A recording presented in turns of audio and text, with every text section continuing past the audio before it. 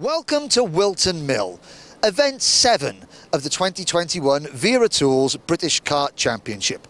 And after a couple of events where we focused on IAMI and KZ, our attention now turns back to Rotax and TKM.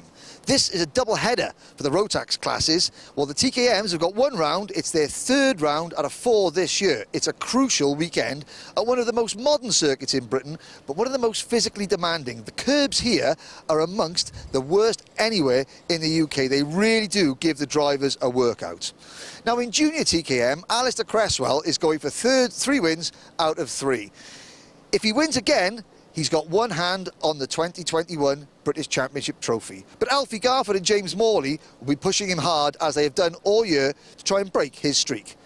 In TKM Extreme, 2019 champion James Pashley has eked out a slight advantage. But if he slips up, there are 8 drivers within 30 points of his championship lead. Now, onto the Rotax classes. In Minimax, Ethan Jeff Hall remains undefeated, although it's worth remembering that the last time out at Mansell Raceway, it was actually Scott Marsh who crossed the line first before a penalty demoted him back. In junior Rotax, Dan Ginchard and Archie Walker have shared the wins, but they've had one good round and one bad round, which means that Ollie Stevens, who hasn't even had a podium finish yet in 2021, leads a very, very tight championship chase. In senior Rotax, it's a Hunter brother 1-2. Elder brother Reese leading younger brother Kai. But neither of them have won a final yet this year. And after a perfect weekend at Mansell, Scotland's Lewis Gilbert has put himself right into championship contention. But watch out for Matty Hingley, a first-year senior driver. He's running 3rd in the point standings. 177. Now, Dan Tate remains undefeated. He's won the Rotax Max Challenge Grand Finals as a mechanic. If he carries on his winning streak and takes the 177 title, he'll have a chance to win it as a driver at the end of the year in Bahrain. And speaking of Bahrain, we're joined this weekend by the Micromax drivers.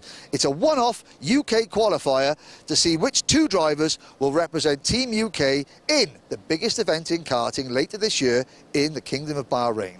It's going to be a really busy weekend, over 40 races, and every single one of them is going to be covered here on Alpha Live on Saturday and Sunday. Don't miss a thing.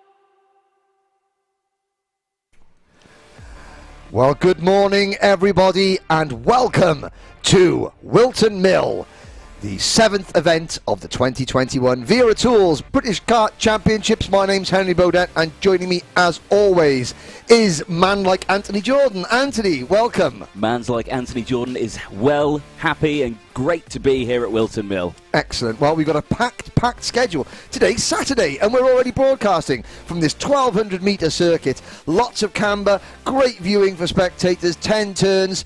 Not only the 2 straights, the main straight and the back straight, are actually flat. Everything else is either uphill, downhill, off camber, or negative camber. So it's going to be a really good weekend of racing. Now, what have we got lined up weather-wise? Well, let's find out what weather like, because at the moment, it's a bit 50-50. The sun pokes its head, and then it disappears. The cloud comes out, then it goes freezing. Well, it's bank holiday weekend in the UK, so it's always going to be cloudy with a chance of meatballs. There we go. Yeah. Bit of a breeze, just to keep the flags, the Wera Tools and the Motorsport UK flags fluttering nicely.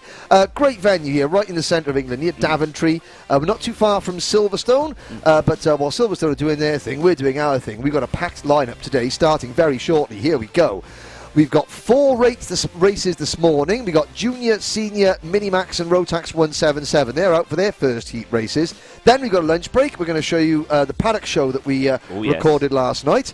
And then we're in for a packed afternoon, because in addition to the second heats for Junior Rotax, Senior Rotax, Minimax and Rotax 177, we've got Micromax going out for their first heat race. That's just after 2 o'clock. And then we have got also the TKMs later on this afternoon for their first heat races. Now, the Mini, Junior, Senior and Rotax 177, they've got 2 heat races each, so even though the juniors and seniors have been split into 3 groups. Then we have a repechage for the juniors and the seniors. It's a double-header weekend for them, so they've got their finals, 4 finals later on at the end of the day, starting at 4:30. The Micromax have got their second heats. Now, the Micromax and the TKM classes, they just got 1 round this weekend. Yeah. So no finals for them today, but they've got finals tomorrow. We've got double lots of finals for the other Rotax classes. A packed day. 19 races today, Mr. Jordan. Possibly a few more. Yes, there's going to be more. There's more. There's another page. There's a 5th page. There is, indeed. There they are. Oh, it's 6:30 this evening. So, Senior Rotax, then the second heat for Junior and Senior TKM round out the day. They do indeed.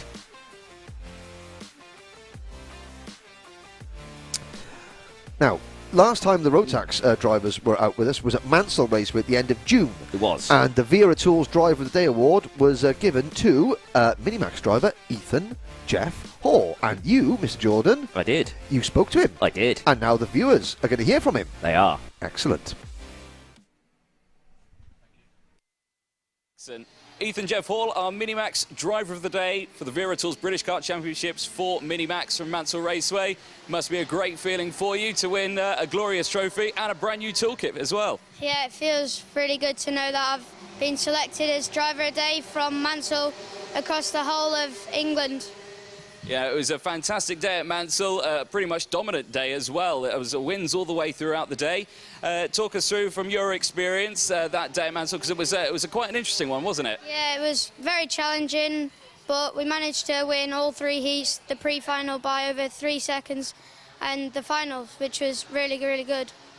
Now, of course, a brand new toolkit. What does that mean for you and I'm guessing Dad or your team, or for yourself as well?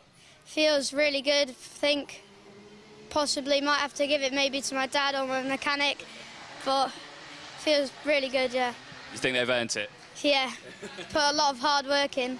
Excellent. Anyone you'd like to thank? Yeah, I'd like to say a massive thank you to everyone that supported me, my mechanic Lee Taylor, Strawberry Racing, my family and Warwick Ringham. Excellent. Well, Ethan Jeff Hall, our driver of the day winner from Mansell Raceway for the Wera Tools British Kart Championship. Well done. Thank you very much.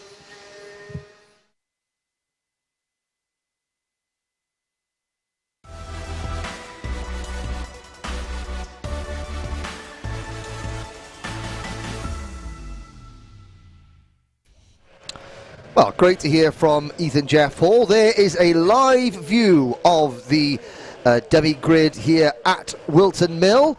We're getting ready to go with race number 1, which is Heat 1, Groups B and C for Junior Rotax. Now, we've got over 40 drivers entered this weekend. They've all had their qualifying session. They've been split into 3 groups, A, B and C.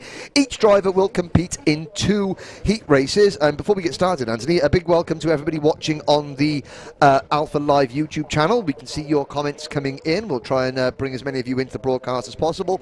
And also, for those of you watching on the British Kart Championships Facebook page, the Wera Tools Facebook page, motorsport.tv and several other social media outlets. Indeed, yeah. Please do get your comments in. We can see them in the commentary booth and we'll do our best to read them out as soon as possible. We've got people watching all the way from Australia.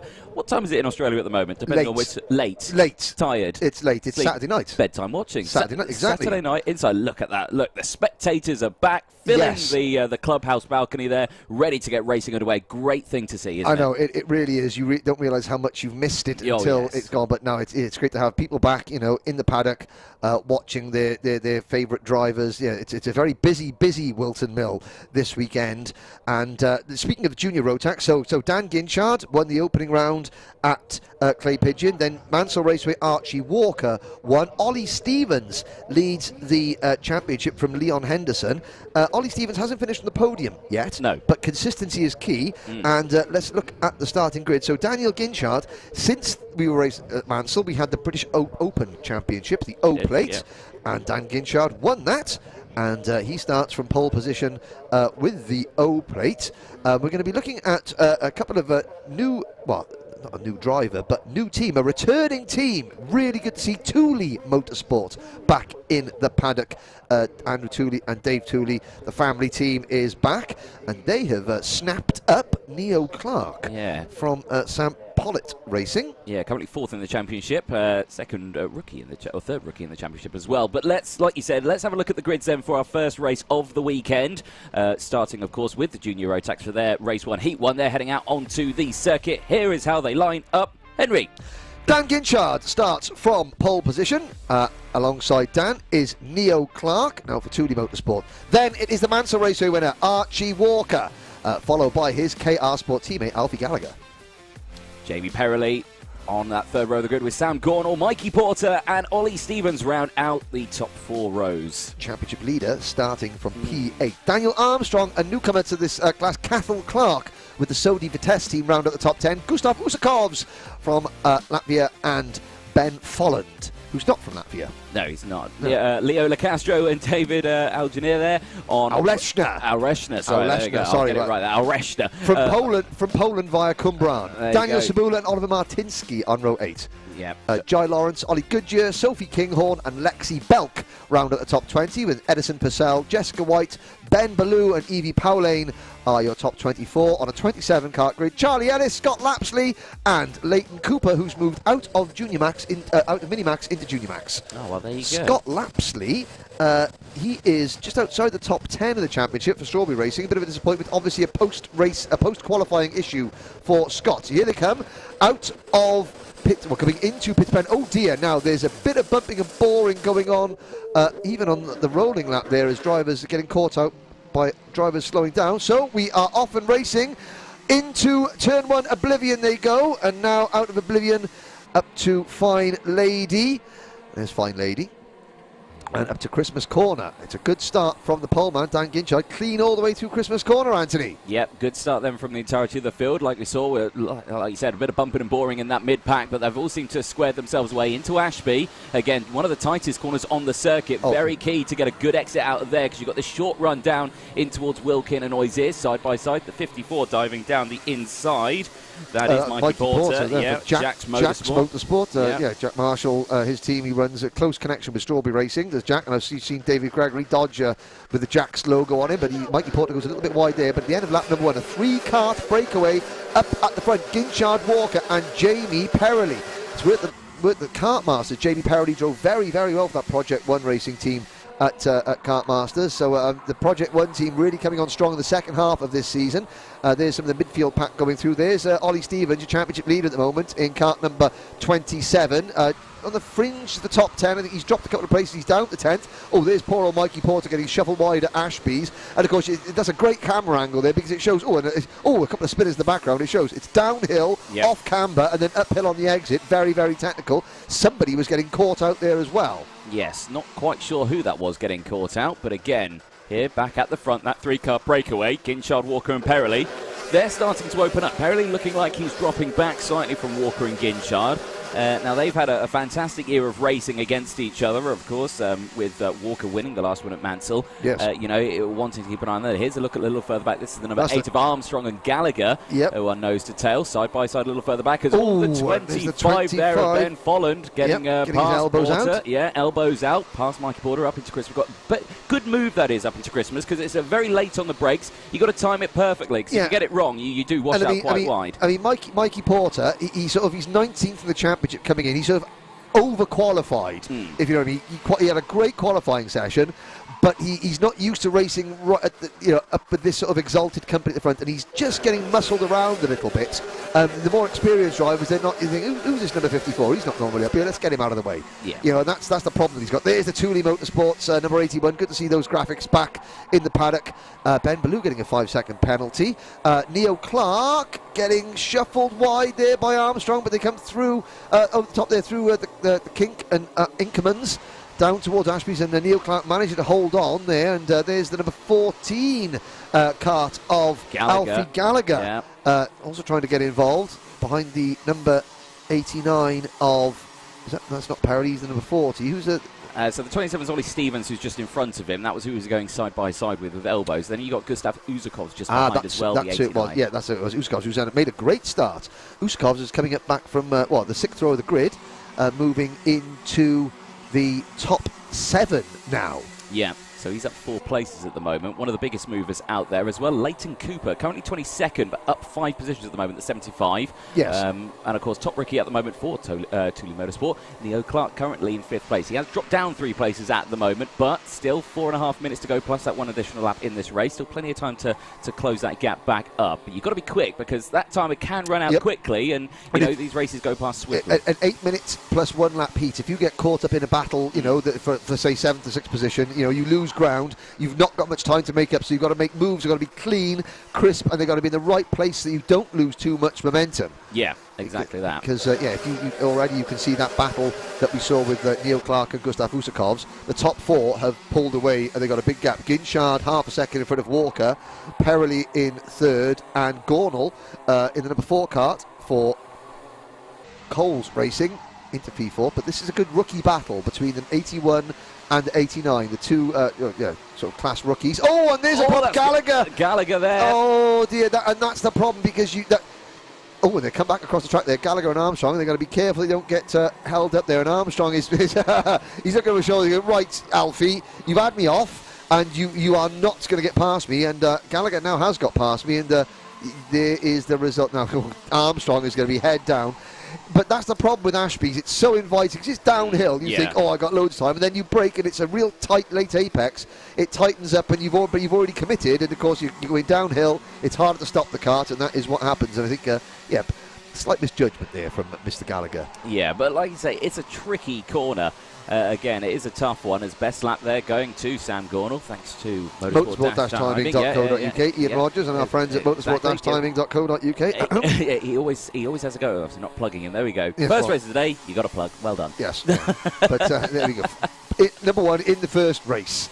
There we go. But I mean, Ginchard, so the Argenti Motorsport team, and we alluded to it last night in the Paddock show, which you could watch during the lunch break, is that obviously Argenti have got links to the Mercedes Young Driver Programme, and another driver that's on the Mercedes Young Driver Programme is George Russell. And George was here at Whilton Mill testing.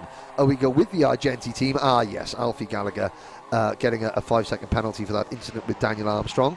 And of course we spoke to Dan Ginchard, so it's great to have just George around the paddock, giving advice and just being around a Formula 1 driver. It's paying off big time for Ginchard, who is trying to overcome a poor event at Mansell, and that fact that he didn't start the 5, it's dropped him to 5th in the championship standings. But I mean, there's 38 points separating the top 10 in the Junior Rotax Championship. There's double points available this weekend, because it's a double header, all to play for. Yeah, and we'll see those points a little later on today on the screen as well. It's far too early in the day to be summoning any disembodied voices in our heads. No. Now this is a lunge for 3rd place. That is Gornall going down the inside of Jamie Perrelli at Christmas Corner. Nice calculated move there. It's caught right up to the back. Got that move done. Ollie Stevens, though, World Championship leader, fastest lap of the race now as well, 44.630.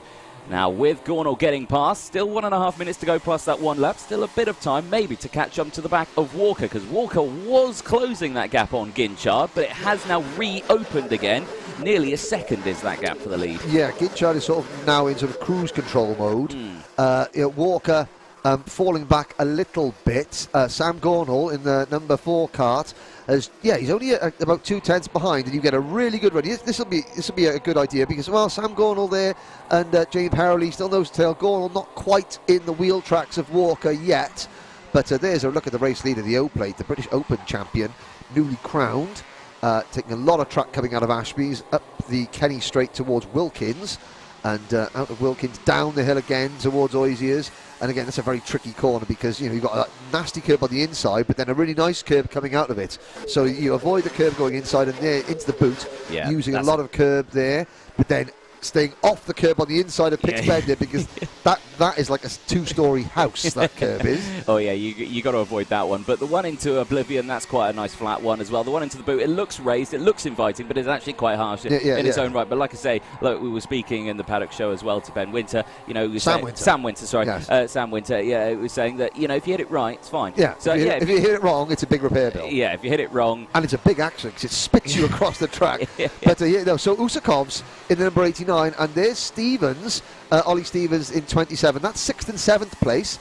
They're trying to close in on Neo Clark, the number 81, who started the season with Sam Pollitt Racing, has now moved over to Thule Motorsport. Thule Motorsport have snapped up Tom Adams in seniors as well. After 7 years with Coles Racing, Tom's moved over to Thule Motorsport. So again, Thule Motorsport, they're former British Championship contenders. They've won Kart Masters. I think Andrew Thule, a former champion-winning driver himself, found out with epilepsy, had to step back from driving, then went into team management, set his own team up with his dad Dave. A couple of years ago, I think at the end of 2018, they shut their doors because Andrew went off to get a real job and then realised that real jobs is not as much fun. Oh, Neo Clark has gone very wide there. That's opened the door for Ollie Stevens. And Stevens and Usakov's now right on the tail of Neo Clark, and that was a mistake. You just sort of missed the apex going to Ashby's. This is the final lap. Yep, exactly that. Checker flag's gone out, actually, I believe. Yeah, it has. And look at that, they've right closed up there at the front. We missed this. Yeah. What happened there? But Ginchard took the checker from Walker, Gornall and Perrelly, but there was absolutely nothing between them. There was the way that Ginchard was jumping up and down in his seat, crossing the line there, tells me that there may have been a mechanical issue with that kart. If the race had gone one more lap, I would say that Ginchard may not even have finished.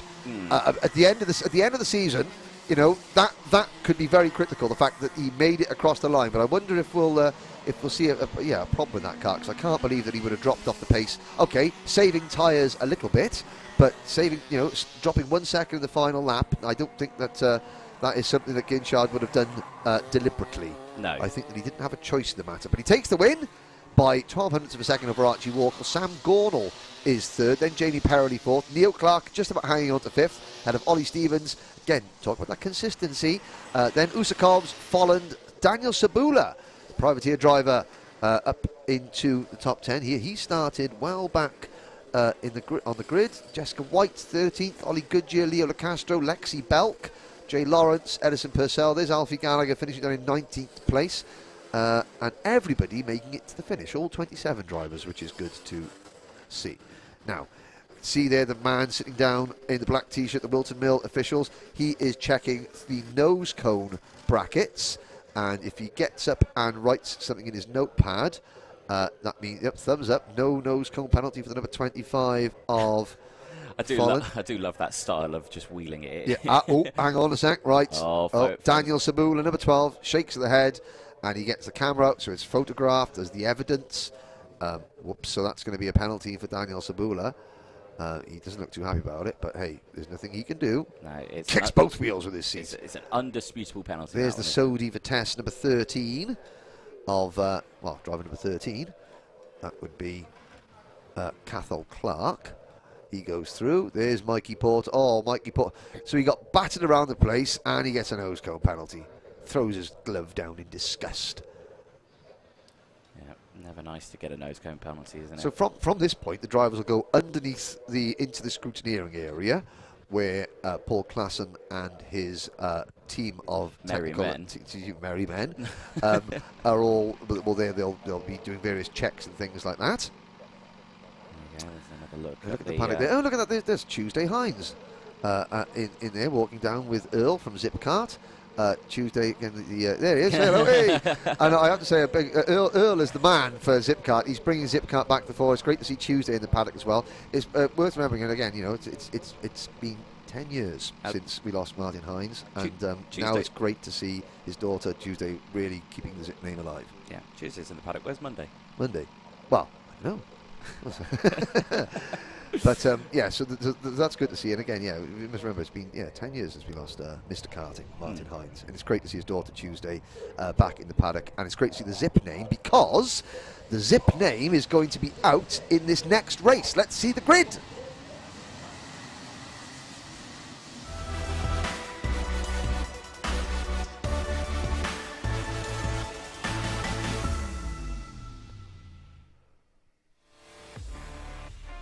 So, Anthony, 29 senior Rotax drivers to get through very quickly. 3, 2, 1, go! Oh, have I got to do it? Fine. Yes! I'll do it then. Go with it, boy! Matthew Higgins, Sean Butcher, row 1 with Louis Harvey and Lewis Gilbert on row number 2. Brandon Klein, Nanglevort and George Holbrook on row number 3. Matty Hingley and Caden McQueen on row 4. Then it's Reese Caird, then Tom Adams on row number 5, William Ellswood and Oakley Pryor on row 6, Tom Edmonds and Miles Bathrop on row number 7 with Charlie Turner and Edward Matthews on row number 8, Spencer Shinner and Chris Simpson on row number 9, Harry Holland and Riley Stevenson on row number 10, rounding out the top 20, Magic Amera and Harrison Crook on row 11 with Alex Hughes and Harry Gibson on row number 12. Then it's Poppy Stevenson, Oscar Hall, Ryan Luscombe, Jensen Watts, and Chaz Heighton. There you go. I was going to read that wrong. They're at the back well of the grid. done, Anthony. 29 drivers, and here we go. Final corner, pit bend, into the start. Senior Rotax Heat number 1 is go. And into turn 1, into oblivion now through Crook, all safely through at the front. And, a little bit of that's Brandon Nagelvoort there in the Coles Racing number 33. Getting a 93 rather, getting a little bit squirrely, but he manages to hold on. Good performance here. Oh dear, and up over the back. Oh, that was unfortunate. That is the number 89, Poppy Stevenson, getting, well, I think that was Chaz Heighton, the number 17, indeed, running over the top of causing damage to a radiator. Yeah. That's not great, but good battling up the front. There's the number 42 of Caden McQueen. So, normally with the Mad Croc team, but they're running with a Zip, they're running on a Mad Croc chassis, but Matt Croc and Zip have done a deal, so Caden is representing Zip Kart this weekend using the famous number 42, as he always does, made famous by the late great Martin Hines, under the watchful eye of Earl and Tuesday Hines here at the circuit, and Caden going for a win at his local track. Up at the front, meanwhile, it is Sean Butcher and Matthew Higgins side by side, and here comes Louis Harvey. Now, Louis Harvey, last year's junior TKM champion, moved across to Rotax. Fair to say, struggled a little bit, but he had a really good run at Glenagorse in another championship last weekend. It's given him a huge boost, and of course, we talked about having a Formula 1 driver around you testing. I mean, George was testing a senior Rotax car along with Louis Harvey, and there's the difference, night and day. Louis has got the bit between his teeth, and there goes Caden McQueen, who knows the circuit at the back of his sweaty palm, and he's up into P4. But it's Matthew Higgins leading the way, Sean Butcher, the O plate, so Lewis Gilbert, the Diamond of Dalray, into third position, and then it's McQueen and Harvey rounding out the top 5. Yep, so good start from the entirety of the field. Down the inside goes Louis Harvey, looks at it on McQueen, trying to get that position back as he lost it through the boot section. Can't quite do it, slots back into position, but he's keeping McQueen on his toes, I will say. Yes. Through Ashby they go. Again, no lunges there, because, again, everyone likes a good lunge into Ashby, don't they? Why not? Why not? But, I mean, Louis Harvey, sort of, he needs to think to himself, and say, okay, let's push Caden along. You know, let's push Caden along, because, again, they've had one little battle, and already the top 3 are like 10 kart lengths clear. Yeah. The top 2 in the championship, and there's, that is George Holbrook having a little nibble at Louis Harvey. The top 2 in the championship, Reese Hunter and Kai Hunter, not drawn in this race. They'll be going out in the group, they're both in Group A. So it's a good chance for Lewis Gilbert, who runs third in the point standings, Matty Hingley, who's fourth in the point standings, to gain some ground, although Hingley's down in 11th place at the moment, so he needs to make good ground. There's a fastest lap for Lewis Gilbert. George Holbrook gets a warning flag, and there is Tom Adams getting passed by the number 35 kart of Oakley Pryor.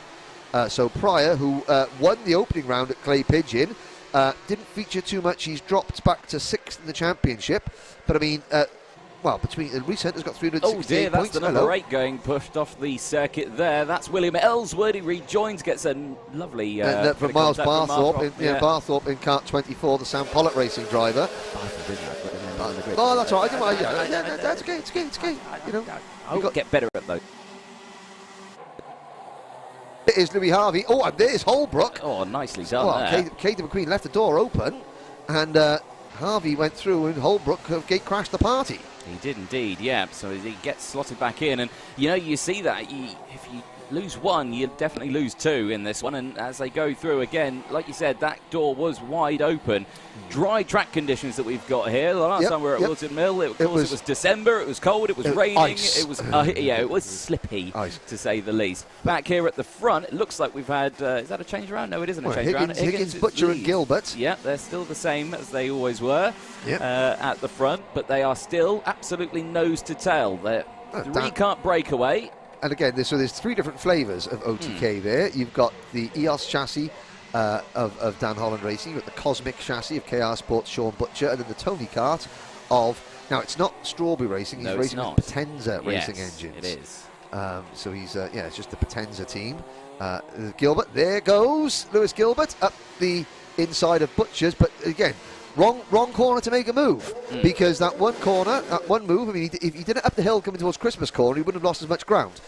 Going into, because going into Oisiers, you're offline going in, you've got to slow the apex down, and it compromises your speed then up the middle straight towards Boot, and you can see how much of a difference it made there. It cost him 10 kart lengths.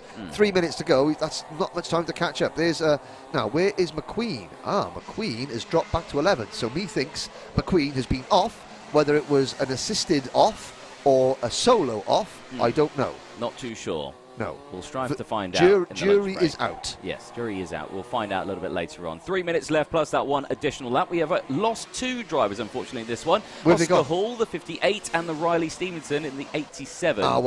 We saw. Poppy Stevenson is still out there. She was the one that was driven over at the first corner.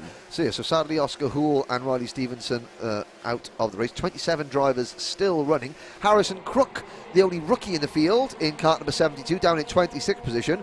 Spoke to his dad last night in the Paddock show. Yeah. Again, learning experience, having a great time. There goes Tom Adams passing Oakley Pryor up at Christmas corner, makes the move. Nice move there again, well timed. It's crucial under brakes there, because it's so easy to brake too late. Yep. So easy to brake too late, because it's uphill as well. You get that benefit as well under braking. I do wonder, at the exit of Ashby's, you've got that big runoff curb, which is not, I wonder what happens if they put a tyre barrier there. How much that would change the circuit, because it would change that whole corner, because drivers dive in there knowing they've got a big runoff. Yeah. You put a wall there, and it's sort of slow. Track limits wouldn't be a question, would it? Well, yeah, no, definitely. It'd be, yeah. Oh, we shouldn't mention track limits. No. That's a technical subject. Number 11, Matty Hingley. Here he comes. Now, he's gained several places, up to 8th place, make that 7th now as he passes Oakley Pryor. He knows that he's 3rd in the championship at the moment with 336 points, 1 point ahead of Lewis Gilbert. Now, of course, drivers aren't scoring championship points in each individual heat, but at the end of the heats, they're ranked from 1st to 41st, and then they get points based on those positions, for the championship. So Hingley is got to pick up places, because already Gilbert is ahead of him in this one. Gilbert up at the 2nd, 3/4 of a second down. Caden McQueen, retirement, kart 42. So, whatever the problem was, he made some good ground. We saw him struggling a little bit, maybe a developing mechanical issue, and here's a battle for 4th place. Yep, Holbrook down the inside of Harvey. Malmesbury's finest, Louis Harvey. That slots back into now P5 as they go through. Now, if these two now just knuckle in, work together a bit, they could potentially close that gap up, because of course it's Sean Butcher who's just ahead of them. I think what they need to do, Higgins is sort of keeping Gilbert and Butcher sort of at arm's length. He is, yeah. So really, if Butcher can get back on terms of Gilbert and have a little tussle over the last 2 laps of this race, then they've got a chance of closing in. But as you can see, there's a bit of clean air between the top 3 and the battle 4th. Here's your race leader, number 75, Matty Higgins from Trefagloes in Mid-Wales. And there's Matty Hingley at the inside of Tom Adams. Good move there from Matty. Now, Matty's from Abergele. Right. And Abergele, Wilson, she won a Paralympic bronze medal in eventing, 3-day eventing, horse riding. Right. 2 days ago. So Okay. Abergele have their own Olympic medalist. I don't watch the Olympics. I know, but that's what I told you. But so I mean, they're partying on the streets of Abergele 2 nights ago. Matty Hingley is looking to kind of carry on that party by doing well here this weekend. Oh, well, there you go. Let's hope so. There's a look at the crowds then over the start-finish line. Thumbs up from the team. Small hand gestures. Oh, there's with the sunglasses on there in the middle. That was Andrew Tooley. Last lap board goes out, and Harvey stalking his prey up towards Christmas corner. Then there's Hingley, Adams, there's Pryor, Nagelvoort, Brandon Klein-Nagelvoort. He's raced here a couple of times in the last month, and it's really paid off. Top 10 run for the Coles Racing driver. But of course, now that Tom Adams has moved away from Coles, there's more. Who's going to be the new team leader, so to speak? There's the number 59 kart of Reese Hurd. Reese Hurd, another Welshman, in 14th place ahead of Harry Holland. Harry from Barry. Well, he is from Barry. There we go. Checker flags out.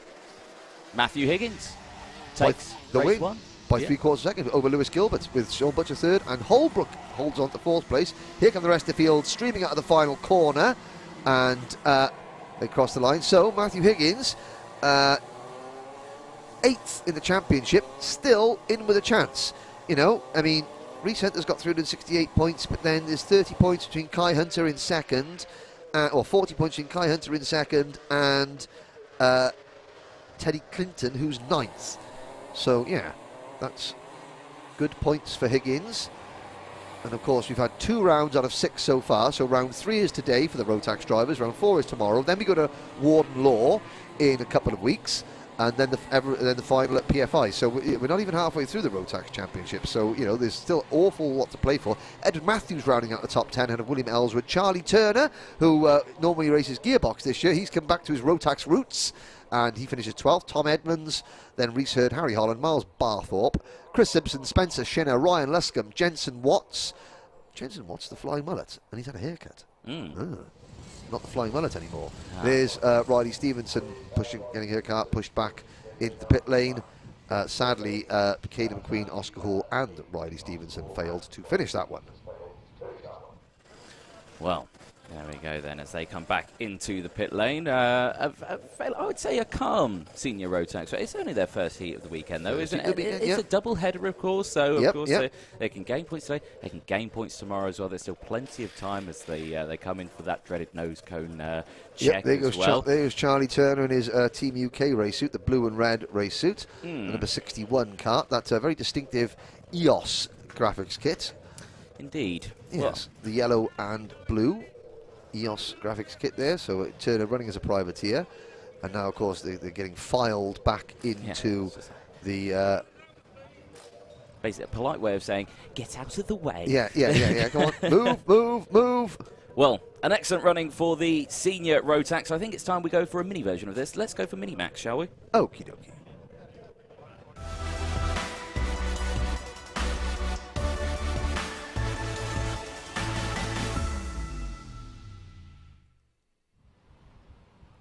Indeed, yes. Minimax will be out in just a moment, of course, and the first time we're going to see them this weekend. And it took a while for us to get the heat grids for this first one because they were disputing the qualifying. There must have been an issue pending Paul Klassen. Yes. Pending Paul Klassen issue, yes. Yes. Well, there we go. So 24 Minimax karts. Let's have a quick look at the chat there. So we're getting lots of shout-outs to people wishing Dan Ginchard good luck. Charles Green and Scott Marsh. Charles Green. We're going to see Charles in this race, number 77. Green surname, blue hair. Oh. Yes. Has he actually got blue hair? Bright blue hair. I've not seen that. Bright blue hair. We're talking Gatorade blue hair. Like Smurf blue. Smurf blue. Yeah, Smurf blue. That's the thing. Leighton Cooper getting at 8:30 p.m. in New South Wales, Australia. Why is Dan Ginchard not running GP? Well, he wants to run the O plate instead. He's got the choice. He's got the choice. Yeah. Nice having the choice. Yeah, so he's running the O plate. So he's the British Open champion. Lexi Belk getting plenty of support there, and Bod Cole, Daniel Sabula, 1 to watch. Yes, highly impressive young man. Come out of the Daniel Ricciardo series and is very, very, very quick and very well spoken as well. You know, a great interviewee. And now that we know after watching his first race, not afraid to put the nose cones at people to make his way through the back. So the aggression factor is coming there. But again, very impressive driver is Daniel Sabula, as are they all. There's Kai Hunter with his baseball cap on backwards, chatting to the Dan Holland racing team. That's the only way that you just heard his name on the loudspeaker. Well, am I in trouble? He's wondering where he can see him from. Kai Hunter, please go to race control because you are wearing your baseball cap the wrong way round and you look like a tool.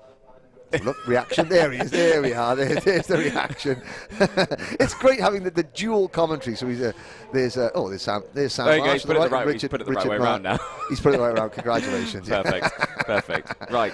Anyway, Minimax, because that's what's coming up next. Of course, right. Last time we saw Minimax, their final from Mansell Raceway. Ethan Jeff Hall, who won that race. He had a dominant weekend. Yep. Also won driver of the day as well. Mackenzie Douglas came second. Yes. So we're going to have. So as we look at the grid now.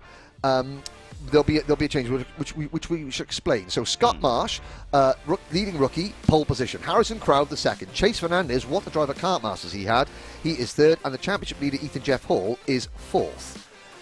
Blake Ticehurst and Freddie Housley. Blake Ticehurst, the GP plate winner.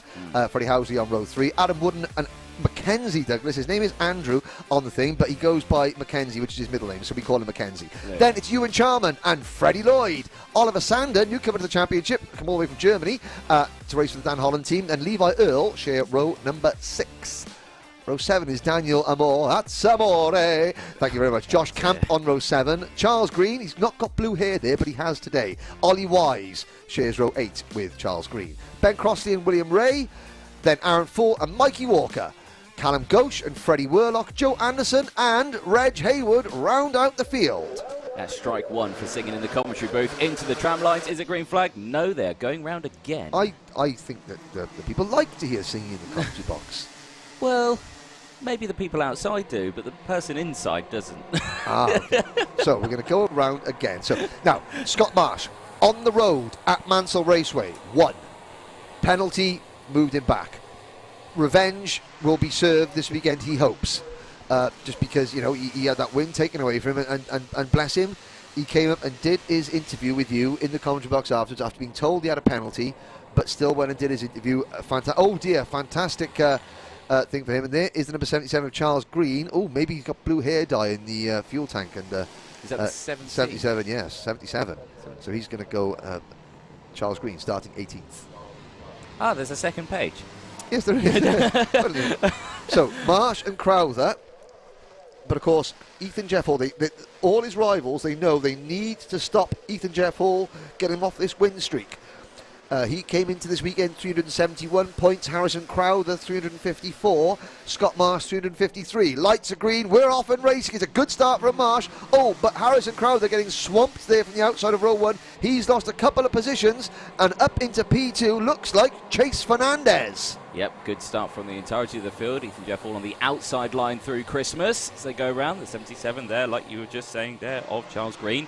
One of the rookie drivers. Oh, who's going that off? That's the number 20 kart of Freddie Housley for Sam Pollock Racing. It was indeed. Taking to the grass, getting a little bit agricultural. There's an interesting racing line. Let's see if it pays off. 7.5 and minutes. Here comes. He looked for a move there down the inside of Oi's ears, but then just pulled out of it slightly, slots back into position, opened it up. Look at that. That's 3 Coles karts. Yep, the 7, and there's the GP plate of Ticehurst. Oh, and look at that running wide there. Oh dear, that's going to be Harrison Crowther getting nerfed wide there by his teammate there. I think it was Ticehurst was committed to the move. There's the number 4 kart of Mackenzie Douglas.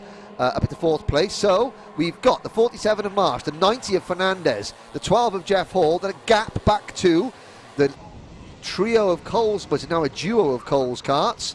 The 4 of Douglas, the GP plate of Ticehurst, they get split by the number 49 of Adam Wooden. Freddie Lloyd is up there in number 17. Good to see Fast Fred having a go. He's in the number 17 Dan Holland kart, and there's a change there. Yeah, change for the lead. That's Ethan Jeff Hall now back in the lead here.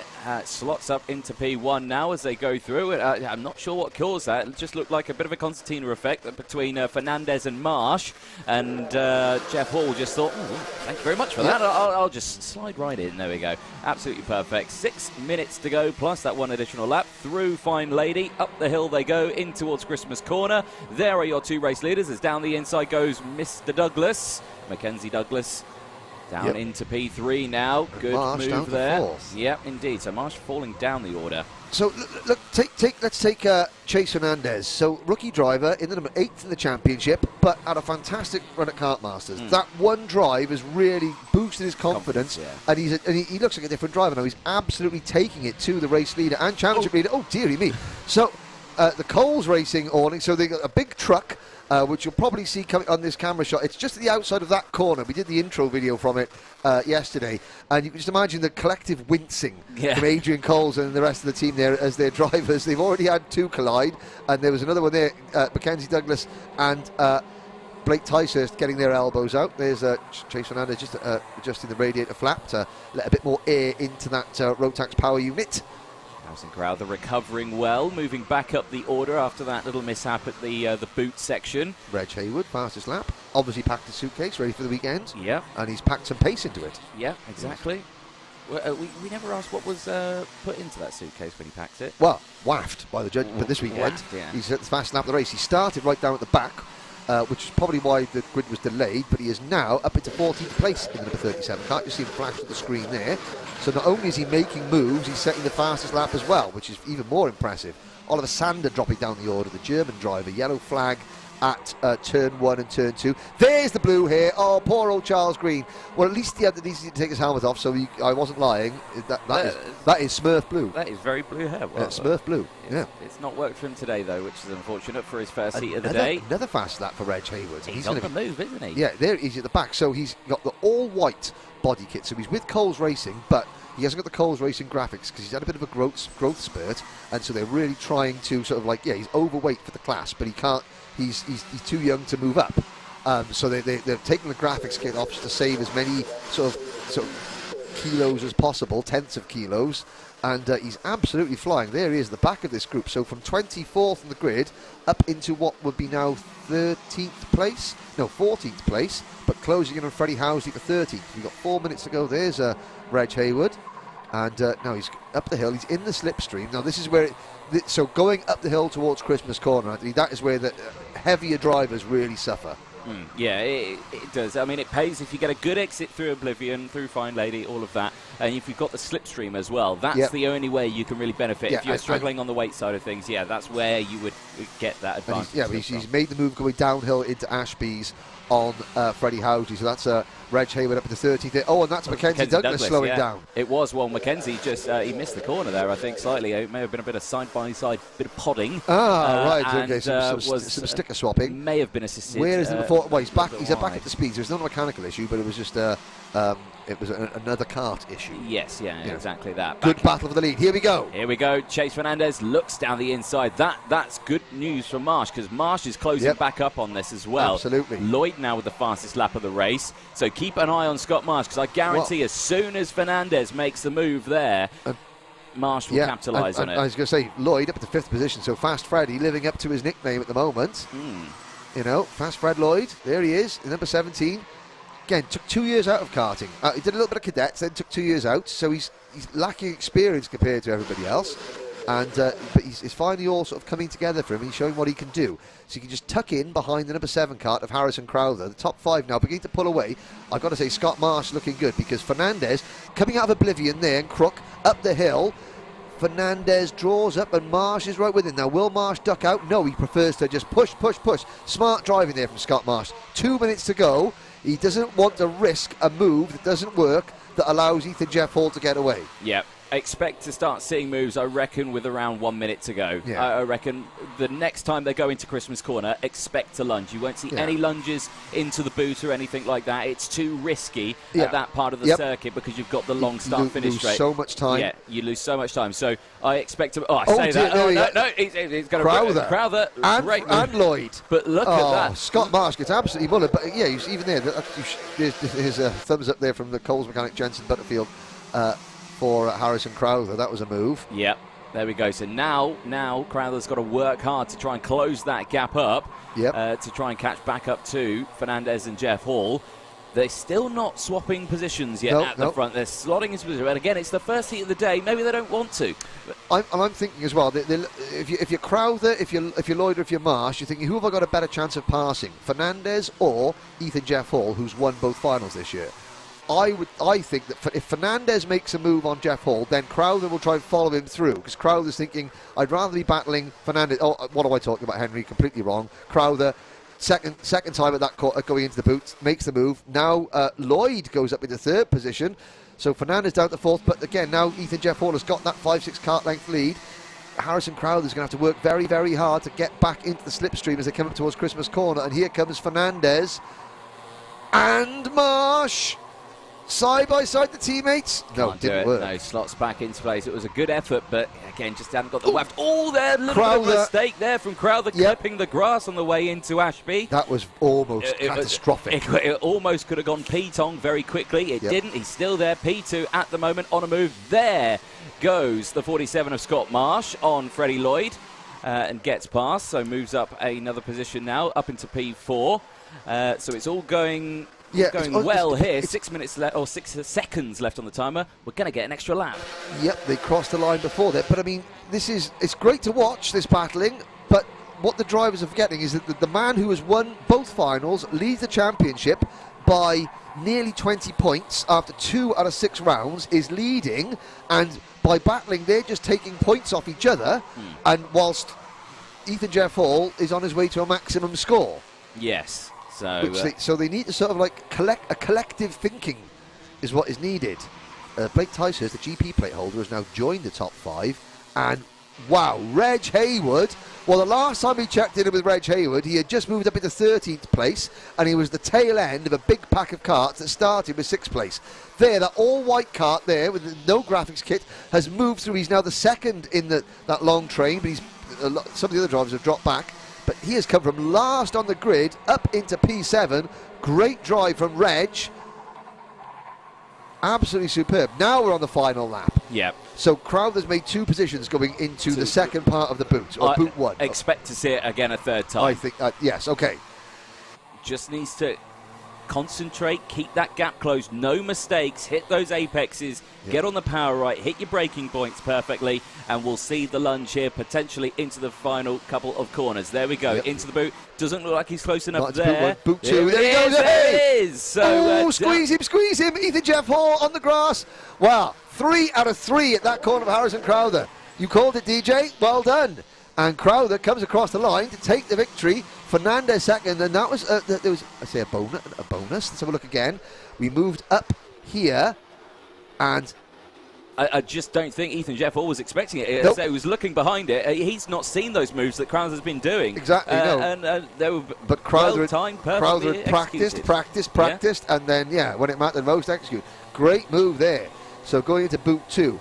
However, it's heat 1, and now everybody knows Harrison's secret move. Yes, he's shown his move too early. Has he shown his hand too early? Well, maybe that's a play. Maybe he's saying, maybe that's a play. Yeah, maybe I want you to think that that's where I like to overtake. Okay, yeah, that's and then he switches it. Maybe we don't know. We'll have to find out a little bit later on. But yeah, no, excellent stuff from Minimax. They always give us an exciting race, don't they, the Minimax drivers? They do. And even in years past, where the grid hasn't been as big, now that we've got 24 of them, the racing is even better. And Oliver Sander getting a technical flag there, and Charles Green retiring. No nose cone for Harrison, no nose cone for Chase. Let's have a little look. This is a great view. No nose cone for Scott. Now for Ethan Jeff Hall, no nose cone for Ethan. Blake Ticehurst, nope, you're good to go, sir. Freddie Lloyd, yep, carry on. Reg Hayward, oh no, so Reg, well, there we go. From 24th to 7th in one race without getting a nose cone penalty. Great drive. Because that's the only thing that you occasionally worry about. When a driver does come charging through the pack, you think to yourself, did he have to move somebody out of the way to make one of those positions? But no, that is a great drive there from Reg. So I'll refer back to Catherine White at Whilton Mill last year. Of course, she had a nose cone penalty. She had to get through the entirety of the field from the back of the grid. She got a nose cone and win by, but she still won. But she won by 30 seconds. Yeah, she won by 30 seconds. So a 5-second nose cone penalty. Yeah. Okay, I can deal with that. It was worth it. It was worth it. Well, excellent stuff from Minimax. Of course, plenty more action coming up in just a moment. But coming up next, it's time for Rotax 177. Ooh.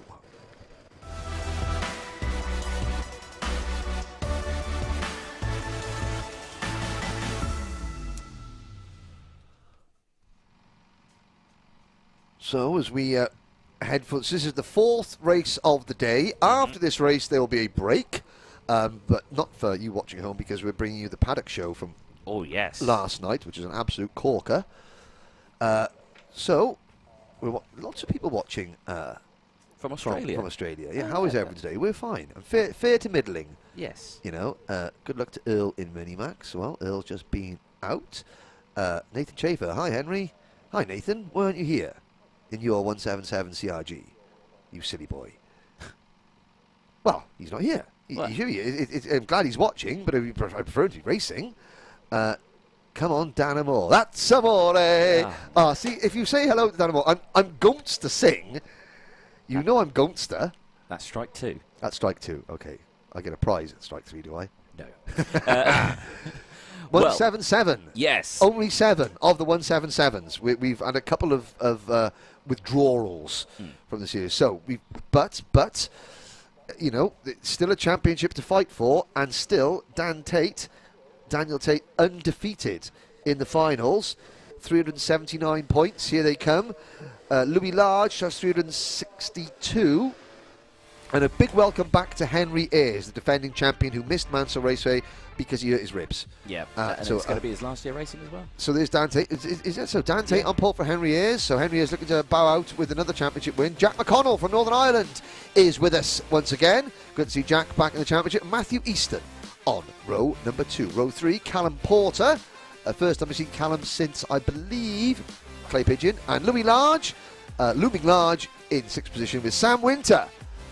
There's a racing driver's face for you, number 77 on the red speed. He's the happiest driver in this grid. Yes. We spoke to him last night. Yeah, you did. Last night at the Paddock show. I'm allergic. Yeah. How's your weekend going so far? How's practice been? Well, I'm at the back, but he was happy about it. So there we go. Because he enjoys his racing, and that's what racing's all about. So, Henry Ayres missed Mansell. Now, in Rotax 177, at the end of the season, you drop your 3 worst scores. By not going to Mansell, the 3 point scoring opportunities that each driver had at Mansell Raceway, Henry Ayres didn't get, so they are his 3 dropped scores. So he's had his mulligan. Henry Ayres still in with a chance of the championship, a big chance of the championship, but he cannot afford another mistake or a DNF. He has to start taking points off the number 29 of Dan Tate as they head towards Christmas Corner. All 7 drivers. Callum Porter. Callum was at Mansell as well. But we have lost a few drivers in the championship this year, which is a shame. But Tate leads from Jack McConnell. McConnell, who's raced both in Senior Rotax and 177 before. He represented Ireland in the Rotax Max Challenge Grand Finals back in 2016. And did very well. It took... He didn't quite make the final for Ireland in 2016, but that was because the local champion from Italy took him out because he was beating the local champion. The local champion got a bit, upset, yeah. And so decided to pod off Jack McConnell, and that eliminated both of them from the final, sadly. But here we go. First move of the race. Didn't quite happen on McConnell. Looking over his shoulder. Now he looks to the inside again. No, slotting back into position there, not making the move. Trio of KR drivers. Yeah. So Henry Ayres, explain. So this is last year of karting. Believe so, yeah. So he announced it a few weeks back on his social media outlets, and I believe it's just going to be his sojourn. Okay, well, if he can defend the number 1 plate, again, the champion in his class, if they're old enough, they go into DD2 or DD2 Masters, depending on which one at the Grand Finals. We talked about the Rotax Grand Finals, and of course in all the Rotax classes, tickets are up for grabs in the British Series, and it's the British Championship is obviously what they're racing for here, but the Grand Finals where you represent your country, and it's the Olympic Games of karting. It's the biggest, most colourful, spectacular event in karting, I have to say. I need to get my ticket for you it. You need to speak nicely to Jag about going up there as a media representative. Yeah. Need to do that. I think you do. So it's the Formula One. It's in the Formula One paddock at the Bahrain circuit this year. My flight's booked. Okay. It's good to go. But so Tate, he won the event as a mechanic with Mark Kimber back in 2016. So in 2016, Mark Kimber won the Rotax World Championship, and Dan Tate was his mechanic that week. And now Tate is trying to do it as a driver.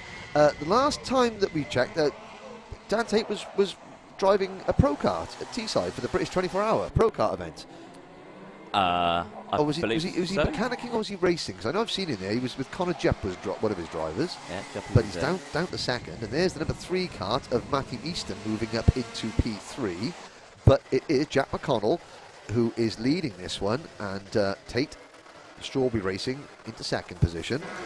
So Sash rejoined us on the stream saying Dan is a beast. Dan is a beast. Yes, he is. Is that Dan Amore? Or is that Sorry. Strike 3. So is that Dan Tate? Dan Tate. Well, I mean, it was. The comment came in during the race. Well, so, you look at if you look at Dan sitting in the kart. I mean, for those of you that are going to watch the Paddock show at the lunch break, you know I am not one to talk because man has got a little bit of excess timber around his nether region, on his middle portion of his body. But Dan Tate is also he's a stocky chap. Is Dan? There he is. Look at that. Also support out from Alfie for Mr. Large out there. So Large for the win. Louis Large, currently P4 at the moment in that number 8 car. You can see him there whizzing past the screen in the gold helmet just there in the back of your shot. Wanting to close in on this top 3, and I suspect if they start scrapping, oh yes, that could very much happen. Yeah, there this we is go. good stuff here. And here comes Henry Ayres. Yeah, he's going to ruin that comment that I just made. There we go. Well, I mean, but it's a good Henry, overtake. Every race is more important for Ayres. Oh, there's a move on Tate. That is Matthew Easter moving into P2. So look how quick they catch up. In a grid that is so small, you know, the worst that Dan Tate can do is finish 7th and get 7th place points. So, you know, it's imperative for his championship rivals that if it's no good them winning and him finishing 2nd, because he's amassed, you know, a decent, well, it's a 17-point championship lead at the moment. But they need over Louis Large. They need to sort of make sure there's as many cards as possible between Tate and them. You know, Tate looking over his shoulder, and he now looks back at the inside on the number 3 of Easton. No dice. 3 minutes to go. At the back there, Callum Porter and Sam Winter holding on. You know, having their own private battle for 6th and 7th place. And there goes Ayres up into 3rd, Large into 4th. So, oh no, Dan Tate and the number 8 Kart of Louis Large, wheel to wheel. 2018, Louis Large was the 177 national champion. So when Motorsport UK took over the British Kart Championships, Louis Large was the number 1 plate, and then had a sort of a part season in 2019 and a part season in 2020. But he's back, you know, full time in 2021. Up the hill towards Christmas we go, and Jack McConnell looking very, very, you know, calm. Indeed, there's the red speed of Sam Winter. He's got the Wu-Tang Clan logo on the top of his crash helmet, which is always good for those mid-90s hip-hop fans. Yep, there you go. And like I say, he said he's struggled with the pace a little bit in practice, but like I say, he's still here with the pack, isn't he? He's putting in a stellar performance at the moment. Is Sam Winter, the only privateer in this class? Yes. So you know he's out there. He's got the WAF still. He's lost his wingman because the real number 1 is not here. No. So Sam's a bit sort of, he's got no drinking buddy on a Friday night now. But the 177s, they have a good time off track, and they have a good time on track as well. There's Easton and Ayres, nose to tail, chasing McConnell. So, now looking at the left rear bumper of Easton's kart, that was, it was just a camera angle. It was looking a little bit low to the ground there, but no, he's fine. And again, you can see the roll in the karts, the chassis is really working, you know. It's not that I have a thing against the curbs here at Whilton Mill, is that I respect their ability to bend metal and damage rib cages, because they are, you know, that's all I have. I haven't got a vendetta against them. PS Karting joins us. Go Dante. Good to see a normal-sized driver in karting. A normal-sized? What, you mean 4'2" tall and 3'7" wide? Is that what we mean by normal? Sorry, Dan. I'll see you later. But I'm sure he will. We're on the back of the awning with a clenched fist and a crowbar. No, McConnell, half a second in the front, but his 2 KR Sport teammates. So Jordan Chamberlain, running the KR Sport Rotax division, will be really quite pleased with this. Ash Whiteman is Henry Ayres' mechanic. Saw Ash strutting his stuff around the paddock earlier on. Now a bodybuilder. Ex-driver, now bodybuilder. Oh, nice. Yeah, don't argue with him. I wouldn't. Oh, no. No, obviously not. McConnell leads. Ayres 2nd, Easton 3rd. 20 seconds to go, Anthony. Yes, indeed. Not long left on that timer. McConnell leading the way from Ayres and Easton. There is Louis Large, the number 8, just in the mid-pack. He's got a bit of a sandwich forming. He's got Callum Porter, the only rookie out there in this class as well. Dan Tate just in front as well. Tate struggling a little bit in this one. Sure why. He's had a good had a good run so far this season, and you know, tyres, you know, saving tyres. It's a double header. It is a double header. You know, he can afford, you know, no matter how badly he does in the heats, he's only going to drop a couple of championship points, and he's never going to be lower than about the 3rd row of the grid for the final when it all matters. Yeah. I think, yeah, like you say, you probably just babysitting the tyres. Babysit the tyres, like you babysit me. Yeah, I do. Yes. And I'm failing today because you're off the rails. I've only sung a couple of times, made several comments about drivers' weight and height, insulted half the paddock. No, I'm fine, I'm doing okay. There we go. Final lap time then. Board has gone out and we'll be nearing the end of race 4 of the weekend so far of this doubleheader for the Wera Tools British Kart Championships at Whilton Mill. Leading the way for the Rotax 177 class, Jack McConnell into the boot section for the final time. Got the close company of Henry Ayres, who can't make a move just yet. 1, 2, 3 for KR Sport. Out of the pits bend across the line. McConnell from Ayres and Easton. Tate finishing 4th, Louis Large 5th, Callum Porter right on his wheel tracks in 6th position, and Sam Winter in 7th. So, you know, not a disaster for Dan Tate. So Jack McConnell takes the win. He's not a factor of the championship. Henry Ayres and Matthew Easton, you know, both outscoring Dan Tate. But, I mean, Dan's closest championship rival, Louis Large, finished behind him. So maybe that's why we didn't see, because Dan's thinking, okay, I just need to keep, you know, this one driver behind him. But watch for Henry Ayres. Like you said, he's dropped his 3 scores already. So, you know, he said we can't afford one bad race now, and he certainly didn't have that there, finishing a close second. Jack McConnell, welcome back to the championship, Jack, with a win by 0.2 of a second, and there is your full result. Now, Anthony, we have a break. We do indeed. Now, of course, there will be some time qualifying going out on the circuit. For Junior TKM, TKM Extreme, and for Micromax. Yes, they'll be taken out to the circuit in just a moment. And we'll be seeing their first heat races later on this afternoon. We will indeed be seeing their races a little bit later on this afternoon. But, of course, before that, don't go anywhere, because like you said, Henry, we have got the Paddock Show, which if you haven't seen that already, we'll be broadcasting over the lunch break. So please do stick around and enjoy that, because it is a belter. And absolutely, well, it's, you know, if you want to see Henry jumping over a fence, then do that. If you want to see Anthony and Henry having a domestic live on camera about which way to walk in the paddock, see that there's Sam Winter with his helmet on. See, now if I had a brand new crash helmet painted, I wouldn't be putting it on my head. I wouldn't be balancing it on the top of my head. No, but there we go. But there we go. So thank you very much for joining us this morning. Enjoy the break here at the circuit and enjoy the Paddock Show. We'll be back in about 40 minutes with an afternoon slate of racing that incorporates, how many heats have we got this afternoon? Let's count them up. Well, 2, 4, 6, 8, 10, 12, 14, 16, 18 races this afternoon. So enjoy the break while you can. We should be back after the Paddock Show in 40 minutes. Ta-da!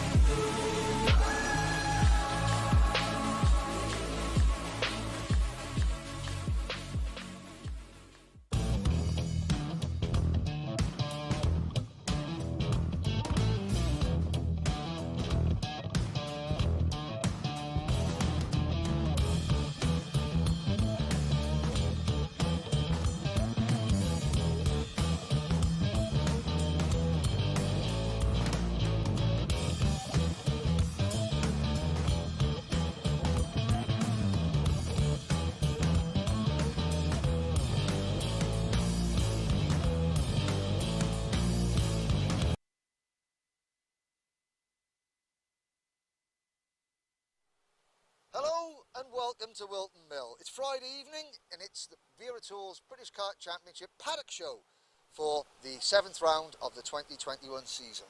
Anthony, it's not quite a summer's evening, but it's really okay, it's okay. It's all right, and we're not even in the paddock. We're currently at the last corner on the track, so this Paddock Show is already befunked because we're not on the we're not in the paddock. Out of the paddock onto the track. I mean, you know the circuit really well. Yep. It's one of the nicest circuits in terms of its well, how should we say, its facilities in the UK. Yeah. But for the drivers, it's really, really physical. A lot of the drivers say it's the most physical track that they visit all year. Some of the curbs are absolutely brutal. They are quite brutal, I will say, but the trick is to avoid them. If you avoid them, you do well. If you don't, but a lot of drivers don't avoid them, do they? No, I mean, some of the curbs you do have to take, you do have to take from time to time to get that extra speed. That's the problem, isn't it? Well, yeah, but personally, after looking at them, especially Pitts Bend one, because that's a curb that you would find out on a street. Yes. Yeah, don't touch that one. Not at all, not at all. But we've got a very, very busy weekend. So we've got all the Rotax classes, Mini, Junior, Senior, 177. We've got Junior and TKM Extreme, but we've also got Micromax. We do. Now that is the official UK qualifying event for the 2021 Rotax Max Challenge Grand Finals. 2 tickets are up for grabs this weekend for 2 Micromax drivers. They'll be going to Bahrain to represent Team UK. That is an amazing event. Yes. And it's extremely fortunate that those drivers are able to participate. The first time it was run was in 2019. Macaulay Bishop won. He went on to come second in the world at Italy and Sarno. Oh, not bad at all. If only I could fit in a Micromax. If only I could fit over this fence, which we're going to have to go We're over going to now. have to So walk let's have over another wander through the paddock to see what happens. So we've had practice all day today. Yeah, it's been a very busy day, hasn't it? And I think we've got 44 races to cover. Yeah. 2 days of live streaming. Ladies and gentlemen, we're actually now trying to stall because we're stop deciding procrastinating. Get over the fence. Who is going to go over the fence first? Dearie me. Well, it's going to be you. Please, style and grace. Please stack it, Henry. Please stack it. No, don't. Look there at we that. go. Oh, like a gymnast. Well, graceful.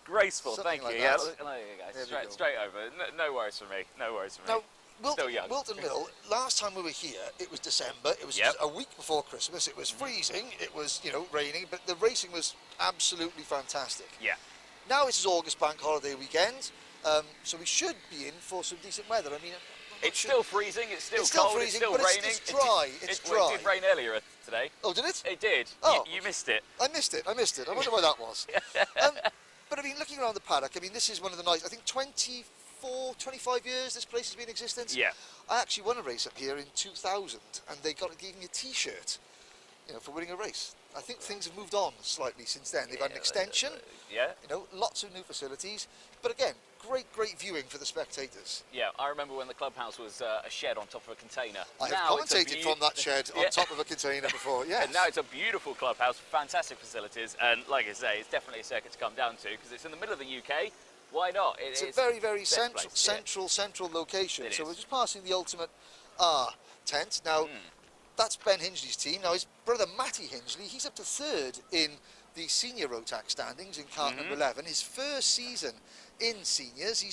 He hasn't featured in the battle for the lead too much, but he's been very consistent. And when you're talking senior Rotax, the amount of entries that we've got, that's critical. How's he done today?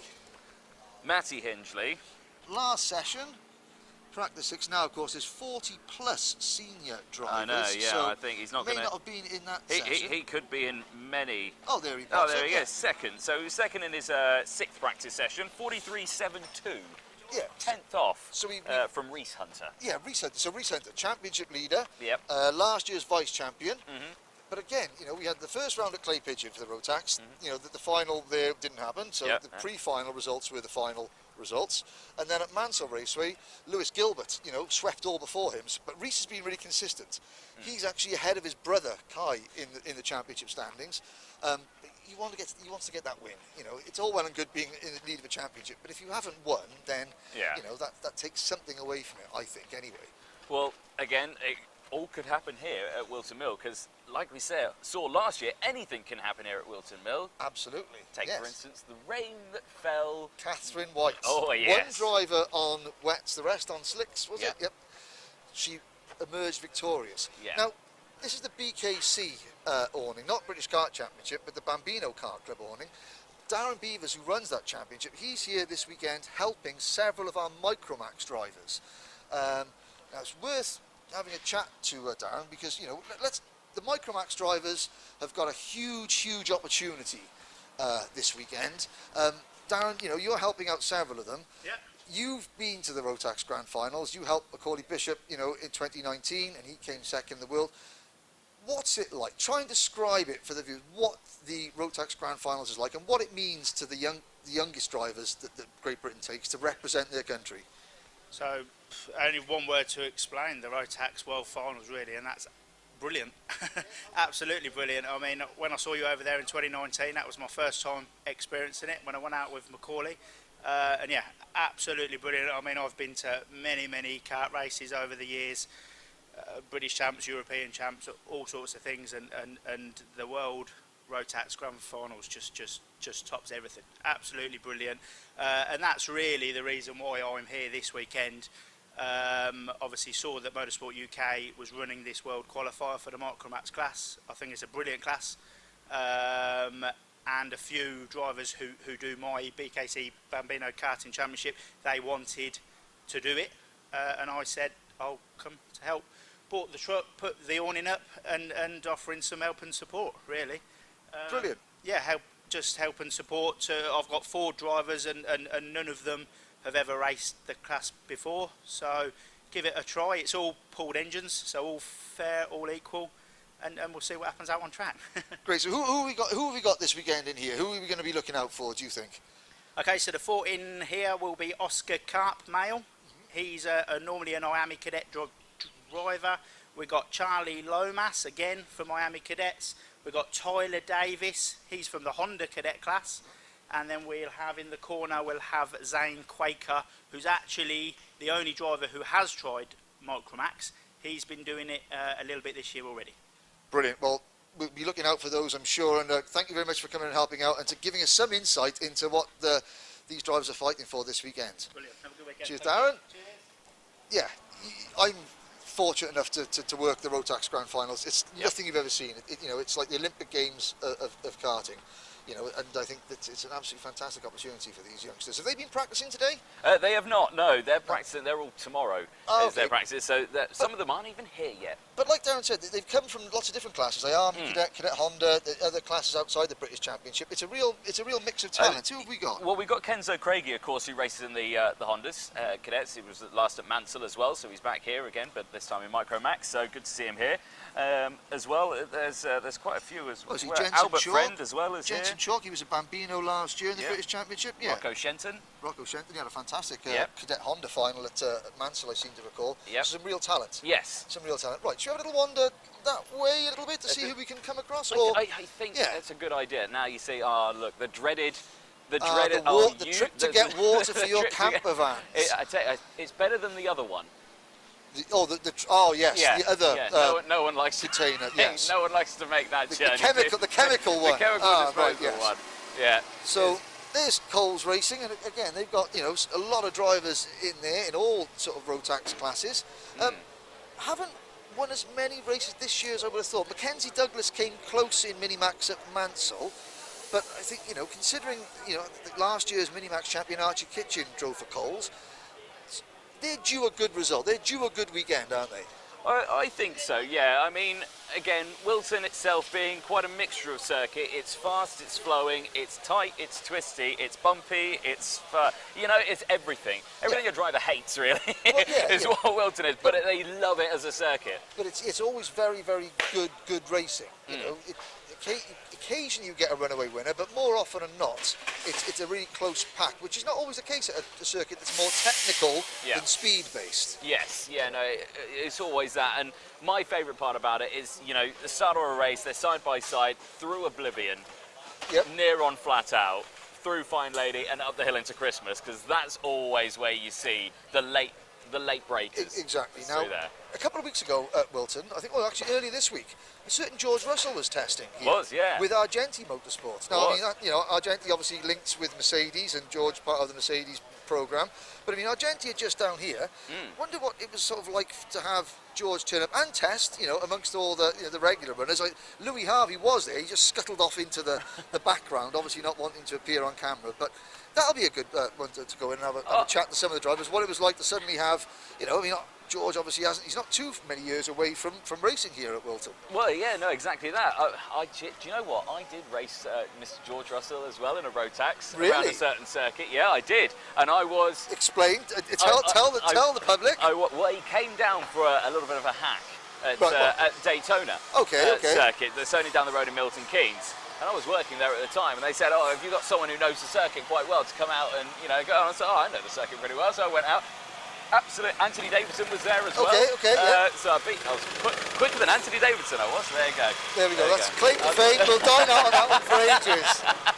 Anthony Davidson, though, was very sleep deprived, and was in a Bambino, and you were in a senior Rotax. Yeah, well, that's fair enough. It was a junior Rotax. It doesn't matter. It doesn't matter. Here we go. You've got the next generation of Argentine motorsport stars here. But let's chat to Dan Ginchard. So Dan, I think, was leading the championship at one point, then didn't go out in the final at Mansell. Now we're in a really big championship battle in juniors. Yep.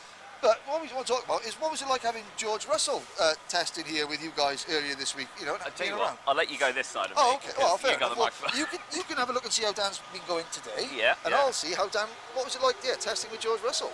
Yeah, no, it was great. It was nice to meet someone who's high up and has actually made it, to talk to him about how hard it is to get there. And he said it's so hard. You have to work so hard. So it was nice to have that conversation with him. But he was actually in a car, wasn't he? Was he driving, or was he just here mentoring? No, he was driving in senior Rotax. He was showing the seniors a thing or two.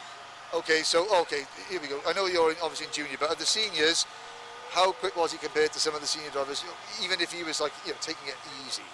Yeah, I don't think he was pushing fully, but he definitely wasn't far off, considering he doesn't do any karting. Literally one day a year he's allowed, so he did pretty well. Really, one day a year in a kart? Oh, fair enough. That's something interesting. The ins and outs of a Formula One contract. Now, let's go back to Mansell. Didn't end up the best for you. I think a DNS in the final. But, we're in the thick of a championship hunt here, of a championship battle. There's 7 or 8 drivers that can still easily win it. Yeah, I think this track's a really strong track for me, so we're just going to try and maximise the points during the weekend and see what happens after. Okay, no problems at all. Well, thank you very much, Dan, and glad that you were able to share some little secrets with George. We'll keep an eye out for you over the course of the weekend. Let's make sure that we got a hub on properly for the final, yeah? Not quite sure if that mechanic that was working with Mr. Ginchard is still working with Mr. Ginchard after the final. Hey, you never know. You never know. I mean, that's impressive. Looking in there, this is a kart team. This is a second-year kart team. But you just look at the facilities they've got. It's very impressive. Oh, he's kicking you out. Oh dear. Oh, this is really like Ted Kravitz's Notebook. It is. They don't want you anywhere, do they? Dear me. Well, they're just like, oh no, it's Henry. Close the door. Now, I tell you what, Andy, here's one door that's always open to us. Oh, it's the Mad Croc team. It is indeed. Based here at Whilton. Yep. Right. In fact, they're Caden's in there. Well, that's all right. We'll speak to Mr. Salis. We've got some Micromax drivers in here as well. Some Micromax drivers as well. Well, let's have a little look in here. So we've got Rotaxes, and now Mad Croc, they're venturing into the Rotax scene for some of the first time, aren't they? Yes, is the answer. We'll have a chat with. I'll tell you what. We'll have a chat with Rocco. Rocco's in his seat at the moment. Normally a cadet Honda driver. Nice zip logos there. Rocco, how are you getting set up for Micromax this weekend? Well, I don't know what to say really. Well, I'd say that you're going to absolutely smash it, tomorrow, not the kart, but smash the racing and win and get a ticket to Bahrain. Yeah, of course. That sounds really good. Oh, so have you had a chance to test it yet? No. So tomorrow is going to be thrown right into the deep end, but you've got pooled engines, chassis is zip, yeah? Yeah, chassis is zip. Okay, so have you managed to take any advice off anyone? I mean, you've got the Croc team around you. Has anyone sort of given you any advice on how to handle the Micromax engine? Well, just my dad and John Muir and some Croc. Some Croc. Okay, well, we'll let you get carried. What are you actually? I mean, apart from just sitting in the seat on the car, what are we doing? Are we getting the pedal set up? Are we getting your seat set up? So, seeing how the pedals and see how I feel in the car. Okay, because it's a different chassis than the one you're used to driving, yeah? Yeah.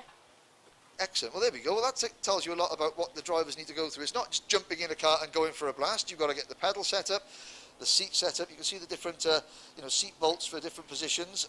Obviously, the engine It's much bigger than a Honda, you know, so it's a different engine on this particular chassis. It's a new chassis for Rocco, you know, the Zip Edge chassis. It's good to see the Zip name back in it. So yeah, obviously every driver's got to go through, you know, this before they get in a kart, a new engine. So that's interesting.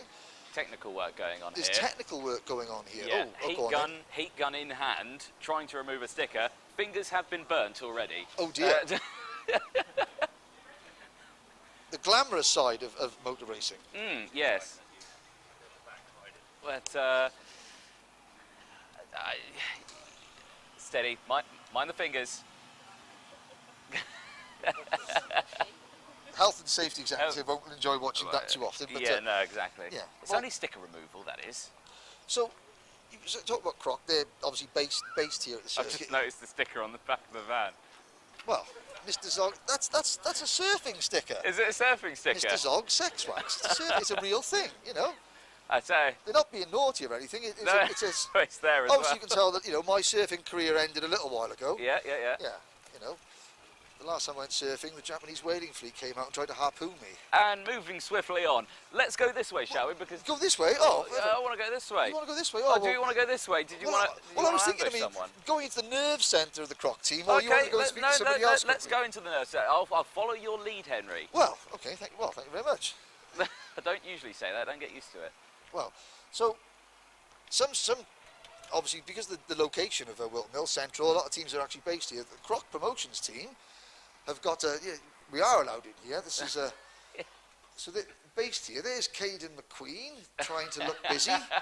Let's have a little chat with. What are you up to over there, Caden? Up to no good is probably doing some sort of nefarious goings on. So this is your home from home, isn't it? Yeah, this is where we're based. We're here every day, which is a good thing because we know Whilton Mill. Yeah. Now you're having a go in Rotax again this weekend, aren't you? Yeah, I thought after such a successful last year, nearly winning the race, we thought we'll come back again this year and see what we can do. But so you want to win.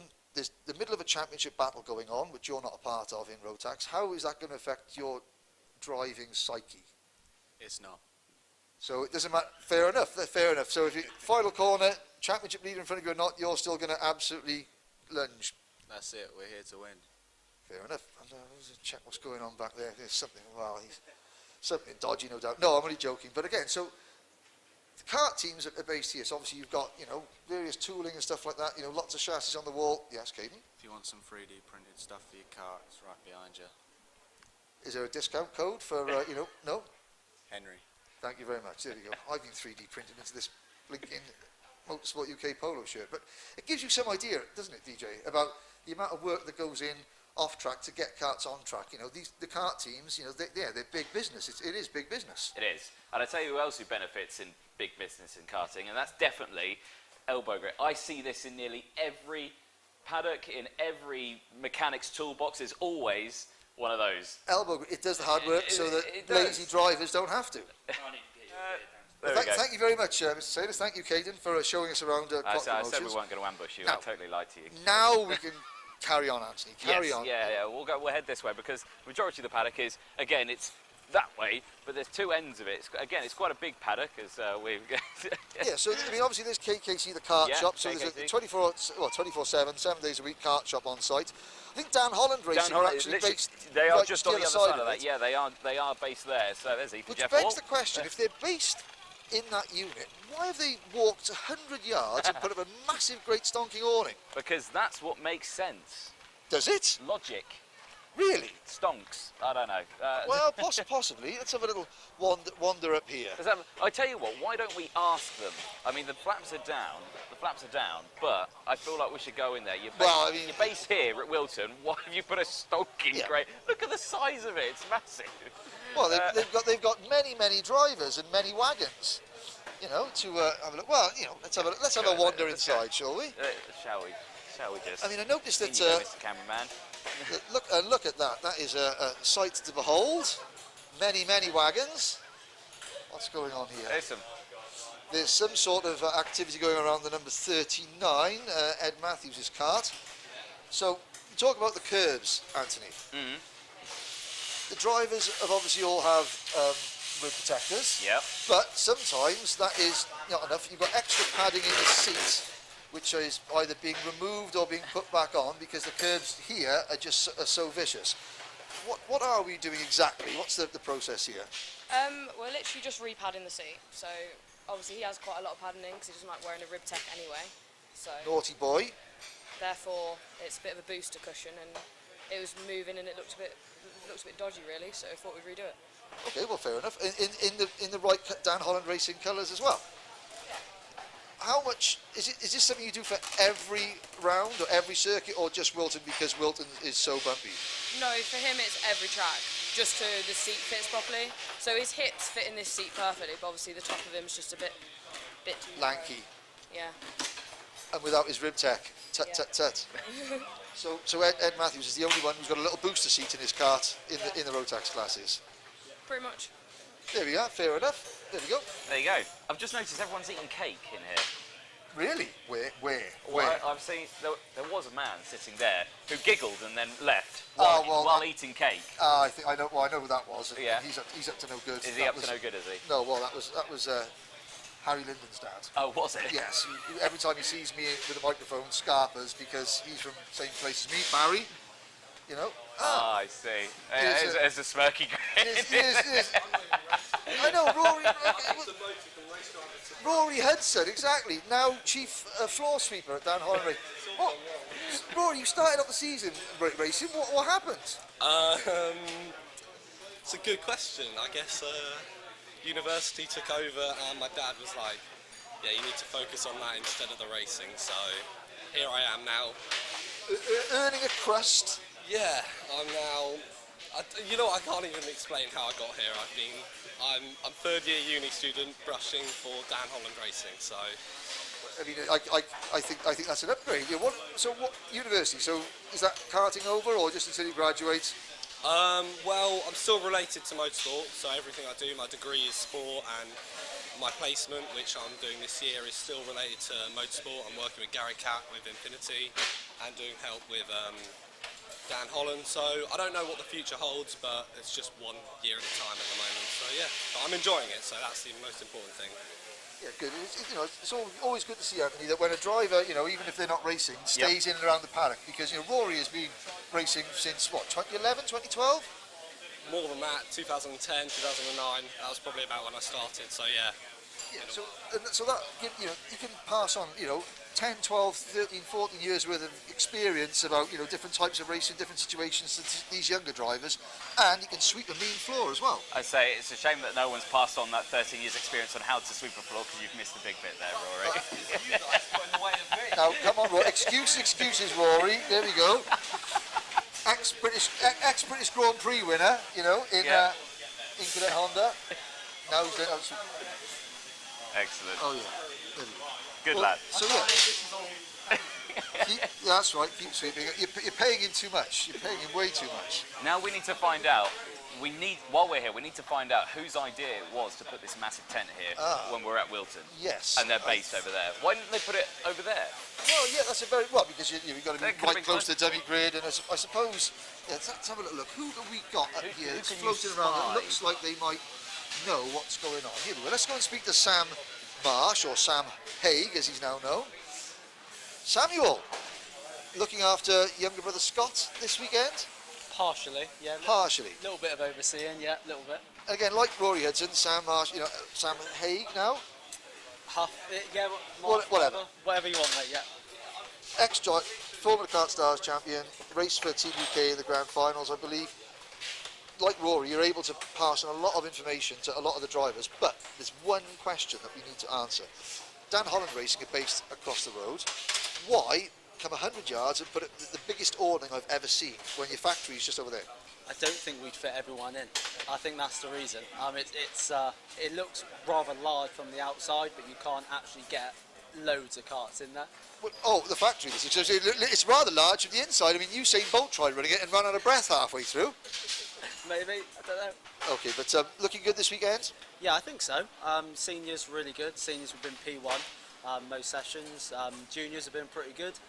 Scott, little brother, he's been really good. P1, P2, P3 all the time. So got some fans over there. Matt Higgins, there we go. Shout out. No, it's been good. Yeah. Hopefully keep up the pace. Yeah, I think we could be in for a good weekend. Brilliant, thank you very much. So, how have the Dan Holland guys been doing the last session? We've got, I think, Reese Hunter was fastest. Yes, he was. In seniors. Hold on, you put me on the spot here. I wasn't looking well, at the you phone. weren't to no good, you know. I thought if I don't talk to you, you might get into mischief, like knock something over or do something silly. Well, I like to do that. So yeah, Reese Hunter, fastest in practice 6, 43.62.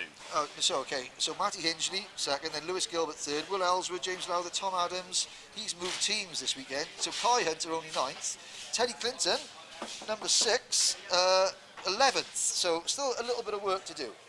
Yeah, we know what the problem was with Teddy and Kai. We're definitely going to fix that for tomorrow. Yeah, Reese was quickest today in the last one, and he has been quickest in nearly every session. So, yeah, we're all pretty confident. Anyone who didn't finish today well, we know what the issue was. So, yeah, quietly confident, but it's karting, mate. Anything can go wrong, can't it? So It can. Well, thanks very much, Sam. Yes, Mr. Jordan. Cake. Why is there cake? Cake. Cake. Why is there cake? I have no idea. It's not mine, so... Whose birthday is it? I don't know. It's no one's birthday. I think they're just treating themselves after a hard day's ground. Fair enough, yeah. Yeah. Okay, thank you very much. Right, well, there you go. No specific reason to have cake. No specific reason. Yeah, obviously lots of work going on, you know. Some drivers had a good day, some drivers not so good. You know, these karts, they're getting stripped down and rebuilt time and time again. Someone's running away. Hang on a sec, right. Where's someone's running away? He's being caught. That's Richard Marsh. That's Scott Marsh's dad. Oh, right. He doesn't want to be on camera. No, obviously. Well, if I look like him, I wouldn't want to be either. Well, there you go. Strawberry Racing. Ethan Jeff Hall, our driver of the day from Mansell Raceway. We spoke to him earlier on. He's had a pretty good day so far. Okay. I would say in Minimax. There are 2 drivers in Rotax that are undefeated so far in 2021. Both of them race for Strawberry. Dan Tate in 177 and Ethan Jeff Hall in Minimax. Fastest in his practice 6, 46, 2/10 faster than anyone else. Yeah, over a 10th quicker than Scott Marsh. That's fourth fastest in his 5th practice. But if you look at the times from the 5th session, they were all slower. So at the end of the day, when everyone wanted to put in a really quick lap, like almost a qualifying type lap, he was quickest by over a second. Plus, I think around that time it was actually raining here at the circuit. It wasn't raining enough to warrant wet, but it was still slick. It was, you know, you had the drops of rain on the visor. Yeah, which enough to just distract you. Yes, enough to distract you. Just think, maybe I should think about where I break into Christmas. Well, Strawberry so successful this year. I think they've won 5 or 6 finals in total. Of course, they compete in not just Rotax but IAMI as well. And now you see again, love this. We've gone from one of the biggest awnings to right next door. Brilliant. We've got proper old school kart. You know, old school karting. There's some of the 177s here. Looking like they're causing trouble. Sam Winter's kart. Now we've got Opie Pryor's machine there. We haven't got any. This is the number 72 in juniors. Yes, Harrison Crook. Well, is so that not senior? A real privateer effort. What? Blue plates. No, that's senior. Sorry, I do apologise. I don't know.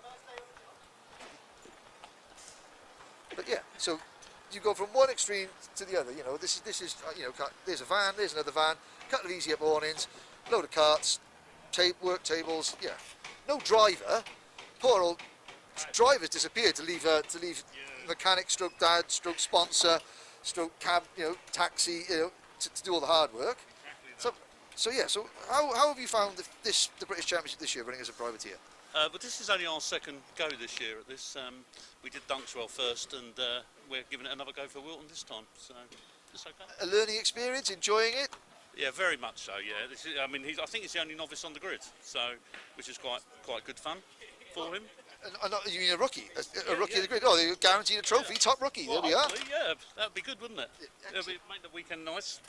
Yeah, well, I'll leave you to carry on to obviously make your various setup adjustments. Mr. Jordan? I found a Sam Winter. Oh, go on, okay. Do you want to come talk to Sam Winter? Well, I tell you what. You've got the microphone. You talk to Sam Winter because I'm allergic to him. Well, fair. Now I've got to tell you what, Sam, why don't you just take that, because I've got a microphone right there. Okay, cool. Yeah, so hold it near your face, yeah. Yes, hello. Used to that. Excellent. Sam, how's your day been?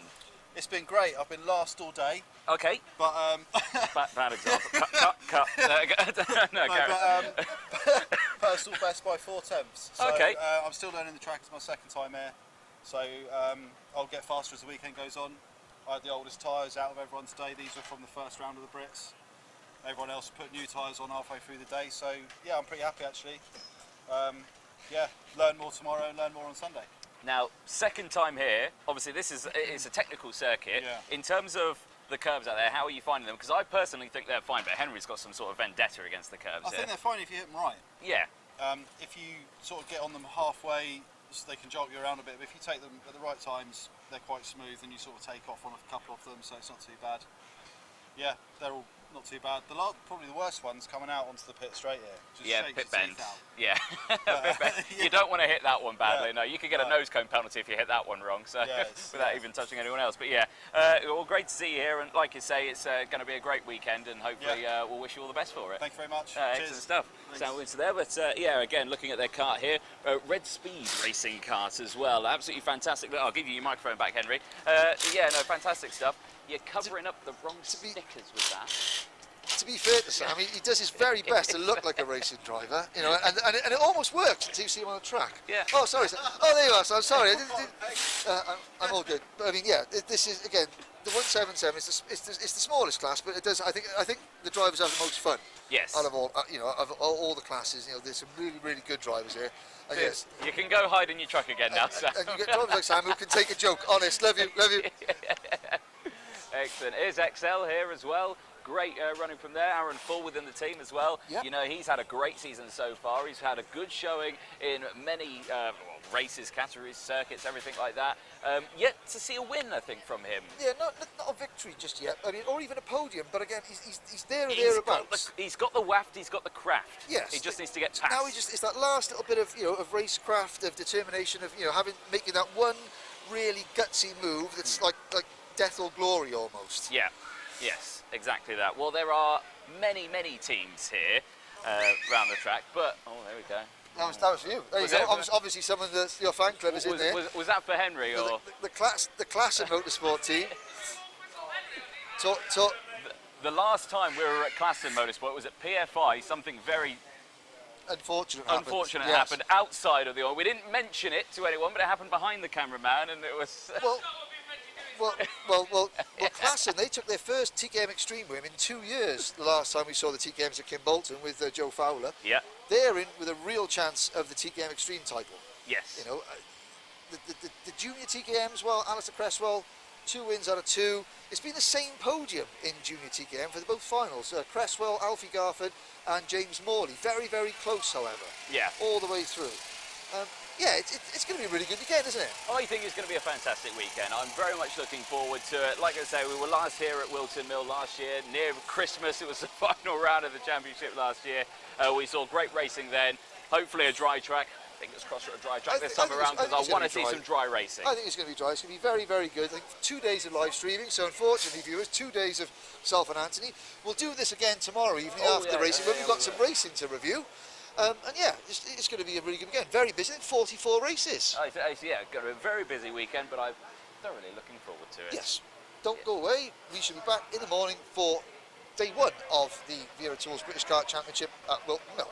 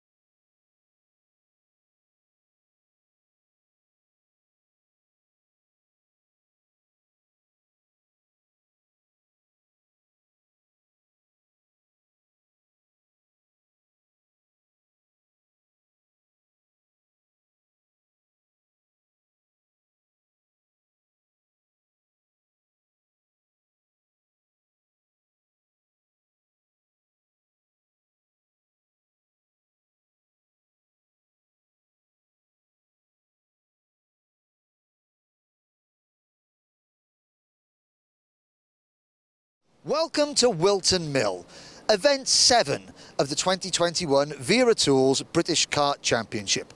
And after a couple of events where we focused on IAMI and KZ, our attention now turns back to Rotax and TKM.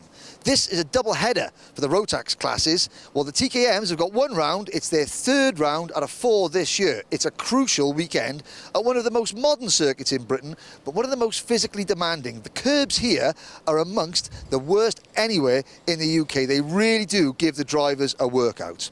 Now, in junior TKM, Alistair Cresswell is going for 3 wins out of 3. If he wins again, he's got one hand on the 2021 British Championship trophy. But Alfie Garford and James Morley will be pushing him hard, as they have done all year, to try and break his streak. In TKM Extreme, 2019 champion James Pashley has eked out a slight advantage. But if he slips up, there are 8 drivers within 30 points of his championship lead. Now, onto the Rotax classes. In Minimax, Ethan Jeff Hall remains undefeated, although it's worth remembering that the last time out at Mansell Raceway, it was actually Scott Marsh who crossed the line first before a penalty demoted him back. In junior Rotax, Dan Ginchard and Archie Walker have shared the wins, but they've had one good round and one bad round, which means that Ollie Stevens, who hasn't even had a podium finish yet in 2021, leads a very, very tight championship chase. In senior Rotax, it's a Hunter brother 1-2. Elder brother Reese leading younger brother Kai. But neither of them have won a final yet this year. And after a perfect weekend at Mansell, Scotland's Lewis Gilbert has put himself right into championship contention. But watch out for Matty Hingley, a first-year senior driver. He's running 3rd in the point standings. 177. Now, Dan Tate remains undefeated. He's won the Rotax Max Challenge Grand Finals as a mechanic. If he carries on his winning streak and takes the 177 title, he'll have a chance to win it as a driver at the end of the year in Bahrain. And speaking of Bahrain, we're joined this weekend by the Micromax drivers. It's a one-off UK qualifier to see which 2 drivers will represent Team UK in the biggest event in karting later this year in the Kingdom of Bahrain. It's going to be a really busy weekend, over 40 races, and every single one of them is going to be covered here on Alpha Live on Saturday and Sunday. Don't miss a thing.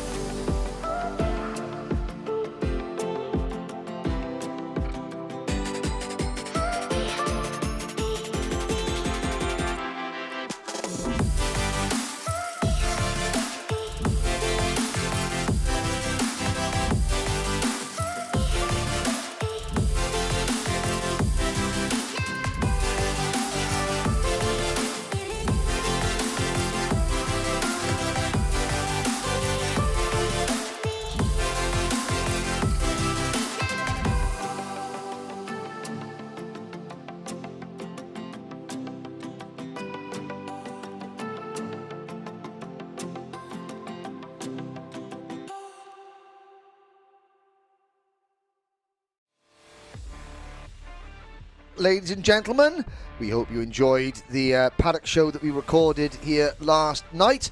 Myself, Henry Beaudette, and Anthony Jordan are now prepared to bring you the afternoon session of Saturday's action here in the Wera Tools British Kart Championships at Whilton Mill. 18 races, including finals, first finals for Minimax, Junior Max, Senior Max and Rotax 177.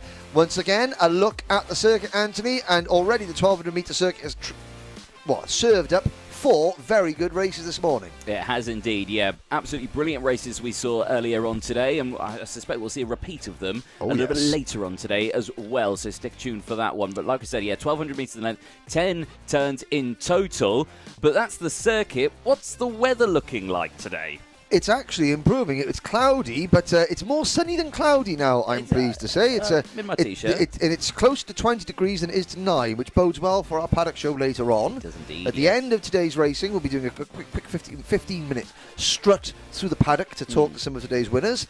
But before that, we have got the small matter of Junior and Senior Rotax Heat 2 to come up, then the second heat for Minimax and 177, and then the first appearance of the Micromax drivers at 2:20 for their first heat.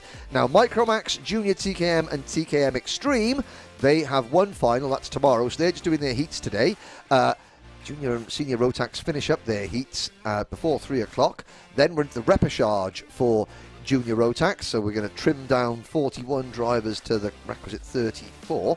Then it's going to be Senior Rotax Repechage, the second heat for Micromax, then the first final at 4:30 this afternoon for Minimax, then into 177, Junior Rotax Final, and then race number 20 will be the Senior Rotax Final. But it's not over. At the end of the finals, we have 2 more heats in Junior TKM and TKM Extreme to round off the day. So at about 6:30 will be the last race of the day. Then we'll be into the Paddock show and then the presentation. So a packed afternoon stroke evening of action here at Whilton Mill in Daventry. Yes, central location really, isn't it? Yeah, it's a fantastic circuit. Now, talking about the curbs out there again, yes. They are good curbs still. I do enjoy the Some curbs. are good curbs. Some are good curbs. Some are naughty curbs. Yeah, no, you can't do that. But 10 turns around to this track, really fast. Of course, Oblivion, a very fast corner, all the way around the track. But it's a good circuit. Well, I tell you what, Anthony. Yes. You can describe the circuit like that, or one of our drivers can take us for a hot lap. Why don't we do that? I think we should do that. Okay, let's do that. Let's do that, shall Let's we? do that, yes.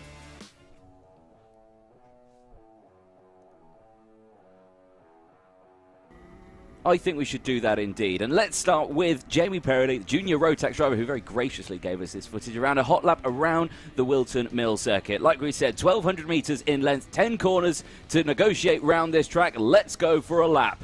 You cross the line, you go straight in towards turn 1, Oblivion. Near on, flat out in these cars. Absolutely pinned through this section. A little bit of a lift off, dab of the brake as you go through Crook Corner, up the hill towards Fine Lady. Then you head up the hill, now into Christmas Corner, round the kink, in through Inkermans as well. Very good opportunity for a lunge brake move down the inside here. Very quick direction changes all the way as you go into Sector 2 round Inkermans and through the Ashby hairpin. Now, as you exit through here, very easy to make a little mistake there, running out wide. We saw that from Brandon Klein-Nangelvoort earlier on in his race. He went a little bit wide there as well. Very easily done. Out of the Ashby hairpin, in through Wilkins and Oisiers. Again, another very technical part of the circuit. Watch the inside here. Don't run out too wide. Again, there's a big bump on the exit there through here. Mind the curves because they're quite harsh through that section. You clip the one on the exit. Down the back straight, then you come in towards the boot, the final sector. Sector 3 on the circuit round here. Corners come up thick and fast. You sweep it in first with the left-hander. Into the right-hander, the double right-hander. Gain as much momentum as you can and avoid this massive curve here on the inside as you run out the exit to finish the lap here at Whilton Mill.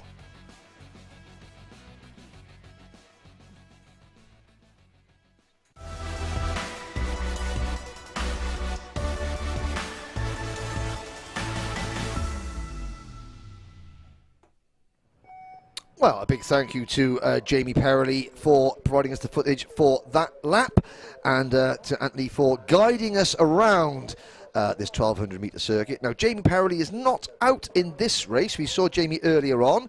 So this is Junior Rotax Heat 2, Group A and Group C. So every driver did timed qualifying this morning, and they were split into 3 groups after qualifying. We've seen Group B and Group C.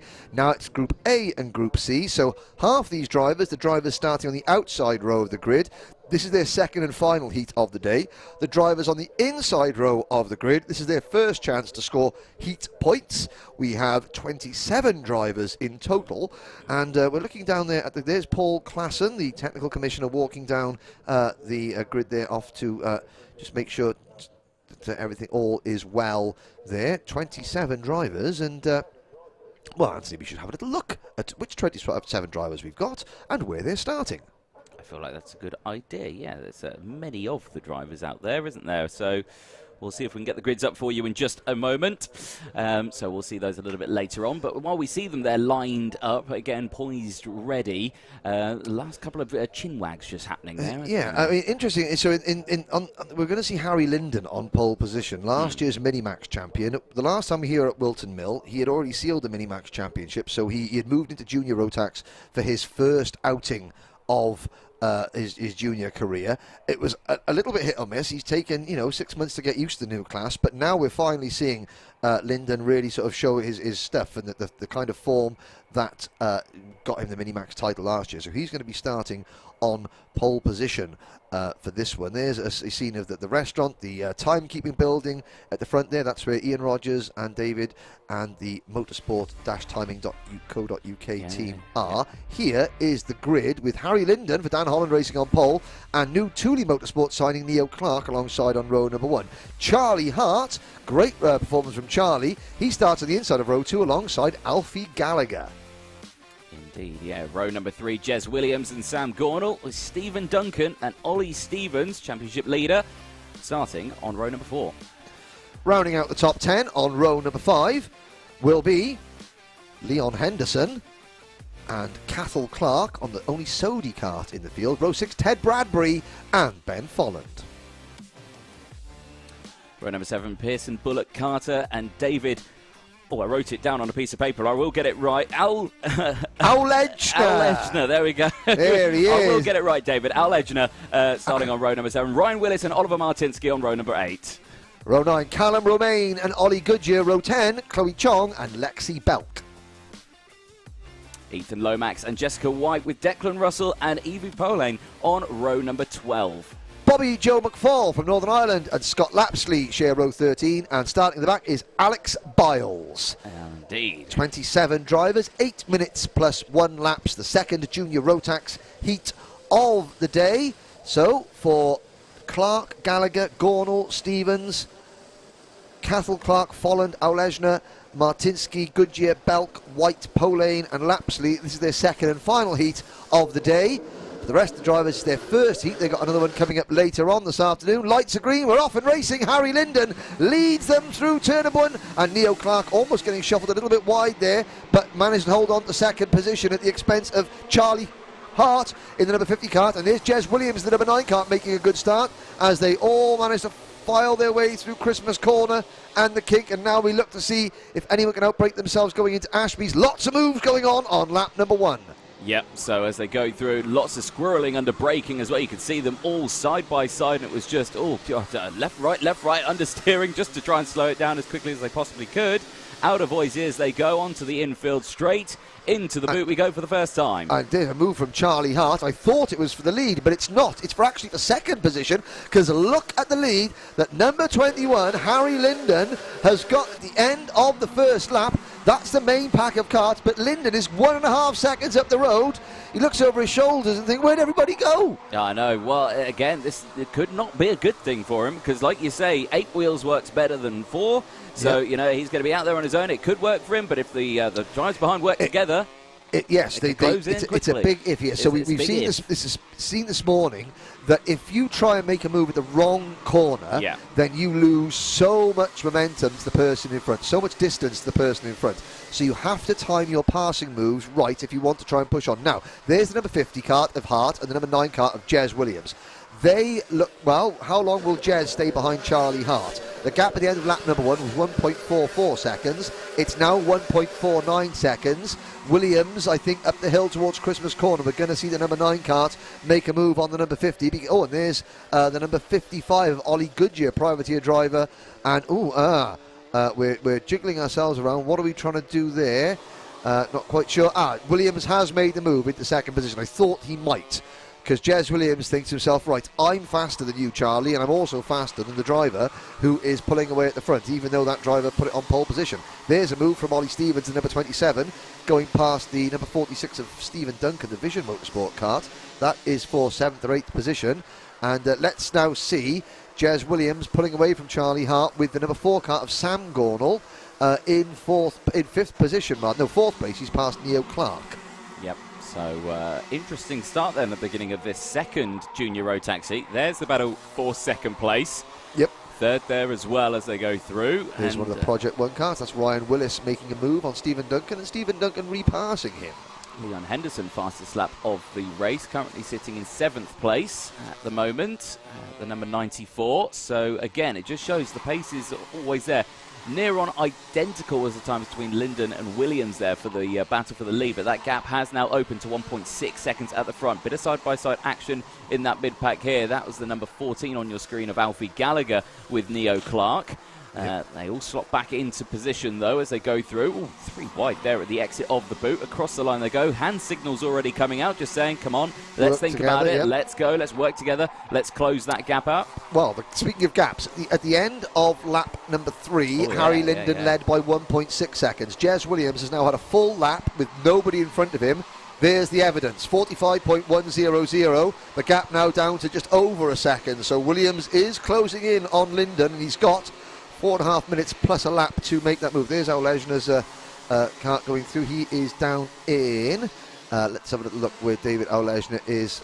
Down in 19th position in the number 65 kart, so he's got some work to do. He's dropped back a little bit from the start.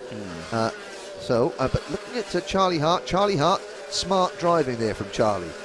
Just holding on. Now, Charlie Hart, he didn't make the A final, I don't think, at the opening round at Clay Pigeon, but then did really well at Mansell Raceway. He's only 16th in the championship, but he's just smartly following the quicker man. You know, Jez Williams, number 9, 9th in last year's British Championship, you know, contending for the win, certainly at Mansell Raceway, and I think probably would have done so at Clay Pigeon, had he not had a penalty in the pre-final, and then, of course, the final got rained off. So, yeah, you know, a perennial contender for race victories. Hart, not challenging, allowing... So, Williams is doing the hard work. Williams is pushing and pushing and pushing. Hart sitting in his slipstream, just following in his wheel tracks and allowing Williams to tow him round. Smart driving. Yeah, just tagging along for the ride, really. And that gap now, just over a second now. So it's near on a second. So we look a little further back now. There is Neo Clark, the 81, just ahead there of Leon Henderson. Let's have a look at some of the big movers out there. We have had Ethan Lomax, who's gone up 5 positions currently at the moment, currently in P16, the number 32. Evie Poulain there as well, up into P18, up 6 places as well, so a good start from Evie. There, dear. And that is Ben Folland in the number 25 kart, and the number 85. Sadly, that's Callum Romain from Dan Holland Racing, and Ben Folland in the number 25. Not looking too pleased, I have to say. They're back in the race, but for the first time all race, Harry Linden's lead is now less than 1 second. So Williams stalking his prey, the 2 Welshmen at the head of the field, and Williams closing in on Harry Linden. Charlie Hart now beginning to drop out of the slipstream, so this is now a critical time of the race for Charlie Hart. He cannot, if he wants to have a chance to contend for the victory, he has to stay in Williams' slipstream. Well, you say that again. He may be out of his slipstream, but he is still right there. I think he's going to get a good tow now coming through this section. Yes, and as soon as Williams catches up, if he catches up to the back of Linden, of course, that's the question. You know, when they start scrapping, if they do start scrapping, which they will, that's a good opportunity for Hart. But of course, they will. They might, Henry. They might. You never know what. We're in the heats, remember? Well, if Jez Williams gets within sniffing distance at the rear end of Harry Linden's kart, then he will have a nibble. He will have a nibble. It's in his DNA. We've just had lunch. He's not hungry. There's a win at stake. I think Jez will go for it. There's the Sodi kart of Cathal Clark, number 13.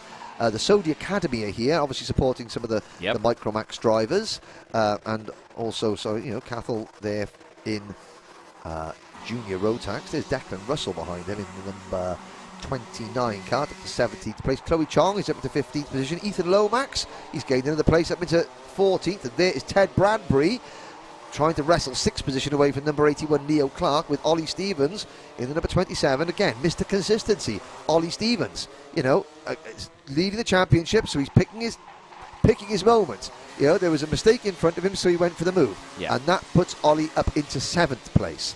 Now, 5th, 6th and 7th places will not a championship win. But, when other drivers are doing, having good weekends and bad weekends, it'll keep him in the mix. But at some point, if Ollie wants to really take this championship fight down to the wire, those 5th, 6th and 7th places will need to turn into 1st, 2nd or 3rds. Right. Now, this is the battle at the lead. Yes. 6 seconds left on the board. Last lap board will come out this time. oh, we're going to see a move, aren't we? Yes. It's going to happen. I'm not saying it's going to be a successful move. No, but we're going to see some form of position swapping. Well, we're going to see an attempt. We are going to see an attempt. I can't imagine Jez. I mean, Jez is a smart driver, but I mean, you know, Harry is also a quick driver, but I can't see Jez just being content to sit behind Harry. And these two drivers, they both started out their racing careers down at Landau International Raceway, global epicentre of world motorsport, birthplace of champions. It's slightly changed now. Well, it was the world epicentre of global motorsport. That was the global epicentre of world motorsport. Excellent. Yes. Licensing agreements. Oh, right, there we go. But it's the birthplace of champions. And so they've known each other since they first stepped in a kart. And there's Williams now setting himself, I think, boot 2 inside lunge, a.k.a. Harrison Crowther. That's when we're going to see it. Yeah, okay, let's find out then. As defensive goes Linden already into Oi's ears. Out they go. That's going to hamper his speed. There's Charlie Hart just staying out of the way, taking the normal line. Look at that, switches round to the outside here. I was wrong. I don't think we're going to see a move. Oh! Dear me. Oh, sideways, Tokyo drift around the final corner. Jez Williams. Oh, well, Harry Linden hangs on. I'm happy to say I was completely wrong. I thought Jez was going to make a move, but no, Harry defended superbly. And that is Harry Linden's first win in the British Championship as a junior Rotax driver. Well done. You know, a lot of hard work's gone in. Ow, oh dear, there's the number 33 of Scott Lapsley for Strawberry Racing. His day has not been a happy one. No, that's a shame, especially into the boot section. There's only a couple more corners to go. Now, Jez Williams looking over his Charlie. And you can see Charlie Hart apologising there. Yeah. Charlie Hart was crossed the line 0.05 of a second in front of Jez Williams. But I mean, that was now there's the number 36 kart of 26 rather of Oliver Martinsky out of the race as well on the. Well, he finished the race and the kart decided to stop on the slowing down lap. So at least he finished the race there in 21st place. Yeah, so Charlie Hart, last two corners, he had one little nibble and then Jez went sideways. And then Jez kept it pinned on the outside. So the final corner, we thought, we're going to go for stunt points here. Yeah. You know, and really hanging out wide. Great kart control. Let's see if those positions remain as they cross the line when all is said and done. Yes, we'll have to find out a little bit later on. But as the last of the positions just go in front of you, that brings us to the end of the Junior Rotax Heat 2, race 5 of the weekend. We now head for the Senior Rotax. Yes.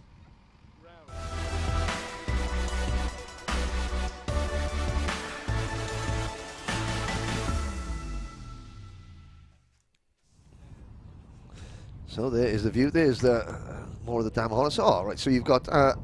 Let's have a look there. So there's Sam Pollitt, second from your left. Owner of the Sam Pollitt Racing Team, speaking to someone's dad. Not quite sure whose dad that is. And then you've got some of the Dan Holland Racing Collective. There's David Higgins there. Sam Marsh. There you got in the race there Matthew Higgins. So the Higgins family. There's Rory Hudson with the sunglasses, the tall lad, chief floor sweeper. Yeah, so he hasn't got his broom now. He hasn't got his broom, so you know, but he's again an extra. And he speaks to Reggie Dewey. Reggie Dewey's here helping out Joe Stockford in TKM. I hope Reggie's hand's okay because after the podium at Kart Masters, where he tried to. Where he just ended up totaling a bottle of champagne on the podium. Yeah, it was an absolute hazard. Yes, but no, Reg is here having a laugh this weekend. I said I'd try and catch him later. He was like, yeah, you'll find me in the bar. He's got a wedding tomorrow. So tomorrow, Derek Morgan, long-time British Championship competitor, Delboy is getting married. And Reg is off to their wedding tomorrow. Oh, nice. Yes, so that'll be a lively one. So there is look at the paddock. There's Louis Harvey in the foreground with his baseball cap on back to front, trying to look like Kai Hunter. That is Dad Chris next to him with the same haircut as what I've developed. He's turning around to see where you are. Yeah. Could Louis Harvey please come to race control on account of him looking like an idiot with his baseball cap on backwards?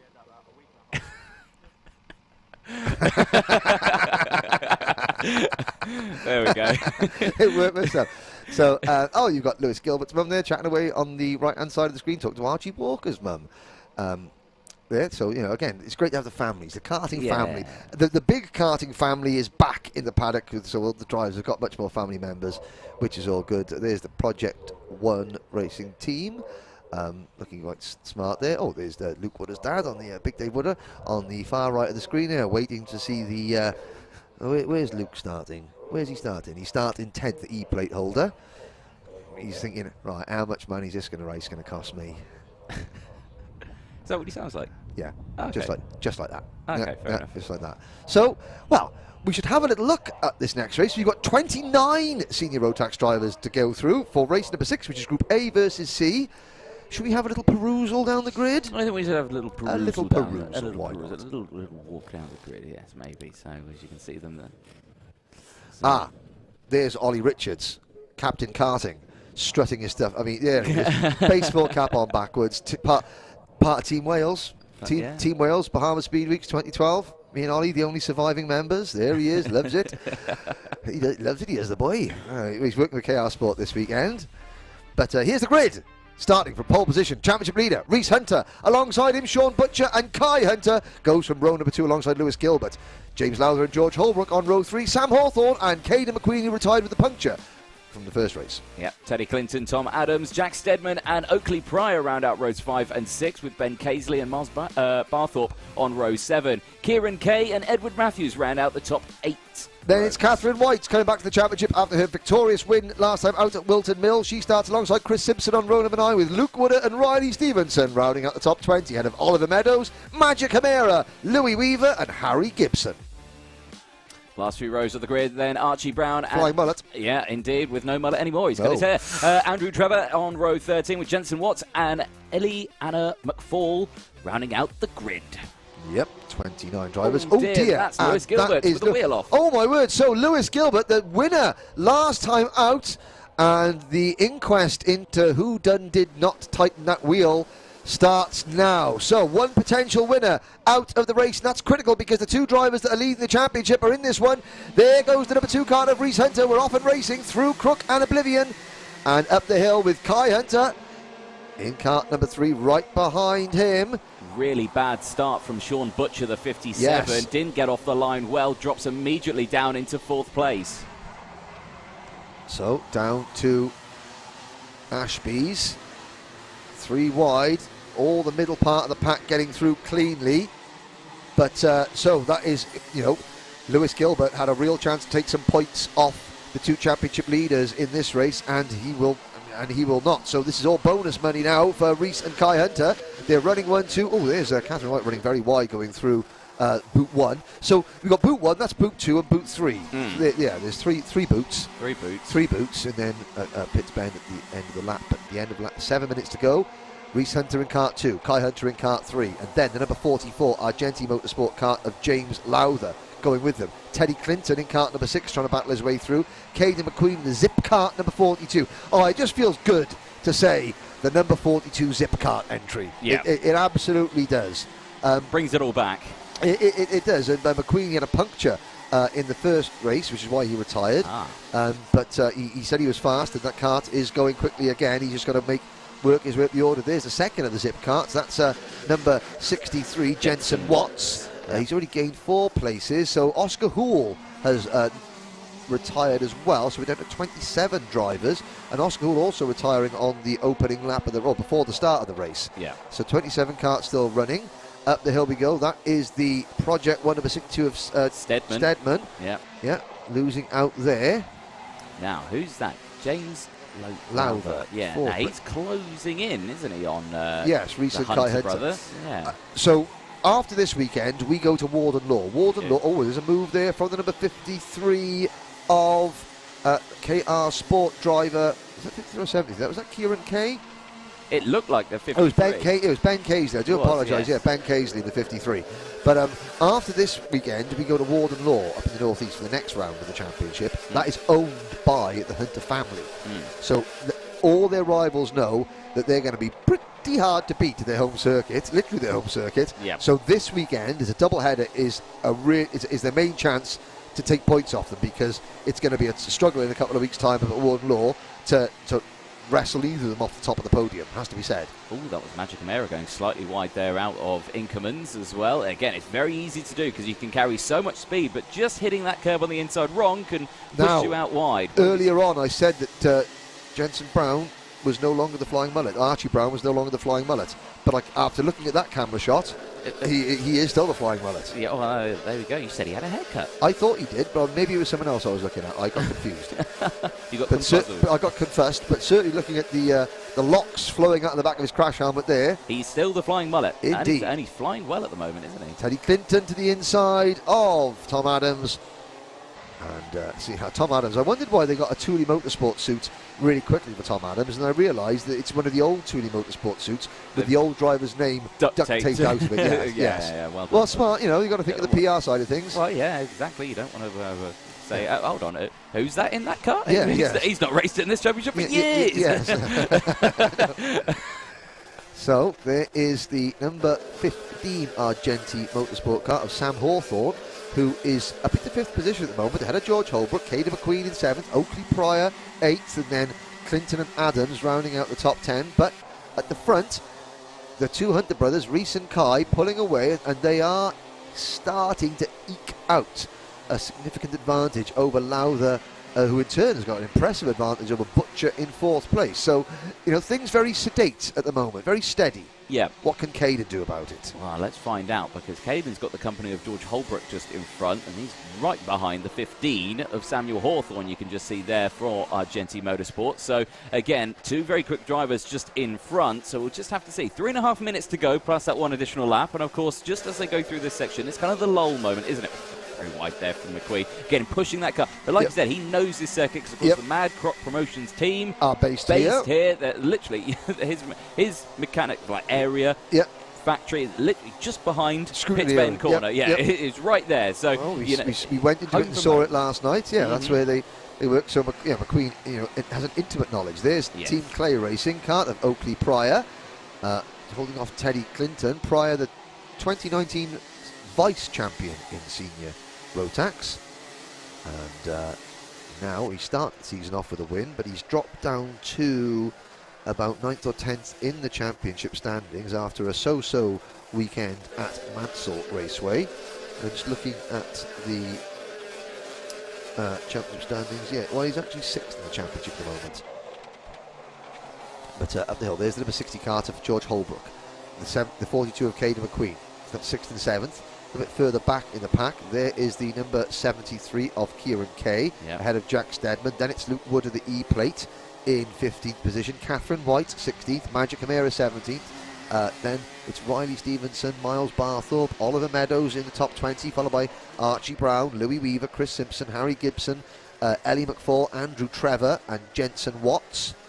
Much better showing from Riley Stevenson this time around. The last heat, first heat, retired from the race earlier on. So and of course, for like McQueen, who retired, and Stevenson, who required, if they don't get a good result here, then it's into the repechage they go. Yeah, so no one likes repechage. No, it's that hold your breath. But at the front, you can see Reese Hunter easing out a gap now of over 3/4 of a second from his brother Kai, and a change for 5th position. Yeah, that was Holbrook getting past Hawthorne there, moving up into P5. That's allowed McQueen now to close that gap as well, so expect another little move. But look at that, Hawthorne, he's not letting Holbrook get away, is he? So they're right there behind that Argenti kart, looking very quick here at Whilton. Little look over the shoulder there for McQueen. Into the boot. This is boot 2, boot 3. Yeah. And now Pitts Bend. You're about to get a boot. Oh, thank you. Well, if you start singing again, that is. long weekend to go. Plenty more times for me to serenade you, my dear. Joy. Now McQueen looking over his shoulder. Now he's saying, okay, there's no one directly behind me, so I can afford to go offline and try and make a move. He's not quite close enough to make a move going into Ashby's, and. But Hawthorne certainly has to be mindful of the fact that McQueen is behind him. Now I think maybe he's looking close. Hawthorne knows he's there, so he doesn't cover, he doesn't defend. That's smart from Sam Hawthorne. He doesn't defend. 30 seconds to go. If Hawthorne starts to defend, then Holbrook is going to pull away even more. But already Holbrook is starting to ease away a little bit. Yes, he is indeed. So 30 seconds left, plus that one additional lap. Here is the battle for 3rd place, and look at that, Sean Butcher, nicely timed move into the braking zone of Christmas Corner, moves now up into P3. Yep. Gets that job done. James Luther now moving backwards. There's the number 6, under pressure. Yeah, Teddy Clinton coming through. Yep, McQueen under a little bit of pressure. And he's going to have to make the move back on Clinton. There he does. Now the clock has struck 0. Last lap board will come out to Reese Hunter this time around. Reese and Kai absolutely nose to tail, nothing between them. There they are as they go through. Last lap board out this time around then. We will end the Heat 2 race 6 of the weekend for senior Rotax. There they are at the front, not battling each other, not wasting time, just 1-2, let's just get through this. And then when it comes to final, yes, exactly. And pre-final probably. That, well, yeah, exactly. That's what, well, the points are dished out at the end of the heats combined, and of course this is their first heat, so both these drivers have got another heat race to go later on. And then there's more points available, championship points available in the finals themselves. So, you know, why risk spoiling it all here? And so Reese Hunter is, controlling things. So he's looking to swap the number 2 for the number 1 this year. Takes the checkered flag. Kai Hunter in second. Third for Sean Butcher. Fourth for James Lowther. Then it's Holbrook, Hawthorne and McQueen coming home in 7th place. Clinton in 8th. Oakley Pryor is 9th. Casely rounding out your top 10 ahead of Tom Adams, Kieran Kay, Jack Steadman, Edward Matthews, Magic Camara. That's your top 15. And it looks like, there we go, there's Andrew Trevor crossing the line in the Sam Pollock Racing number 26. Andrew making his British Championship debut this weekend. So 27 karts made to the finish. Your winner after 12 laps, championship leader Reese Hunter. Good running from them as they go through. There is a look then at the pending Paul Klassen results, of course. Top 5 heading to scrutineering for their preliminary checks or post-race checks. Yep, and the rest of the field will go in there, and of course there will be dreaded nose cone bit comes up in just a moment as well. There's a look at the rest of the field then. We've got 2 Magic Camara, Luke Wooder there in 16th with Catherine Wright, Riley Stevenson, Miles Barthorpe. Then it's Archie Brown, Louis Weaver, Oliver Meadows, Christensen, Harry Gibson. Not Gibbon. There we go. That's a totally different kettle of fish. Eliana McFall, Jensen Watts, and Andrew Trevor. Now, on the chat, someone's asking, where's Daniel Armstrong? Well, Daniel Armstrong is in the other group. Yes. So that was senior Rotax Group A and C. Armstrong is in Group B, so we'll see him in his second heat later on. We will indeed see him later on today. Yes, so don't fret. So, Minimax up next. There's the nice, good Wera branding. And of course, this weekend, even though there's a double header, we'll be nominating Andy and I will be nominating our shortlist for the Wera Tools Driver of the Day at the end of the day on Sunday. One driver from each class will be nominated, and then that goes on the British Kart Championships Facebook page, and you, the public, can vote on your driver of the day, and they win a very, very nice trophy and a toolbox. They do indeed. Courtesy of our title sponsor, Wera Tools. There is a farm and some cows and a tractor and some bales of hay. Indeed. Yes. Do you fancy going for a roll in the hay? I'm fine. Okay, fair enough. Well, there's plenty of it there. But again, so that's behind the camera is the M1. But then the other side of the camera, it's a lovely bit of countryside here. Yeah, smack dab in the middle. So we're not far from Silverstone, about 20 minutes from Silverstone. But again, all eyes of the karting world are on here at Whilton Mill, and the next race is coming up very shortly.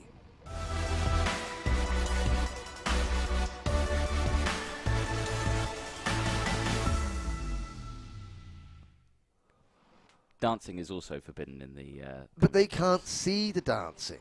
Only you are treated to me dancing in the commentary box. Yeah, that's the first time I've actually seen you dancing there. Ah, there's Ultimate R. Yeah. Matty Hingley on the left-hand side. His older brother Ben, who runs his team, on the right-hand side. Sorry, that's Matty Hingley in the middle. And there you've got, is it Callum Porter is one of the drivers there. Chaz Heighton is the driver on the left-hand side of the screen there. Then you've got Matty Hingley in the middle. There are so I gotta say, Dan Holland Racing have sort of they've got that spot completely reserved. Oh, there's you can see Dean Holland, Harry Holland's dad there, second on the left, chatting to Richard Marsh, who's Scott Marsh's dad. There's James Linden with my haircut, chatting to Dan Holland there, just in front of Gary Shield from Jag Rotax. George Robinson in the house. Look, he's noticed himself. There we are. looking far. They're wondering where we can see them. Where are we? And then we got a fair old bunch of people up there as well. There's Brandon Nagelvoort from at the top of the Coles racing tent, chatting away to Adrian Coles, the rest of the Coles team. Dave Wooder on the left with his foot up on the railing. So Luke Wooder's older brother, who was an excellent driver in his day. He went into Ginetta driving. I met Adrian for the first time yesterday. On the top of his awning? No, it wasn't on top of his awning. I went into the awning and just said, who's the best person to talk to about going on top of your track? And he said, that'll probably be me. Oh, who are you? Oh, I'm Adrian Coles. Oh, right, okay. Yeah. So... Yeah, well, that would be why. But yes, and, thank you. That's exactly where we filmed the intro video up there. And Brandon, I've got to say, he doesn't look particularly happy, but there's going to be a grid. So Minimax going out now. Yes, it is. Scott Marsh starting on pole position. Lots of support on Scott Marsh for the stream earlier on as well. Harrison Crowther. Now, Crowther, can he repeat his magical moves he did earlier on? Let's find out. Chase Fernandez and Ethan Jeff Hall round out row number 2. Row 3, Blake Ticehurst and Freddie Housley. Row 4, Adam Wooden and Mackenzie Douglas. Is then Ewan Charman, Freddie Lloyd, Oliver Sander and Levi Earl on row number 6. Daniel Lamore, that's Amore, and Josh Camp on row 7. Charles Green and Ollie Wise on row 8. Ben Crossley and William Ray on row number 9 with Aaron Full and Mikey Walker rounding out the top 20. Final 2 rows of the grid, Callum Ghosh and Freddie Worlock, Joe Anderson. Watch out for Reg Hayward. Went from 24th to the top 8 in heat number 1. What can he do in this one? There is the number 17 card on our screens there. Briefly, that was Freddie Lloyd, and good to see that Freddie's got a bit of sponsorship that has allowed him to carry on racing, which is good. A lot of these young drivers there, they need outside sponsorship to help fund their racing, and Freddie Lloyd has picked up a sponsor that has helped him, assisted him, and lights are out. We're off and racing. It's a good start for the poleman Scott Marsh and Harrison Crowther tucking into second place because it looked like Chase Fernandez was caught napping a little bit there. The gap opened up between. Yeah, and indeed it has, because Ethan Jeff Hall has also jumped up in front of Fernandez. So Fernandez dropping back to 4th or 5th place, and Harrison Crowther already attacking Scott Marsh, but leaving the door open for Ethan Jeff Hall, who makes the move for P2 going into Ashby's. No, he doesn't. Harrison Crowther holds him off. It does. He looked like he had it. There's Chase Fernandez. There goes the number 7 of Crowther, then down the inside of Scott Marsh through Oisiers. Gets that move done. Chase Fernandez getting nerfed out slightly wide from the number 20 of Freddie Housley, Sam Pollitt racing driver, as they go through into the boot for the first time through 1, 2, 3. Pit spend to go, and they're back on the start-finish straight to complete lap 1. Here's how they're going to line up. It is Crowther, Jeff Hall, Marsh, and there, we've got a couple of drivers.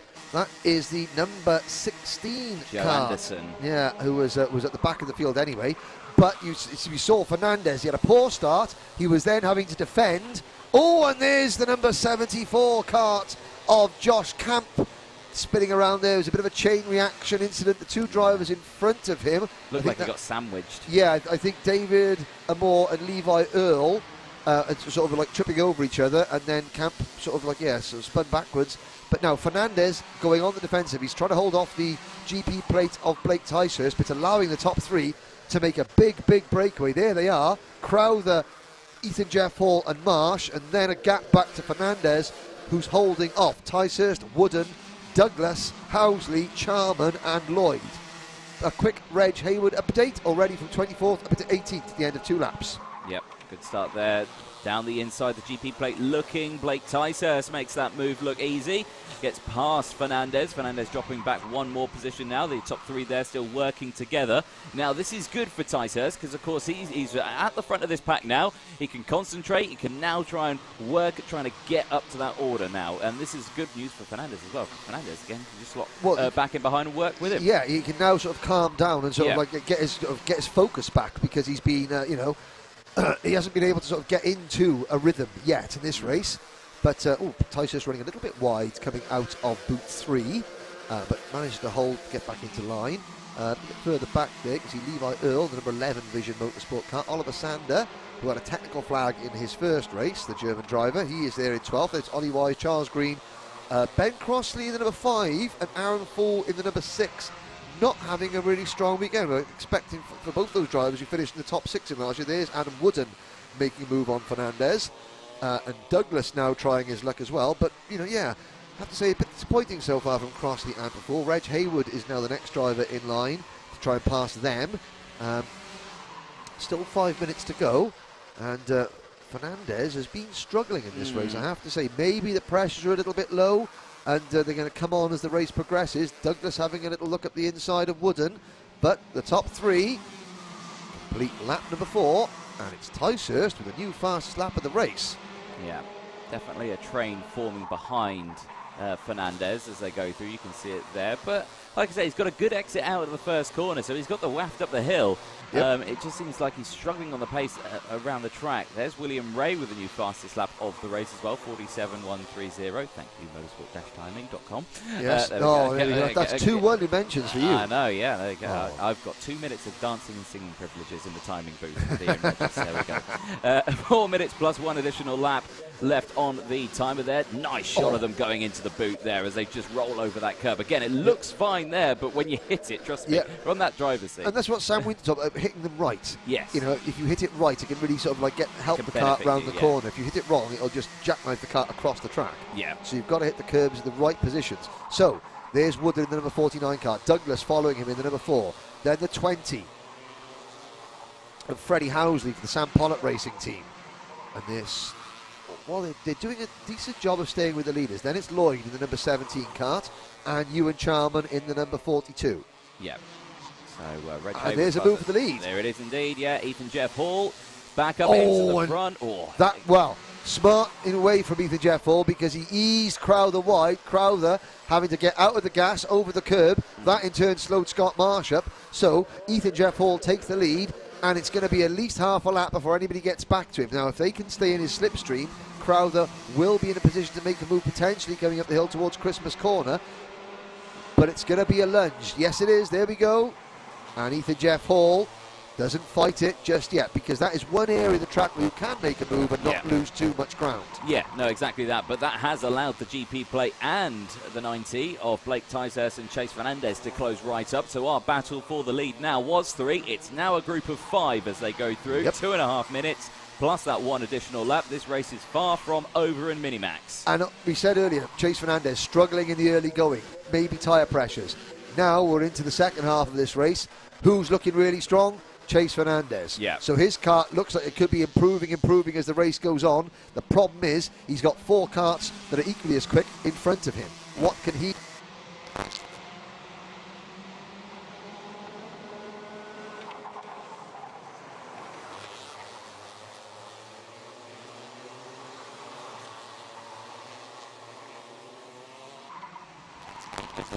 There we go. Chase Fernandez down.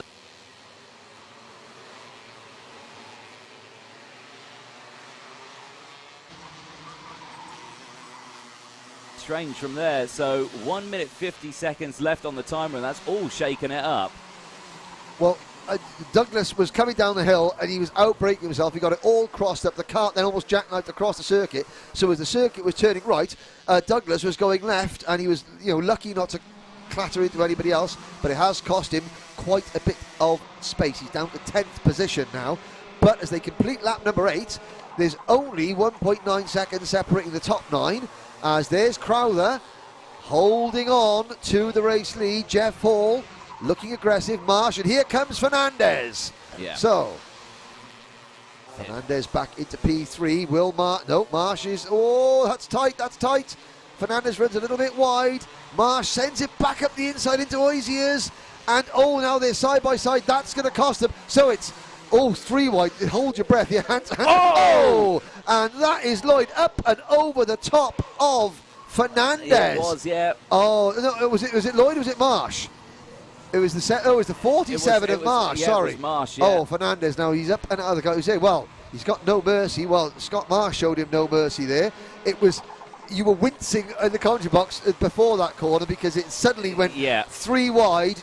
2 groups of 3 back. Yeah, 3 wide into boot definitely doesn't go out well. Yeah. It didn't go out well there. Back here at the front, though, with only 26 seconds remaining on the timer. That group is still a group of 5 as Ethan Jeff Hall and Harrison Crowther have been battling. They go into the yellow flag section here, of course. That will be for the Scott Marsh and Chase Fernandez incident. Yes. So no overtaking into this section. No. I was about to say, look who's now joined the party. Wooden, Ticehurst and Charman. And then the second group back, look for that all-white car with no graphics kit. Reg Haywood's doing it again. He's up into 8th place from last. Yep, he is indeed, as they go through again. Line astern here, the 49 of Adam Woodham, who was way at the back of this group behind everyone. Side by side again, Ethan Jeff Hall round the outside. Oh, there's a coming together between the two of them, and off the track goes Crowther. Ethan Jeff Hall, I think, dropped down many positions. Yes. He has, yeah, so he's lost damaged kart. That's got a damaged right front corner of that kart. So who's leading? It's Adam Woodham, Blake Ticehurst, and Ewan Charman in the number 42 Argenti kart. Well, these three drivers were 7th place down before. Now look at them. They're battling for the lead. First, second, and third on screen. That's why we love Minimax. That's why the racing's so good, because you never know what's going to happen. Haywood takes 4th place. Well, as they go into the last lap, Reg Haywood started this race last, and he's got a shot at victory. That is incredible. Not saying he's going to get it. Wooden, then Ticehurst, then Charman. Last year, Ticehurst and Charman were Cadet Honda teammates for Ambition Motorsport. Freddie Housley is 5th. Mackenzie Douglas is back into 6th position. Then it's Levi Earle in the mix, and so is Freddie Lloyd. 8 drivers all in a pile going for the win, but Adam Wooden for KR Sport has the advantage at the moment. Looking to the inside there was Ewan Charman, couldn't quite do it, slots in, it's defending heavily there from Reg Haywood. They're right nose to tail now, but back at the front, of course, the 49 of Adam Wooden there for KR Sport. Looks comfortable as they exit out of the boot section. Over the line, Heat 2 goes to Adam Wooden, Ticehurst and Haywood. What a drive again. Well done to Adam Haywood. Adam Wooden, sorry. Reg Haywood, what a drive. Ewan Charman finishing in 4th place. Freddie Housley 5th. Levi Earle is 6th. Mackenzie Douglas is 7th. William Ray comes home in 8th position for XL Motorsport. Ben Crossley 9th. Ethan Jeff Hall 10th. Aaron Fall 11th. Then Freddie Lloyd, Charles Green, Ollie Wise, Callum Ghosh, Harrison Crowther only 16th. Mikey Walker is 17th. Then Freddie Worlock, Oliver Sanders, Scott Marsh down in 20th, followed by Daniel Amore, Josh Camp and Joe Anderson, the last kart running. I mean, Anthony, the top 22 finishers were separated by 8 seconds. Yeah. That's a great race. Yeah. Sadly, Chase Fernandez, the only driver who failed to finish, and you have to say, his kart was getting stronger and stronger as the race progressed. Yeah, so it looked like the setup that they had on that kart was one that it would be struggling at the start, but then would come to life at the end. It looked good, but there it just, it just went P-tong, didn't it? It went a bit P-tong, but and then it was just battling, and then suddenly there was 3 wide, and then behind them was more 3 wide, so 6 karts all trying to get into one corner, virtually together. And now, let's do nose cone check. The front runners have all gone through by the looks of it. Thumbs up there. Yeah, there's Ben Crossley. Thumbs up then Ethan Jeff Hall. Yep, okay. Freddie Lloyd, number 17. Oh, fast Fred. A little bit too fast. Yep. He gets his picture taken. That's not for the Facebook album, that's for the scrutineers. Going through, thumbs up. Here's the number 7 of Harrison Crowther. Oh, Harrison Crowther. His cup of misery now overflows. Well, very, very good Minimax race. We now look ahead to race number 8, which is Rotax 177. I should tell you what, Anthony, I shall go and see if I can find some grids from our good friend at Motorsport-Timing, Ian Rogers. Yes. While you take us through and fill some airtime. Oh, there's Charles Creed doesn't look too happy. His mood is blue, like his hair. Yeah, and his suit, and his helmet. And his suit, it matches. It does, it does. Well, let's head over now to Rotax 177.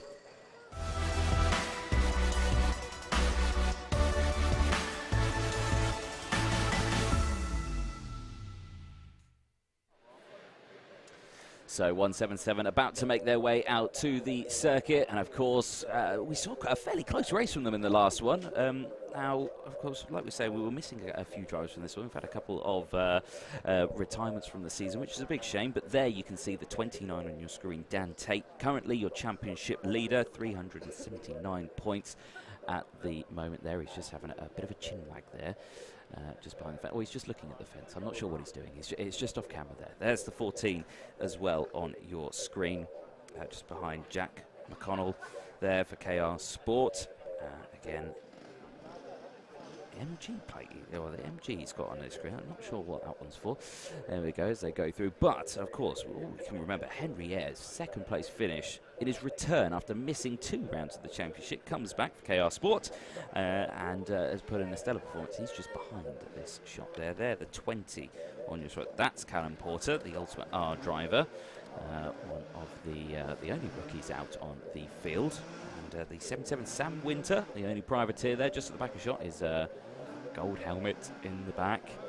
Looking comfortable, looking primed, ready. And there you go, a bit limber up there, yeah, stretch of the arms. As about to get this race underway. And, of course, only a small grid for this one, only 7 drivers. But these 7 drivers give us one great performance. They do indeed, as they line themselves up ready. Now, engines fire up. They make their way out onto the circuit. I suspect we're going to have a look at a grid.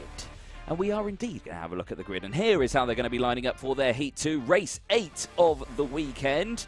Rotax 177 lining up with Dan Tate on pole position. Henry Ayres starting on the front row just alongside. Then it's Jack McConnell on row number 2 with Matthew Easton alongside. Callum Porter, the Ultimate R driver, in the number 20 on row number 3 with Louis Large for Coles Racing, number 8 on 6th spot. We ran out the grid on row number 4, Sam Winter, the number 77 Red Speed chassis.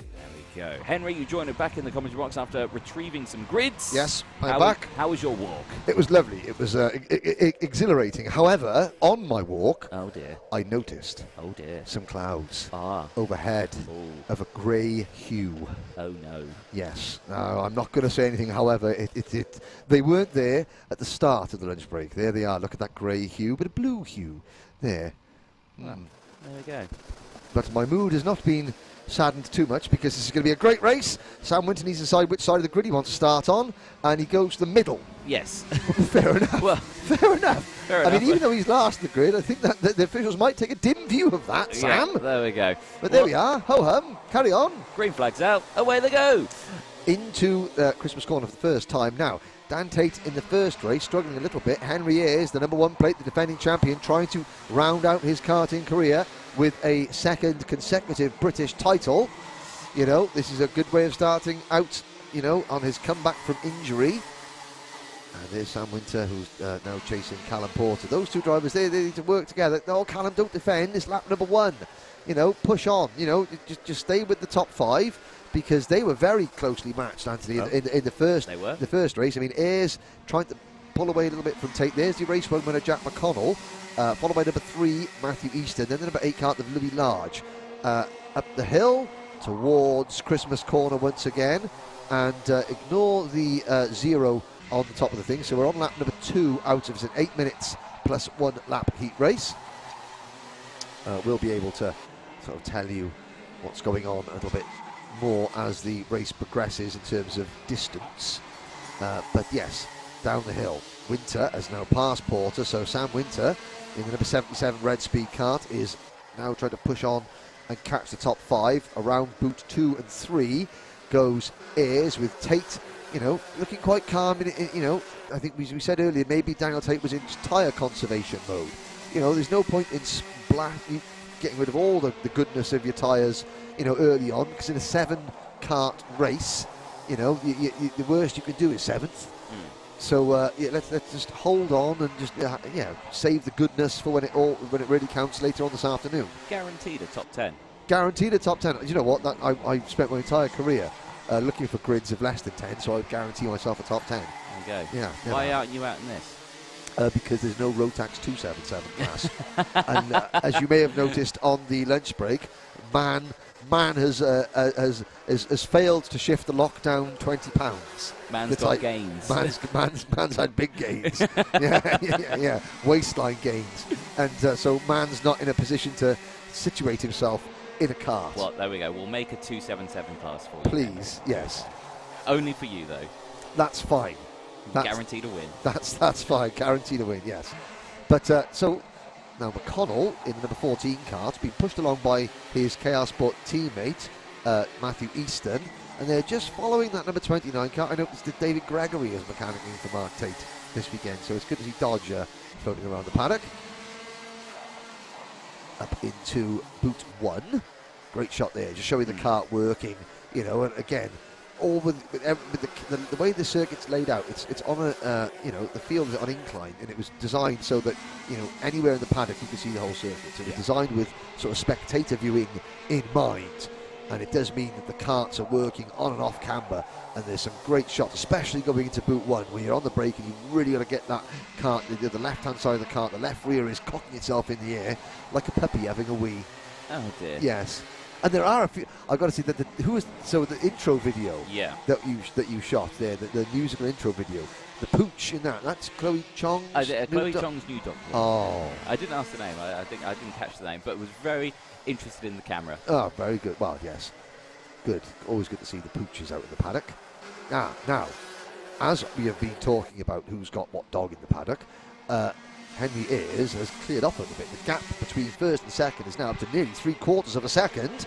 So Ayres in the number 1 plate kart. Now ahead of Jack McConnell, who passes Dan Tate for P2. So again, like we saw in heat number 1, Tate sort of fading a little bit as each race progresses. But we're not quite sure if that is kart setup or just tyre conservation. There goes Matthew Easton. And I suppose Tate looking around to see where Louis Large is. Now, Louis Large came into this weekend as Dan Tate's closest championship rival because of Henry Ayres missing the round at Mansell. And Tate is still ahead of Louis Large, and that's fine by him.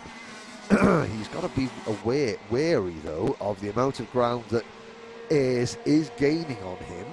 So, final -2 laps. So we've got 2 laps to go. Not quite sure what all that means. Well, it means final -2 laps. Whatever that means. We're on lap number 8, or 7 rather, in what will be an 8-minute plus 1 lap race. Yes. But regardless of what the race will last for 8 minutes. Oh, and there's a battle for 6th position. Callum Porter is back in front of Sam Winter. Winter down the inside of the red speed, makes the move. Yep, there we go, that red speed kart. Now this is going to be a good camera angle. Great camera shot, under braking, wheel off the ground, in it goes. Oh, I love that. Yep, that really just shows the kart working well around this circuit, and it just shows how physical it is as well, because that's the braking zone for, of course, the entrance of boot, and you know, it is a very heavy braking zone because it's quite a tight corner. You can carry lots of speed in there, so you really got to throw it in where you position yourself in the car. And you notice that Callum was using his position as well. He was moving around in the seat, like you see a lot of drivers doing the wet. Yeah. You know, Callum Porter doing it in the dry, just to get that left rear cocked in the air. And, to get the right-hand side of the kart to bite. Yeah, well, you've got to remember that some of these drivers are quite tall as well. Yes, so a lot of their weight is quite Porter high up. being one of them. Yeah. You know? So a lot of their body mass is quite high up in the kart. So, they have to use their body weight or their positioning to how the kart will get round. So, yeah, it is great to see them like you would see in the wet, like you said, Henry. So, yeah, there goes Louis. Good example. Well put. But I noticed in the background, Sam Winter's got him back. So that the battle, it's going on 4 seconds behind the top 5, but it's a great battle for 6th place nonetheless. Up at the front, though, Henry Ayres has got having things all his own way on lap number 9, which 1.2 seconds is his lead over Jack McConnell. Again, using all the track surface, but not a smidge more. And there's Jack McConnell following him. Well, Jack McConnell's got Matthew Easton to deal with. Easton right behind McConnell in the number 3 kart. So we've got a 1, 2, 3 for KR Sport at the moment. And, looking at the statistics, KR Sport this season so far, they've only had 2 overall victories. Archie Walker and in Junior Rotax at Mansell Raceway, and Clayton Ravenscroft in Senior X30 at Kimbolton. So KR Sport only 2 victories overall this year. Fusion Motorsport have the most. They have got 8 victories overall this year, but they're not here this weekend, so it's a chance for the likes of Strawberry and Dan Holland Racing to catch up. And of course, with those 8 wins this year, Fusion Motorsport have now surpassed Dan Holland Racing as the most successful team in the British Championship since the start of 2019 when Motorsport UK took it over. Yeah. I am an anorak, I know, sorry. But we're on lap number 10, no positions have changed, Henry Ayres has the lead. Yes, he does, comfortably at the moment. Gaps spread out, so a little more of a, spread out race than what we saw in the first one. But again, it's just showing good skill from these drivers as they go through. Like we say, Henry Ayres, he started, near enough at the back of the grid, didn't he, on his first heat, I believe? No, second. Did he start second? Yes, yes. Not in this race, in the first race. No, second. Did he? Yes. Oh, did he fall back then? Because Must have done. I don't know. I remember him working his way through the grid. I don't know what you're talking about. I don't know what you're talking about either. Well, whatever it was, he's leading now, and he's made his way up the order, even if it's just by one place. Still. There we go. Now, Sean Flynn comments in, going, aren't seniors racing on junior tyres at the moment? I don't know. That might be in another championship, but not here. Yeah, not here. I think they're on the correct tyres. I think they're on the same. Yes, they are. They are on the correct tyres, so yes. they are on the normal tyres that they should be racing on. Correct. Yes, there we go. Last lap board! There we go. in unison, there we go. So we're coming on to Ashby for the final time. Henry has the lead by quite a comfortable margin. 1.5 seconds over Jack McConnell. Matthew Easton the further 6/10 back. Then it's Tate, Large, Winter. Oh, Callum Porter has pulled in to retire. That is a shame. So Callum Porter sadly will not see the finish. But Henry Ayres, for the first time this year actually, will take the checkered flag first. A win for the defending champion. 12 laps of racing. And Jack McConnell, 1.5 seconds back in second, so winning a second for Jack. So they are tied on points, I believe. I'm not quite sure who will then take pole position for the final. Matthew Easton third, Daniel Tate fourth, Louis Large fifth, and Sam Winter in sixth position, with Callum Porter sadly failing to finish. Indeed. So there we go. Results will appear on your screen hopefully in just a moment. Of course, they'll be pending Paul Classen results, but yes, they'll all be heading there to see whether or not they've had a but yes. An exciting end again from the Rotax side of things. Well, now I think we go to a mini version, a mini version of the mini version. One might say a micro version. Micro version, yes. It is the first time and the only time this weekend. All right, nose cone watch. Henry Ayres okay. I mean, if anyone gets a nose cone penalty in a 7-kart race, then they need taking at the back and giving a proper slap. Well, I'm glad you say these things and not me. Well, that's no. I mean, you know, it's one of those things that yeah. There we go. We're all clear. All 6 finishers survive the wrath of the nose cone penalty man. But yes, Micromax up next for their UK qualifier. Last year, Jacob Ashcroft won. Sadly, of course, the Rotax Grand Finals were cancelled because of COVID. So he was not able to go and represent the UK, which is a terrible shame for Jacob. But in 2019, Macaulay Bishop won the Micromax qualifier, represented Team UK in the final in Sarno. And let's go to, wow, the Sting. Sting.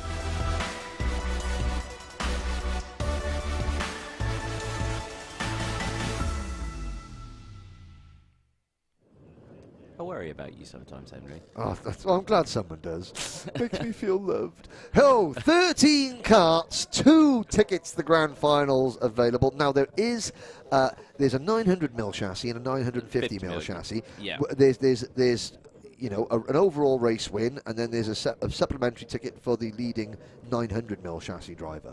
Now, the split between them, I don't know. Yes. We don't know who to, but I tell you what, I tell you who can tell us. Mrs. Jag, Tina is in the building. She's not going to say anything. There we are. There we have a list. So we're going to steal this clipboard. Thank you, Tina. This was my participation list. I gave this to Tina in the lunch break. And I just said, "Do you know who's in what class? Because we don't." Well, thank you very much. So we have 2, 4, 5, 6 of the 13 drivers are on the 950 chassis. And then the other 1, 2, 3, 4, 5, 6, 7 drivers are on the 900 chassis. Anthony Jordan, what I think we should do is call the race, especially the heats, just a one race. Yep. And then we'll tell you, the viewers, who is on a 900 and who is on a 950. Yep. When we get to the final, there's a Rotax Grand Final ticket for the best 950 driver and for the best 900 driver. So the winner will get one by virtue of winning, and they'll have won their class automatically.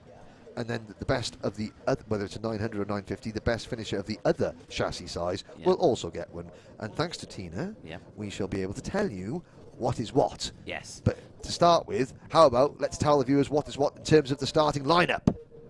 That might be a good idea. Oh, it would. Wouldn't it just? I think we should find out. I think so too. In just a moment. In just a moment. That's if the grids are ready. That's if the grids are ready. You know, that, ladies and gentlemen, is commentators hinting that they would like the grids to be put up on the screen. But there's no grids yet, There's no apparently, grids yet, so we shall waffle on inanely. 13 drivers, and really nice mixture of drivers that race in Bambinos, that race in Cadet Honda, that race in Cadet Iami, that race in other classes, because this is not a class that you can race in, week out in the UK. The engines are all pooled, so Jag Rotax have brought them, and I think, I could be wrong, but I think we can look at the grid, Anthony. Maybe. Let's have a look. We can. There it is. Well, that's not the grid, that's a curve. But there's the grid. There it is. Zane Quaker in kart 44 starts from pole position. Kenzo Craigie from Cadet Honda on the outside of row 1. Lachlan Johnson and Tyler Davis on row 2. There is Albert Friend and Jensen Chalk on row number 3 with James Roberts and Rocco Shenton on row number 4. Row 5, Zach Price from Canada and Rory Armstrong from Northern Ireland. Oscar Cartmail and Charlie Lomas round out row 6. One driver on row number 7. It's Brendan Williamson. Braden, sorry. Yeah, getting the name wrong there again. Braden Williamson, Sodi Racing UK on a Sodi chassis. His name's Braden. His name's not Braden. Why would you want to call someone Brendan? I know. Braden. It's Braden. Okay. I got his name wrong. Oh, that's okay. You're forgiven. Just this once. So, Zane Quaker, he is running with Brady Beavers, Darren Beavers, who we spoke to on the Paddock show last night. Kenzo Craigie in the number 22 kart, running with the Sodi UK Academy. Then we've got Lachlan Johnson for SFR Hines Motorsport. Then Tyler Davis, Albie Friend, Jensen Chalk running with Mark Baines Motorsport. Then it is James Rollins, Rocco Shenton running with the Zip Kart team. We spoke to him last night, getting his seat fitting. They come into the tram lines. So, Micromax UK is off and racing. Zane Quaker, number 44, takes an early lead. And the field file their way up to thinking, now look at that, the number 63 kart, the number 83 kart, Tyler Davis, the nose cone is very high up in the air. So again, different chassis arrangements here as they head through Inkermans and down towards Ashby's for the first time. At the back of the field there's the number 41 of Charlie Lomas. Oscar Cartmail. And there's somebody. I was going to say at the corner of my eye, I think I saw a mistake from Kenzo Craigie there, and it was. Yeah, I think he just outbraked himself or something went wrong. Yeah, the kart went straight off at the Ashby hairpin. Well, don't get too upset, Kenzo. There's a long way to go. Long way to go. Leading the way, Zane Quaker in kart number 44. Oh, now you think I got a vendetta against the curbs? That camera shot was perfect. Yeah. That camera shot is taller than some of the Micromax drivers. That curb. Yep. Oh, very wide there goes the 88 or the 98, I think it was, of Lachlan Johnstone. Yep. It goes very wide there and is dropped many positions. Yeah, it was the 98. That's the Screed Flooring Racing Hines Motorsport car. That really rolls off the tongue. That one does. Jeez. Yeah.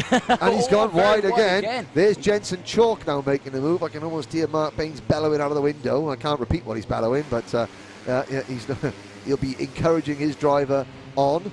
Indeed, There's the number 37 of James Roberts, privateer driver, but on the Sodi chassis.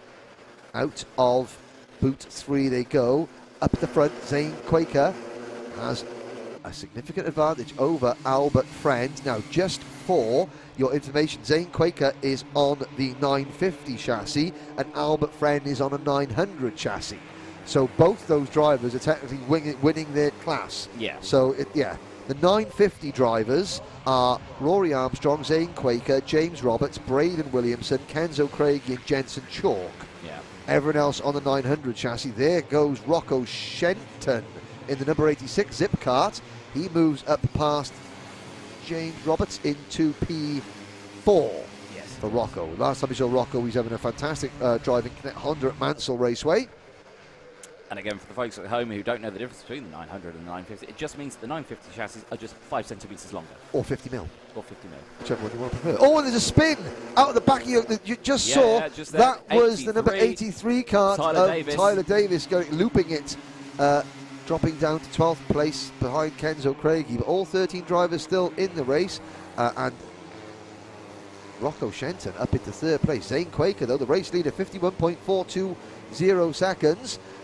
Now leads Albie Friend by 1.4 seconds. Now these Micromax engines, they sound a lot deeper, don't they, than a regular Rotax engine? It's quite nice to listen to. But they sound, in our headphones just then, that shot with a whizzing past car, it did sound like well, angry wasp. But a whole group of angry wasps. Whole group of it wasn't just one. It wasn't it was several. It's How did it go again? Well, not me, but me. Oh, there you go.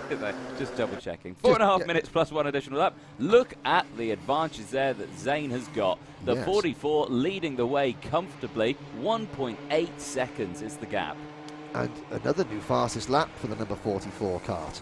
There's Shenton trying to hold off the number 34 of James Roberts. Rory Armstrong watching and waiting to see this battle unfold in the number 66 kart. Then there's a gap back to the number 18 of Mark Baines Motorsports, Jensen Chalk. Then the recovering Lachlan Johnson. Jack Price is 8th. Oscar Cartmail is 9th. Then it's Kenzo Craigie now back up in the 10th, ahead of Braden Williamson, Charlie Lomas, and Tyler Davis. So all 13 drivers still running. Shenton on that number 86 Zip kart. It's a Zip Edge chassis. So it's not the same chassis he drives in Canet Honda. It's a slightly different chassis, but it's working well. But look at the lead that Zane Quaker has got.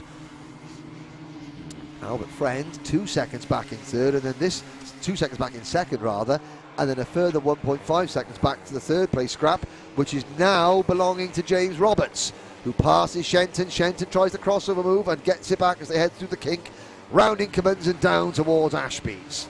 Now, you were saying about the different sort of setup style there. These two that we're seeing here, the two Sodi karts, now they're running a very high NAS panel, aren't they? Yeah, they are. Yes, they are. What benefit would that have compared to like the rest? Because when we see these sort of style chassis, they're always just hunched over. They're always over the front bumper. If you look at the way that the NASA panel is folded over, then that's creating almost like a front spoiler. Yeah. So on the straights, if the drivers, and of course these are Micromax drivers, and they can really tuck down behind the steering wheel, you've got that improved airflow across the top.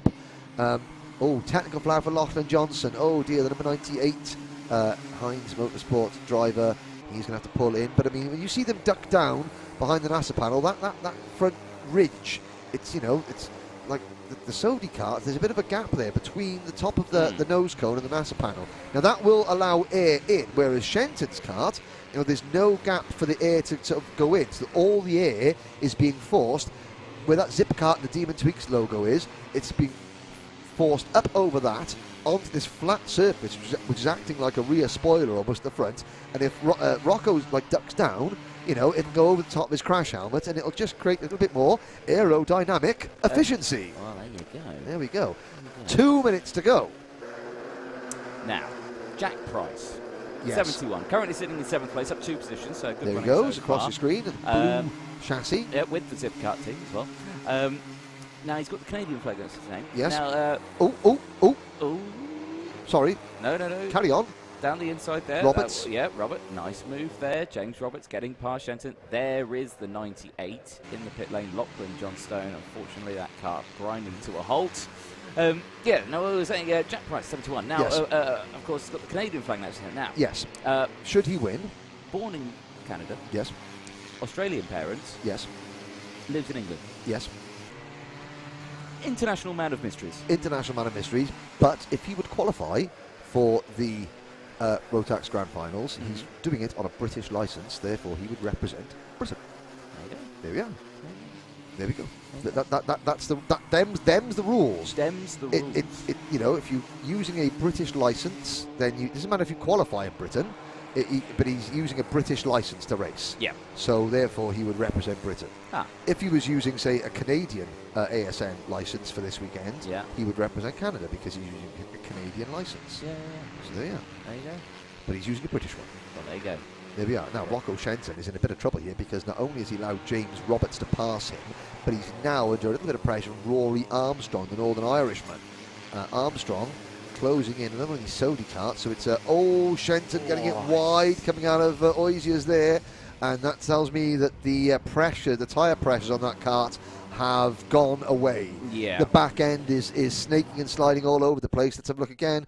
Comes into Ogiers, misses the apex, but then as he tries to correct, and he's oversteering. Yeah. Bounce back. Good kart control, but yeah, that is rear tyres have cooked, and they are sliding around the place, and he is really struggling. Yeah. Now, of course, we were seeing the juniors, seniors, 177s all hitting that curve as well, and it looks fine. They just kind of go over it, and it's all hunky-dory. But of course, these karts are so much smaller that curve's a lot bigger, and it really bounced over that one. So again, they can't really hit that one again, running really wide. Rear end has gone. And he comes back online, and Armstrong was almost on. And Armstrong said, well, you know, but Shenton was in front. But Jensen Chalk is now closing in sixth position in kart number 18. No change at the front. Zane Quaker leads by 3 seconds over Albert Friend.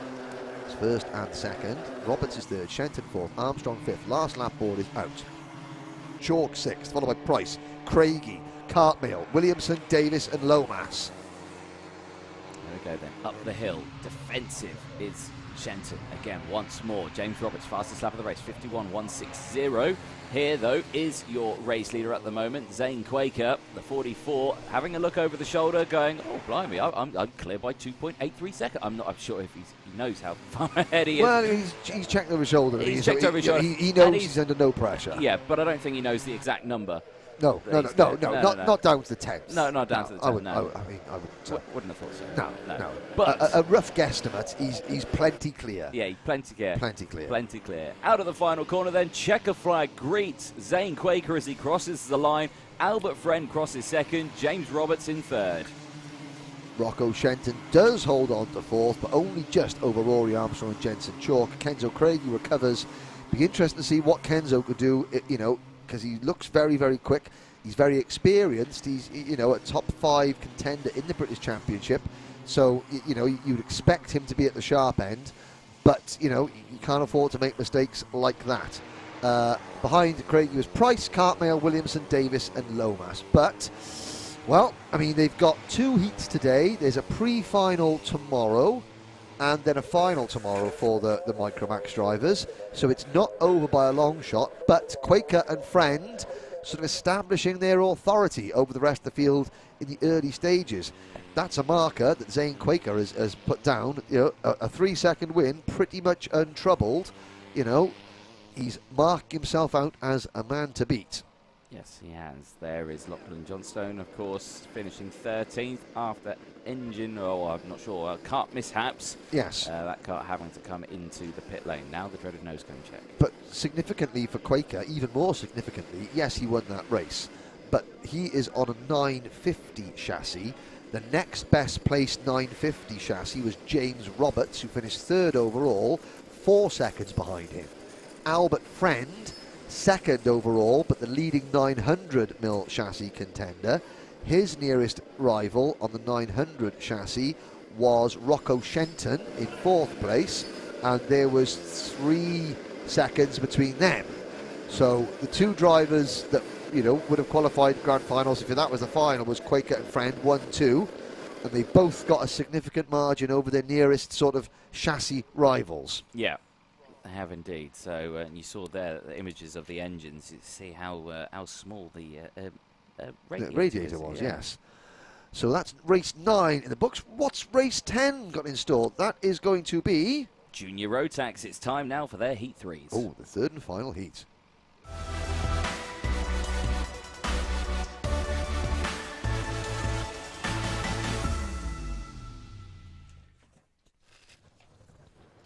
So 28 drivers set to go out in this next junior race. This is Group A and Group B, so it's the final chance for drivers to score heat points. At the end of this race, the top 28 drivers in points will automatically go through to the final.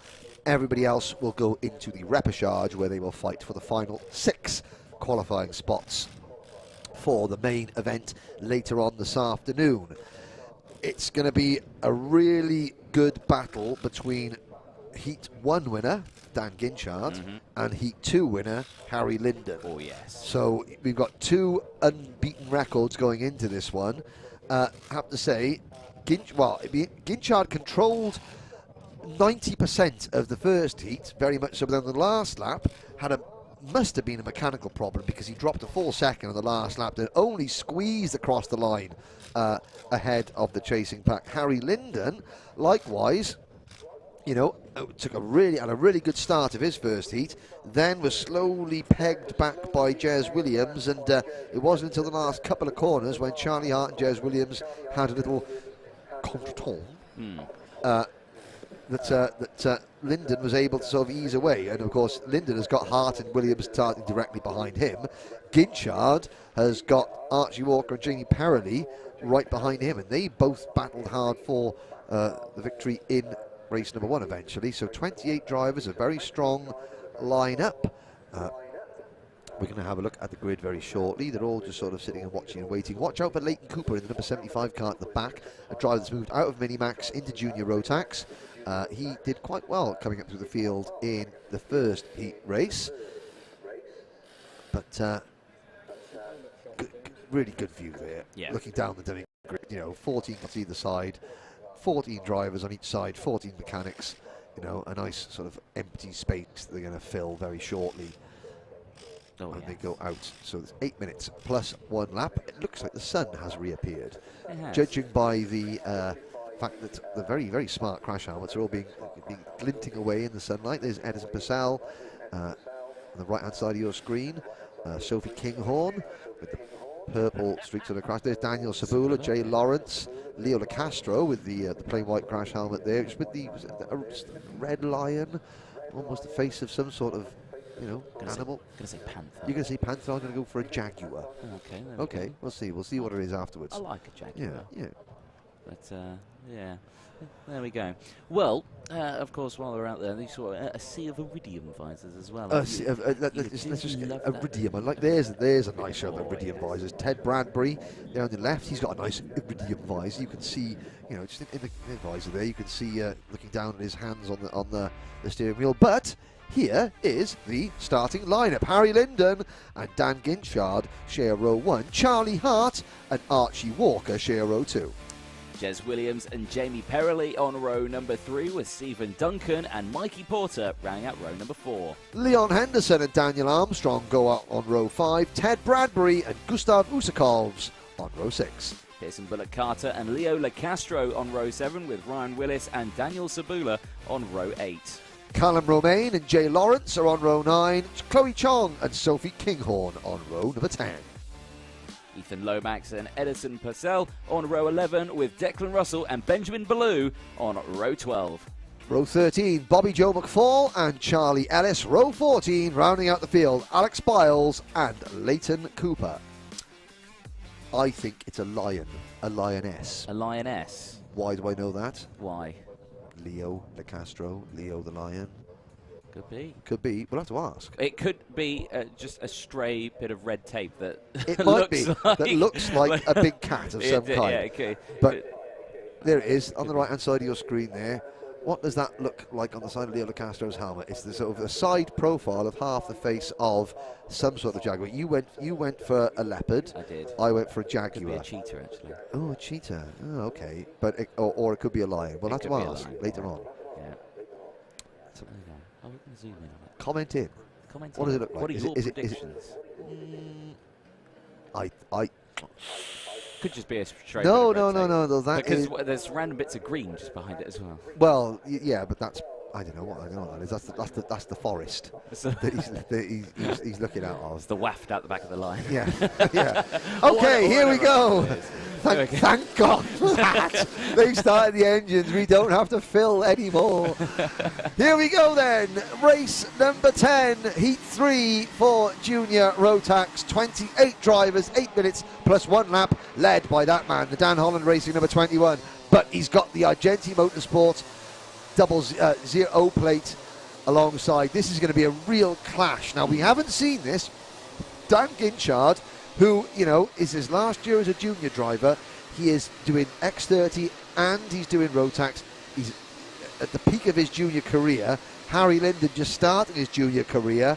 You know, they haven't gone head to head yet. No. And it's going to be a really, really good to see. Looking back to Clay Pidgey when it was dry, Dan Ginchard and Jez Williams had 2 superb races in the heats. Jez Williams actually won both heat races, but Ginchard was in the best place of all for the pre-final and the final. Archie Walker. Well, we missed out on a battle, but head-to-head between Ginchard and Archie Walker at Mansell Raceway when Ginchard didn't start the final. So this is going to be a really, really good battle because a lot of the main contenders that we haven't seen individual head-to-head scraps for between are at the frontier. First things first, let's see if Linden can get away. Well, he does. Oh, he crossed the line. Ginchard gets to the inside. Brilliant. They both had the same idea. They both wanted to cut each other off. Yep. They crisscrossed over at the start. If they didn't time that as well as they did, that could have been a really big accident in front of the field. But they timed it to perfection, and Linden leads through Christmas Corner with Ginchard sitting in second. How long will Ginchard sit in second before he goes for the lead? Well, we'll have to find out because they've already broken a gap from the rest of the pack. Charlie Hart holding off the rest of the field as they go through. The Sam Pollock Racing driver. He's got the close company of Archie Walker behind, but not for much longer because there he goes. Oh. Archie Walker gets that move done, and Jez Williams follows as well. That was smart. Had to be well timed there from Jez Williams because Jez Williams was literally cutting the nose off of Charlie Hart there as Hart tried to get back online. But again, that's the second time that Harry Linden has gone off like an absolute rocket.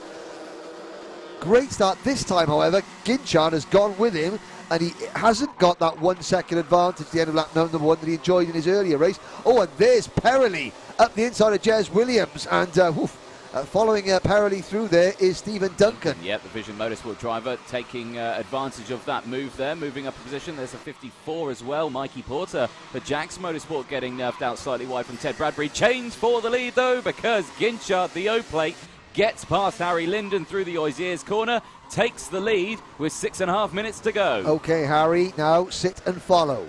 You might be the Minimax champion, but Ginchard has won at a European level. He's won at a British level. He's the British Open champion.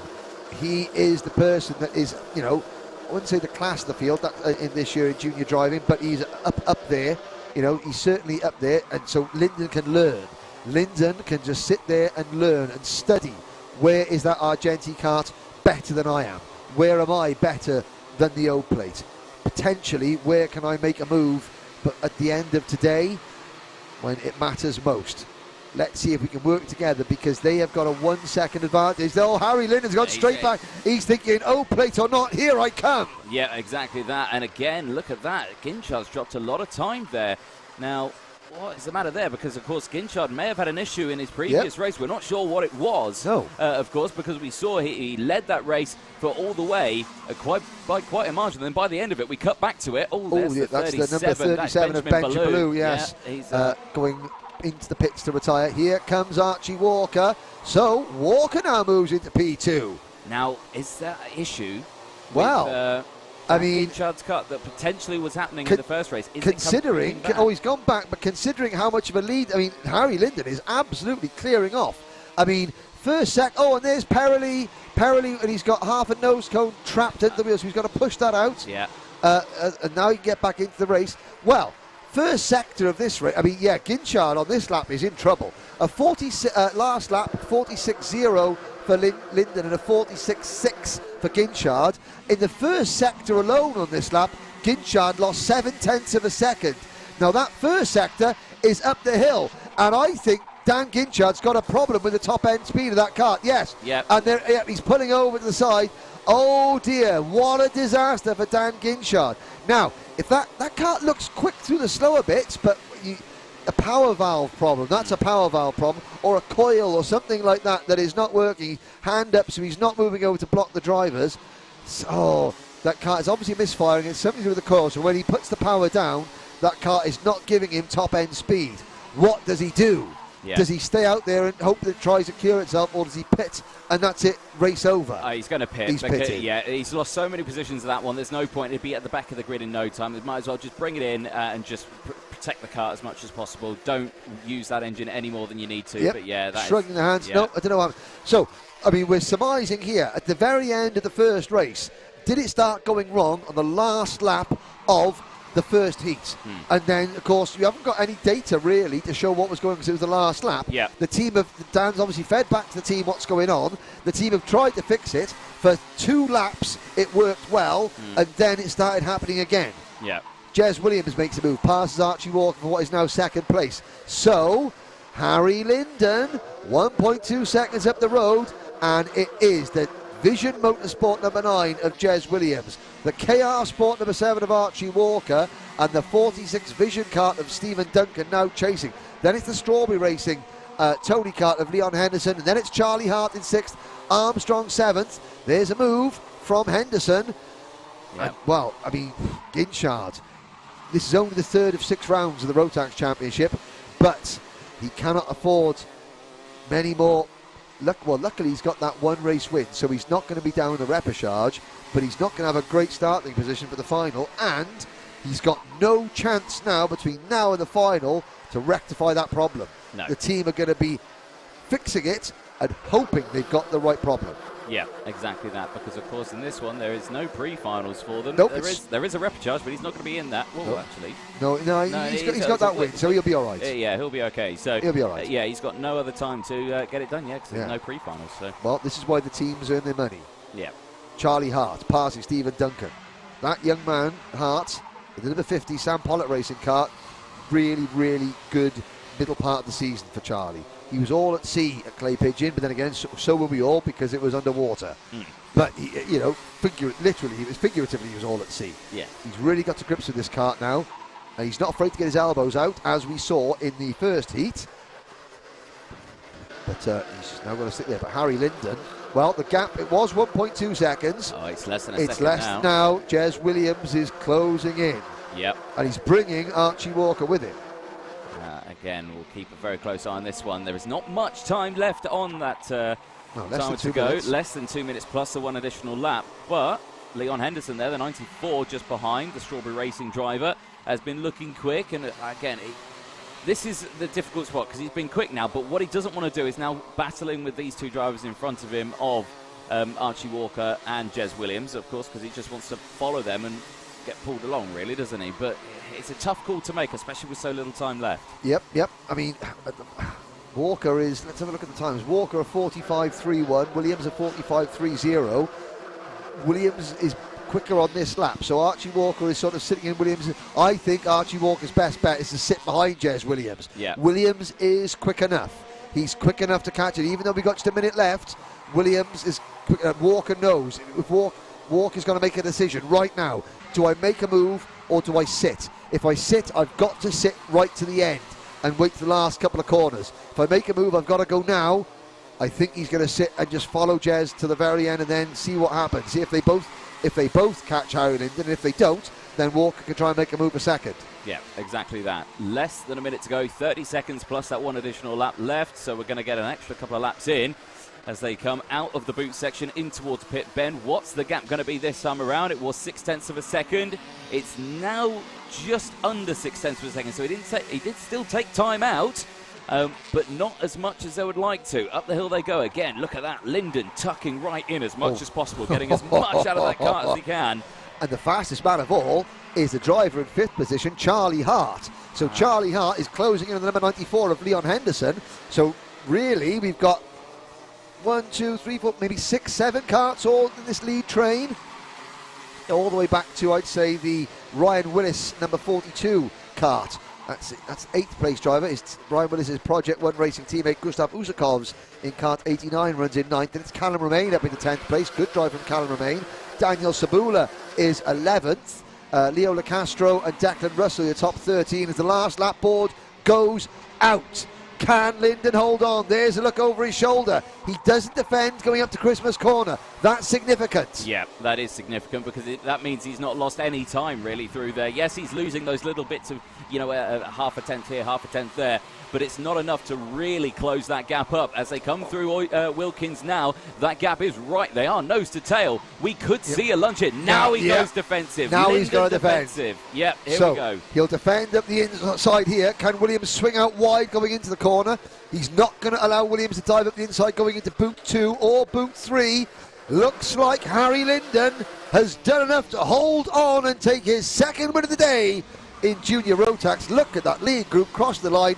8 karts within a second, 1.8 seconds. Good stuff.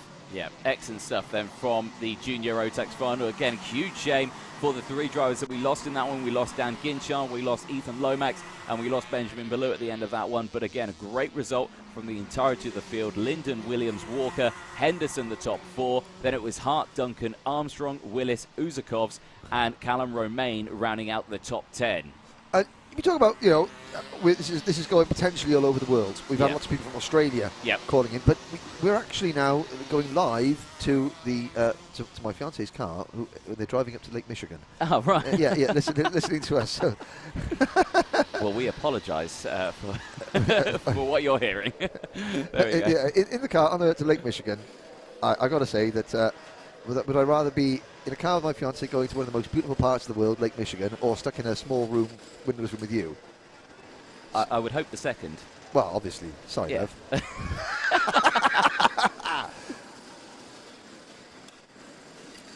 you go. So, again, an exciting run for the Junior Rotax, and of course for the people at home as well. You can get involved in the stream as well. Get your comments in. We can see the comment section on the YouTube channel. What have we? There's been 37 minutes since anyone made a comment. That is quite frankly unacceptable. At least go and say hello. Tell us where you're watching from. Hello, shut up, stop dribbling on. Just let us watch the racing. Something like that. Who are you cheering for? Where are you cheering from? Exactly that. Let us know in the comment section. What's the score in the Cardiff City game?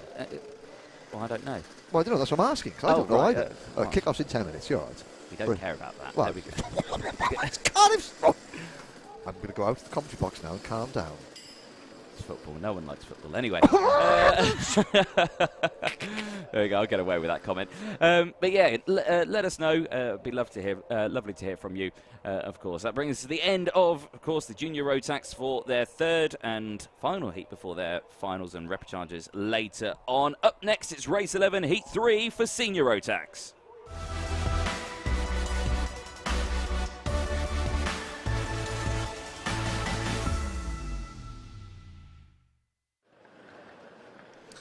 So then, Senior Rotax about to make their way out onto the circuit, and a busy old grid, 30 karts taking to the circuit this time around, groups A and B, and of course a very busy section as well.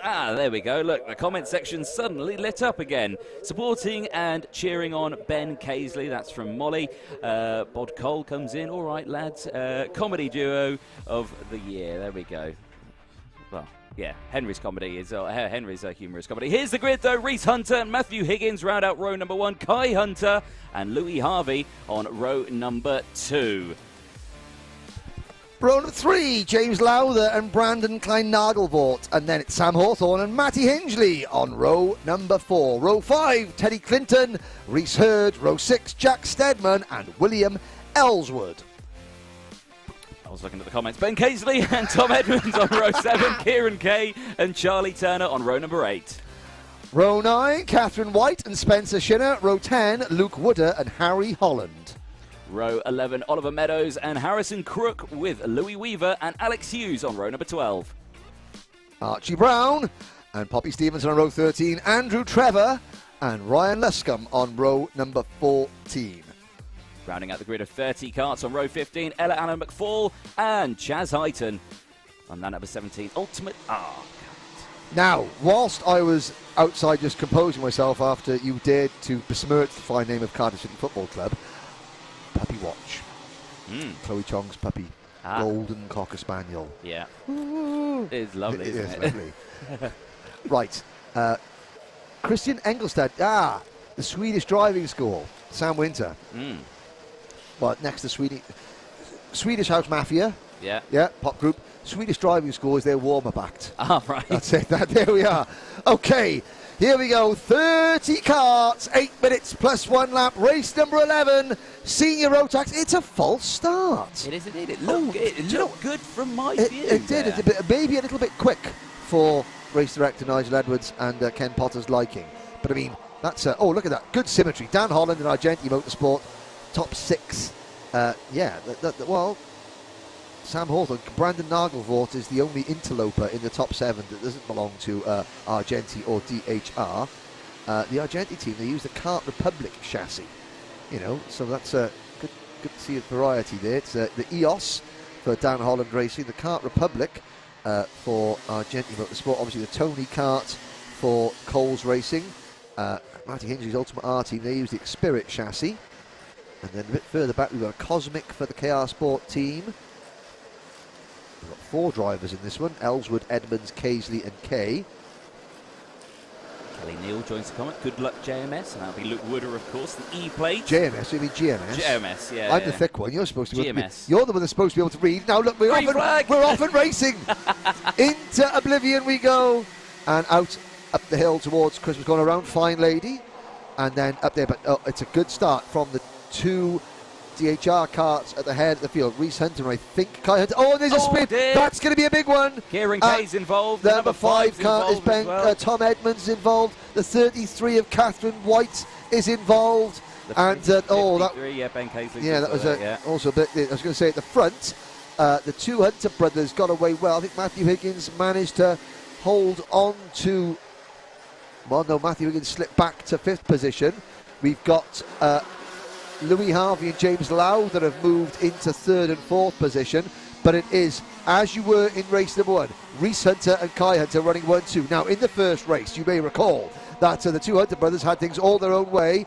Not so in this one. Here comes Lauder, and it's Sam Hawthorne. Sorry, it's not Louis Harvey, it's Hawthorne into 5th position. Harvey is the 3rd of the Argenti karts. And look at that, the top 7 drivers. Oh dear, and that's a nose cone penalty. There's no way of getting around that one. Yeah, that is the number 51 kart coming back to the pits, minus one rather important appendage, Alex Hughes, out of the race. But yeah, this top 7, you know, between Dan Holland and Argenti, they go through. The Hunter brothers are not going to have everything their own way in this one. Lowther is right there, so is Hawthorne. Higgins and Clinton are also there for DHR, with Harvey in 7th. And here to change for the lead. So Kai Hunter takes the lead, as at the same time Matthew Higgins passes James Lowther for 3rd position. So it's a Dan Holland 1, 2, 3, and Argenti 4, 5, Dan Holland 6, Argenti 7, Coles Racing in 8th. Then it's Project 1 in 9th, and Matty Hingley in 10th, but he's got to pick it round. There's Louis Harvey making a move. Oh, now that's more symmetrical. That sorts my OCD out. There we go, 3 by 3. There we go. Oh, they spoiled. No, he spoiled it again. Never mind. There's Brandon Klein-Nangelbort. He's still there as well, closing that gap in, the Coles Racing driver, as they go through the rest of the field. There, it looked to me like that was a Ralph Schumacher chassis, was it? Well, the Ralph Schumacher chassis which is being used by Ellie Ann McFall, the Northern Irish lady, and her brother, who is also here racing in juniors. So yeah, that very distinctive, you know, red and with white. The go fast stripes. Yeah, Ferrari-esque. Yes, very. Pity they don't go as well as a Ferrari. No, I expect Ferrari's slightly quicker, but not around this track though. Well, and speaking of going quickly around this track, Matthew Higgins is about to join the Hunter brothers party. Yes. And he's pushing on now. So Reese Hunter and Kai Hunter, very, very stable, you know, in the first race. They didn't battle each other. They used their heads. Again, brothers, they know they got the bigger picture to think about. Matthew Higgins, not part of the family. Is he going to interject himself into proceedings as Reese Hunter, the number 2 plate kart, passes younger brother Kai for the race lead again? But note how Kai didn't defend, so they didn't lose any time. No, there. they didn't. Yeah, that's absolutely fine. I'm not saying that was pre-planned, but again, they both know what's the point in fighting. We've got you know, those black and sort of silvery blue Argenti karts are the enemy. You know, we're just working together. Yeah. We're frenemies. Frenemies. As you say, yes. Yeah, frenemies. I haven't said suboptimal yet, but not yet. I've got a feeling somebody will have a suboptimal day before the day is out. Yeah. Matty Hingley has still got work to do. He's lost 1 place, didn't qualify well. The driver who's 3rd, there he is, kart number 11, 3rd in the championship, but he's losing ground in terms of he's going to lose heat points to both the 2 drivers that are in front of him in the point standings, Kai and Reese Hunter, unless he can turn things around miraculously in the next 3 minutes 48 seconds plus a lap. And I can't see that happening because the leaders are now beginning to spread out behind the top 3. They are, yeah. Technical. Oh, Poppy Stevenson. There we go, the 89. Unfortunately, he's going to have to bring that car into the pit lane.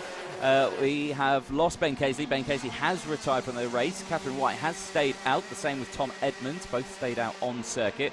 We have lost Ben Casey. We have lost Alex Hughes at the moment. So Casey, Hughes, Edmonds, White and Kay were all caught up on that first lap incident. Hughes retired straight away. Casey has since retired. And Tom Edmonds down right at the back, so is Catherine White. Sadly, there's Will Ellswood going through. Will Ellswood is in 10th position in kart number 8, just in front of Jack Stebbin. Harry Holland for V Motorsport having a good run in 12th place. Then it's the E-plate holder, Luke Wooder, in 13th. Archie Brown up into 14th place. The Flying Mullet really is flying at the moment. Ryan Luscombe has come from 28th to 15th. That's a good performance from the DHR number 99. There's Charlie Turner, Oliver Meadows up to 17th. Harrison Crook, rookie driver. He's not the only rookie in the field. We've got a couple of others, Aliana McFall and Catherine White. Catherine White, a rookie. She didn't do a full season last year, so maybe she still is classed as a rookie. Yeah.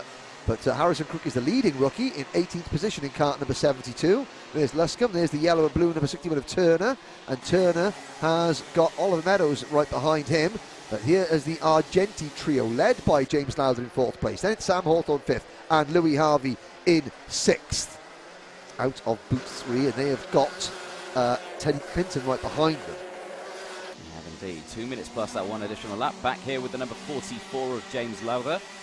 He's got Samuel Hawthorne just behind as well with Louis Harvey. The 3 Argenti Motorsport drivers there. Oh, look at that. Down the inside, the 74, Louis Harvey gets past his teammate Samuel Hawthorne. Moves up now into P number 5. That move did cost them a little bit there because Teddy Clinton has closed right up to them now, the number 6 Dan Holland Racing Kart.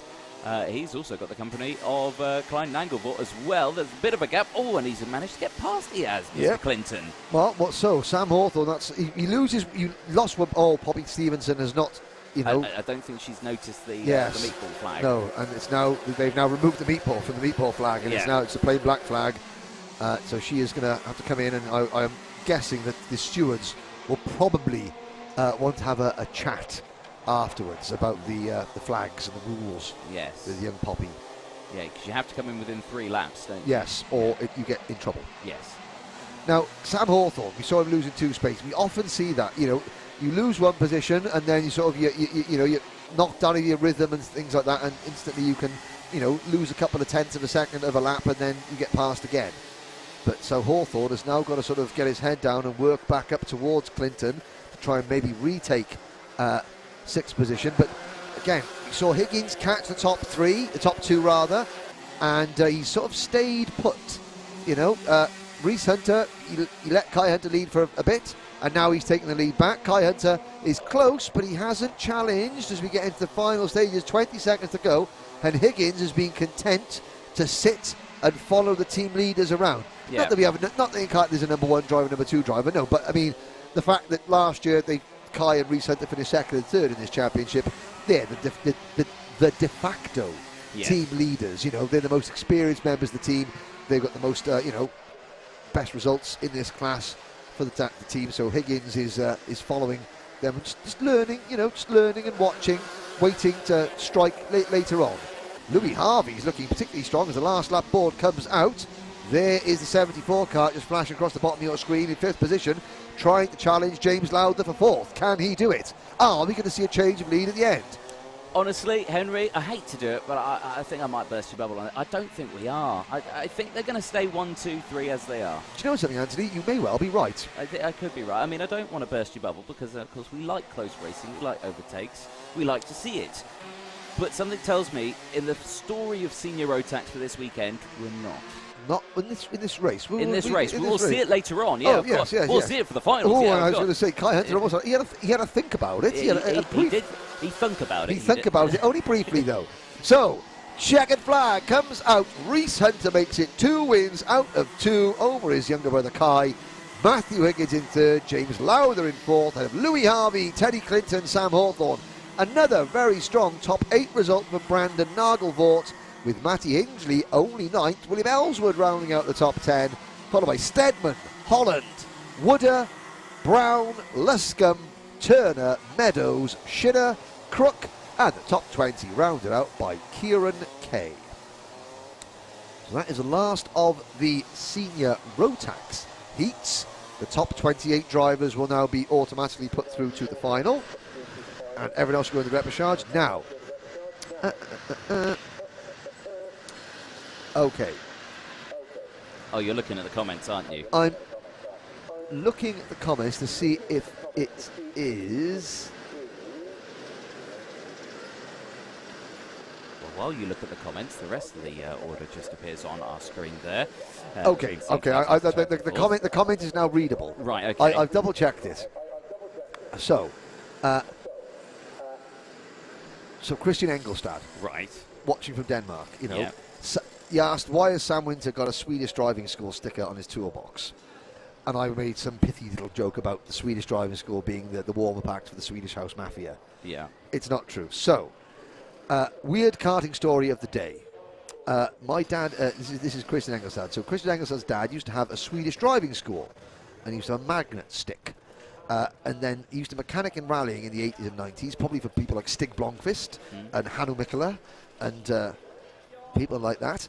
Apparently the guys would swap their magnetic stickers at rallies with ones from other countries. Now,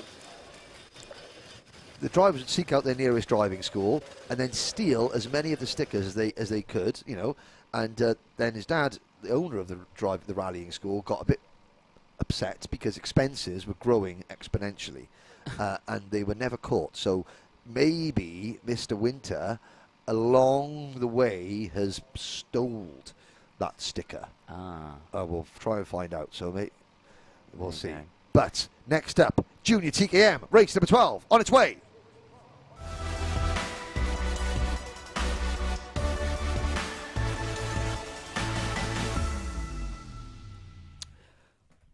So, Junior TKM, 14 drivers set to go for their first heat of the weekend.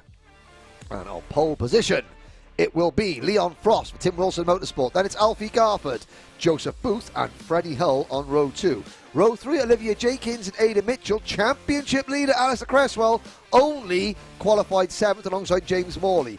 Row 10, Dara McInerney and Tyler Harris. Row 11, the O-Plate winner Aditya Kulkarni alongside Harvey Jones. The 7th and final row of the grid, Charlie King and Jake Almasawi. Now, I have promised Jake that I'll get his last name correctly. Yes, because Mrs. Almasawi got very upset. Very upset. No, but she did correct your. But that's fine. That's fine. We're here to help. 14 drivers. Alistair Cresswell going for 3 wins out of 3 this weekend, but he's got to do it from the 7th row of the grid, and it's a false start, which will allow me to have a glance at the championship situation.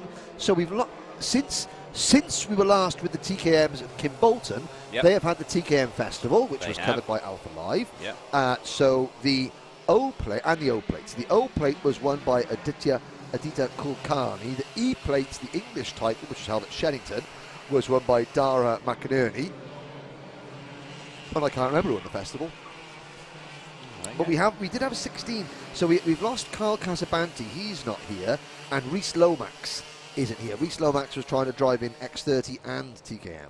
So he's now concentrating on X30. So we're down to 14 runners. Cresswell leading with 380 points. Garford on 366. Morley on 364. It's between these three for the title. Morley and Garford have to go. We're off and racing. 10-minute heat race, a long heat race. Leon Frost takes the lead from the start. So good start with the number 59, Leon Frost. There's the number 45 of Joseph Booth. So it's a poor start from from the outside front row man, Alfie Garford in cart number 9. And there's number 77. That was James Morley getting squeezed wide. He's not happy about that. No. Aditya Kulkarni in the O-Plate. But Morley now has to get back into line. There's the Precision Racing number 24 of Charlie Webb. No, Freddie Hull. What am I talking about, Charlie Webb? He was the 24 kart last year. Freddie Hull for Precision Racing. I do apologise, Charlie. Yeah. But it's Frost, followed by Booth, then Garford. So Cresswell is up into 5th position.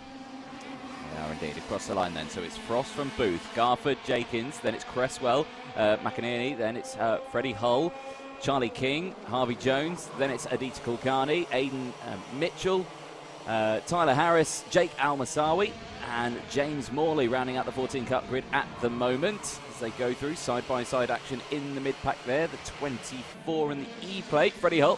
There the 48 goes off. That's Olivia Jenkins there. Yep. That is not the way out the exit of yeah, Ashby. bit of grass tracking, you know. But and of course, the way that these engines work in TKM, they you know, obviously they're trying to. The engine wants to come around and you go into every corner, so you've got to really use the brakes. The back end's dancing around the place, you know, all the time. But so Booth leads from Frost as they head up the hill. Now Frost coming under pressure from the number 9 of Alfie Garford. Alfie Garford looking to the inside, and he's got 2 for 1.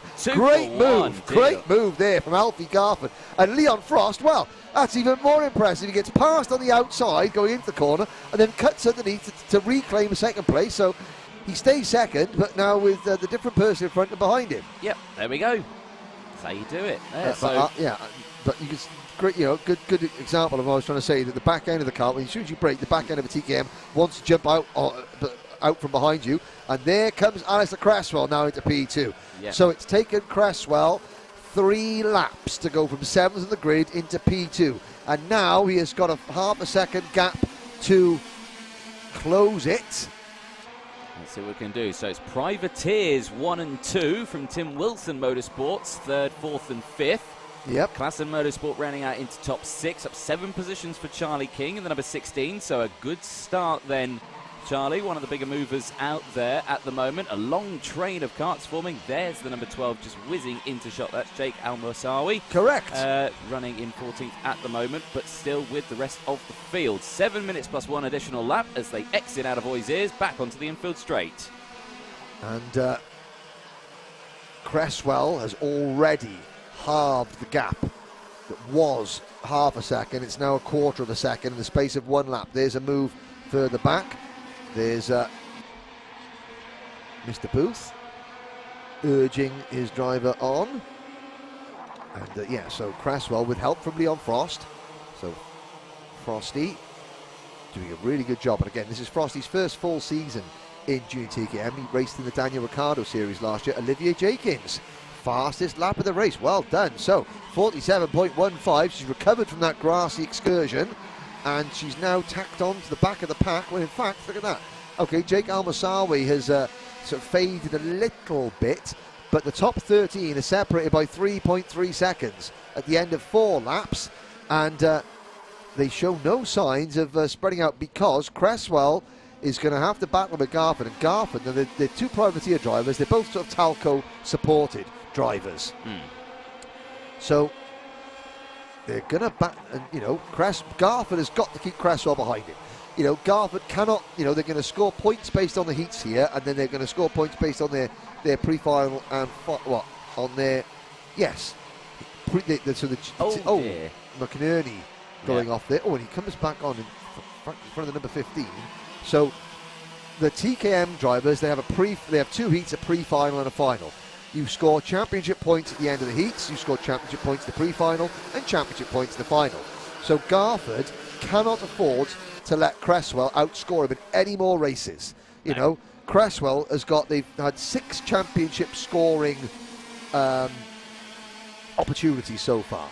You know, 3 in the opening round at Shannington and 3 at Kimbolton. Cresswell has got maximum points in 5 of those 6 point score opportunities, so Garford cannot allow him to outscore him from here on in. Even if it's by 1 position, Garford has got to start clawing back and scoring maximum points himself. Oh, exactly that. We're starting to see a lead train forming here. So Garford, like you said, leading the way at the moment. He doesn't want Cresswell to get past.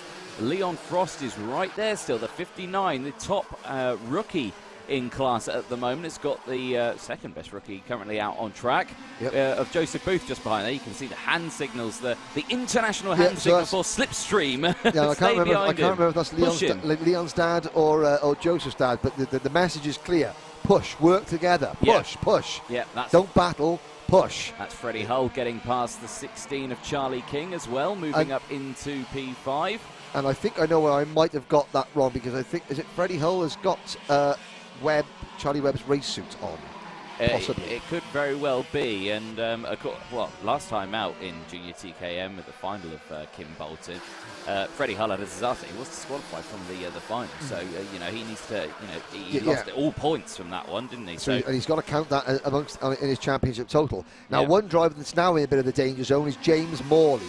So James Morley has finished third in both finals so far this year. He actually scored maximum points for the heats at Shenington. He's only 2 points coming into this weekend behind Garford, but he's there, just flashing through your screen, number 77. Oh, and there's the move from the number 14 kart of Aidan Mitchell. But Morley is only 7th at the moment, and he had that off-track excursion, I think, on the first lap, which he dropped down to last, so he's gaining places back, but he has got to start, making some more moves to get up into the top 5. Yeah. Cresswell sitting behind Garford, waiting. He's, certainly, I think there's potential to make a move there. Definitely so. Well, there you go. Less than 3 minutes to go, plus that one additional lap. Back across the line they go. We start lap 10. And again, Garford and Cresswell just absolutely nose to tail, not pushing each other. And the same, you can see there, Frost is not doing, he's staying there behind. Not going for any lunges, not, making a silly move here, there, or anywhere, losing time. The three of them now pulling away. It looks like they're pulling away slightly from Joseph Booth. Yeah, no, it does. It does. Leon Frost is the only one that is able to sort of hang with them, at this stage, because of the way that Cresswell is driving. But in 4th position, Booth. And that Tim Wilson Motorsport number 45. He's not a million miles away, but now Frost. On this lap, you could see Frost beginning to fade. Cresswell looks over his shoulder, sees that, and Cresswell will now push on for a lap or two because he knows they've broken the toe. So he's got his head down, hunched under the NASA panel of that kart. Frost working hard just to stay in contention, because when Cresswell makes a move on Garford, Frost wants to be close enough that he can potentially follow Cresswell through, or, get involved in a three-way scrap for the lead. If he falls back too far, Cresswell will notice this and go for a move at a place where he knows he can make it without Frost being able to capitalise. Yeah, exactly. 90 seconds to go. There you go, so go through. Nice, clear footage there. Great, I do love that shot. That's a good, fantastic shot there. It shows that the angles of the kart on entry, and also how much the chassis is working, how much the chassis is being bounced around, and therefore how much the driver is being bounced around. Exactly that. 1 minute to go then as they go through, and these two absolutely nose to tail, Garford and Cresswell.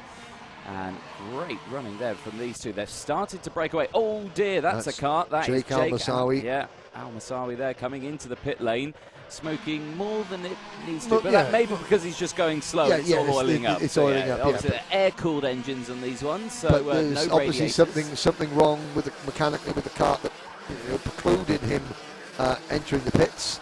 So we're down to 13 karts. Harvey Jones in 13th. Tyler Harris, 12th. Olivia Jenkins, 11th. Aidan Mitchell, 10th. Adita Kulkarni in 9th. Then it's Dara McInerney in 8th. Charlie King, 7th. James Morley up to 6th now. 5th. And here's a battle of a 3rd. Freddie Hull is 5th. And it's now Leon Frost in 4th. Joseph Booth in 3rd. But the two leaders, Garford and Cresswell, are clear. And Alistair Cresswell will now try and pass Alfie Garford all on his own as the clock strikes 0. Last lap board then will come out this time. Are we expecting a move here? That's what his first heat of the weekend. Of course, it's not a double-header for TKM.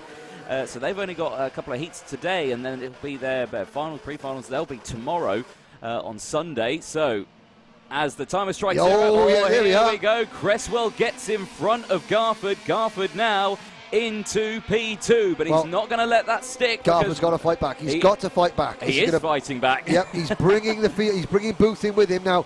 Alfie Garford is going to try and get past Alistair Cresswell and somehow manufacture a move so that Booth and Frost can also push Cresswell further down, but he's not going to do it like that because he's going to, he was on the outside of a 3-wide situation there, and Garford has lost out big time. Cresswell still leads, but up in a second comes Booth. Now Booth who's not really a factor in the championship. He's fourth in the championship, but he's a little way behind Cresswell. He's going to try and make a move. There he goes. No. Cresswell holds on. 3 corners to go. Alistair Cresswell looks like he's got the jump on them again. Here comes Garford.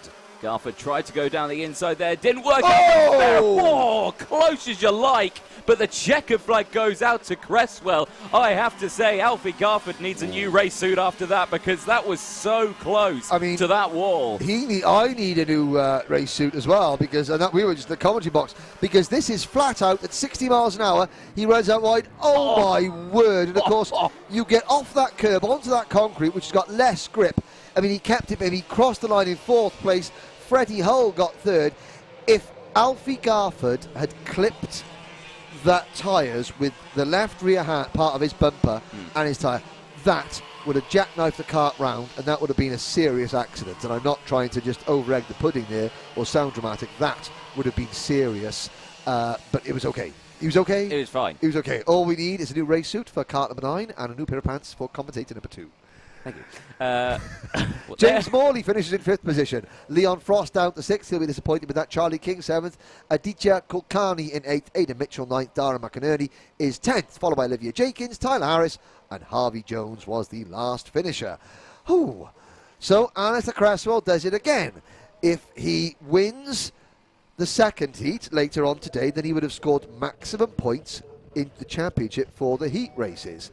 And that would be his 6th maximum point score from 7 point scoring opportunities.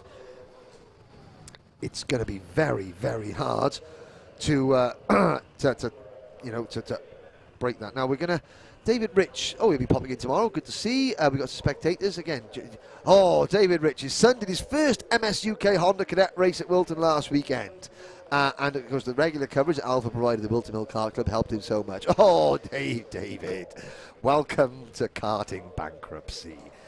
Pop by tomorrow to watch in person. Tell you what, go and have a one-day. It's a bank holiday weekend. Go and have a weekend away. Yeah. Not at a kart circuit, because trust me, it'll be the last one you spend on a kart circuit at the same time as your son gets the karting buzz. Please keep chatting away on social media on the Alpha Live YouTube channel as we prepare for our next race.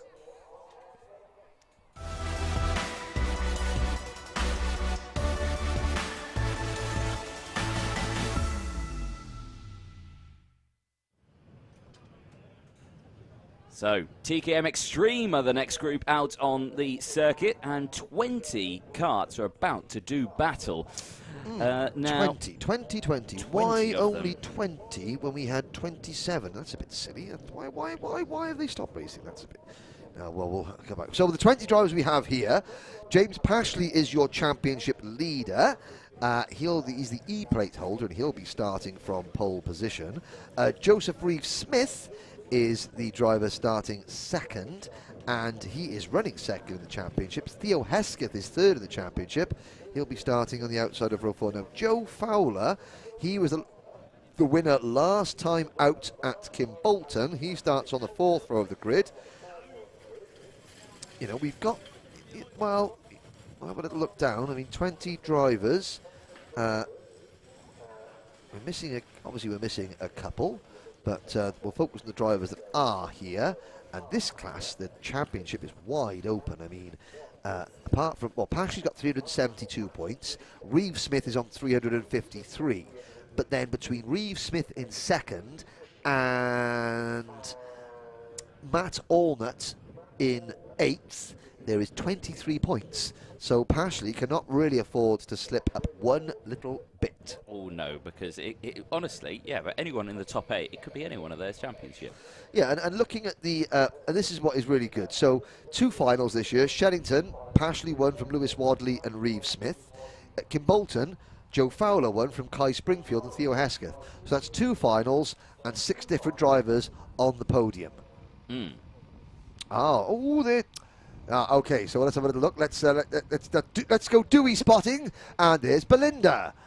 in her sunglasses. Belinda with the Class and Motorsport team. There we go. She doesn't know where we can see them from. Ash Clatson talking to Louis Harvey there. Louis Harvey's put his cap on backwards. Belinda just warming up for Del Boy's really wedding tomorrow. We can see you. There's Dave Clatson sitting down.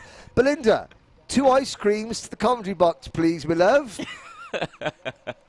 There we are. She'll do that now, you know. Well, you don't have to. Why do you think I asked her to? You don't have to, Belinda. Don't worry. Enjoy the racing. She's on the cocktails already. Hey, there they are. There we go. Anthony's vanilla, and I'm a bit more fruity. I'll have strawberry, please. There we go. Oh dear, Henry. You do, yeah. You are someone else, aren't you? I'm something. I'm something. Yeah, you're something that's else. what my mother keeps telling me.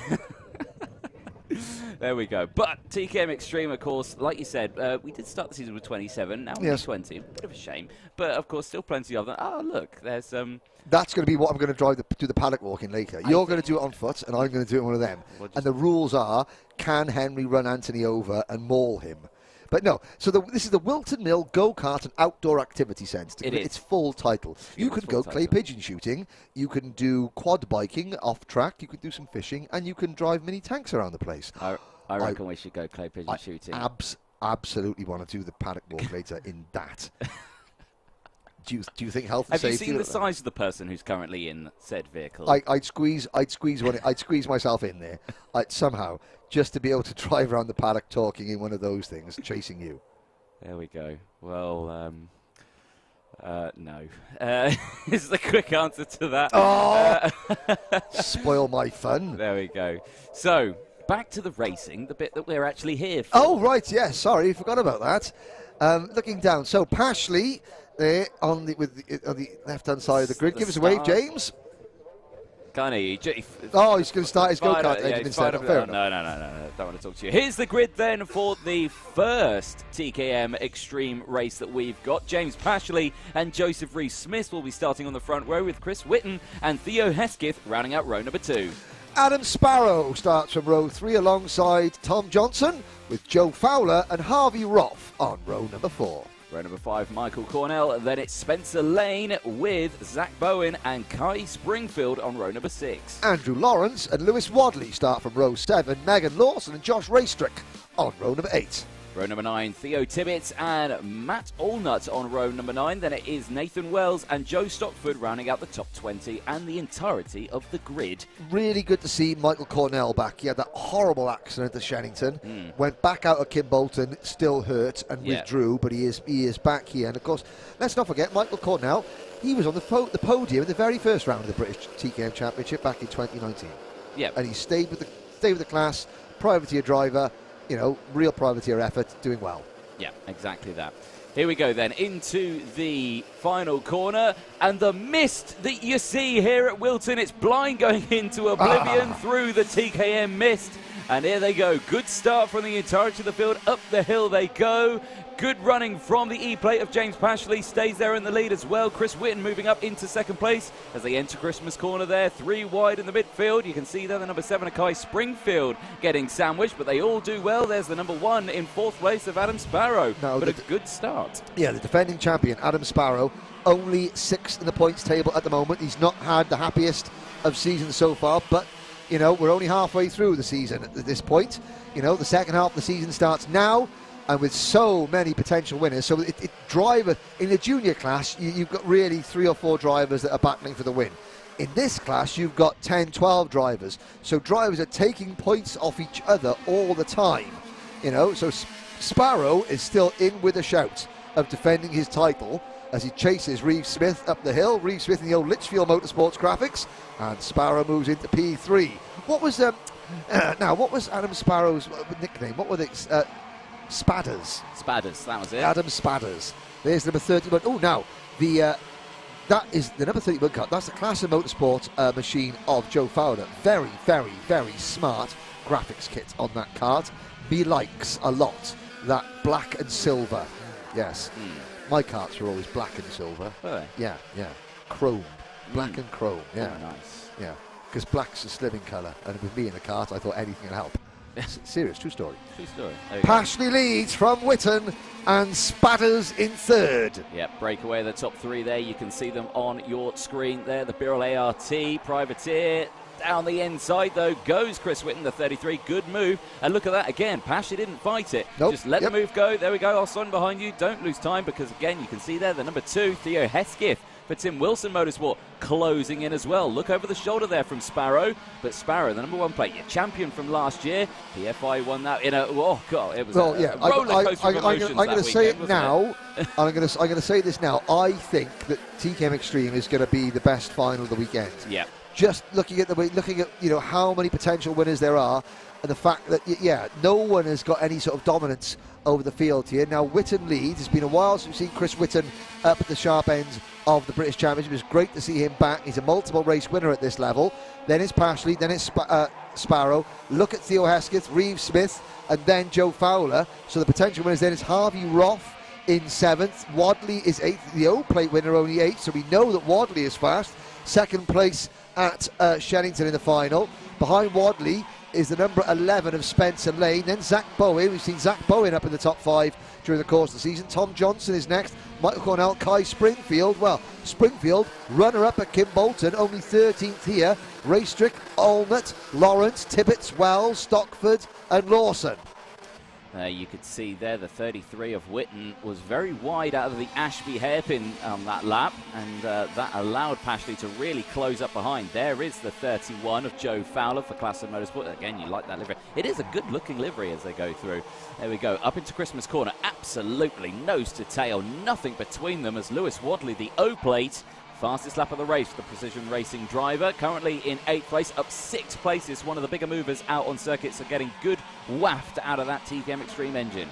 Yep, and now the top 3 is now a top 4. And again, now Reeve Smith will catch this group because, Whitton's not defending, but, he's obviously not got the most pace. So the slipstream effect is going to be extreme now in TKM Extreme. So Reeve Smith will catch this group. Then it'll be a group of 5. And then they'll be sort of...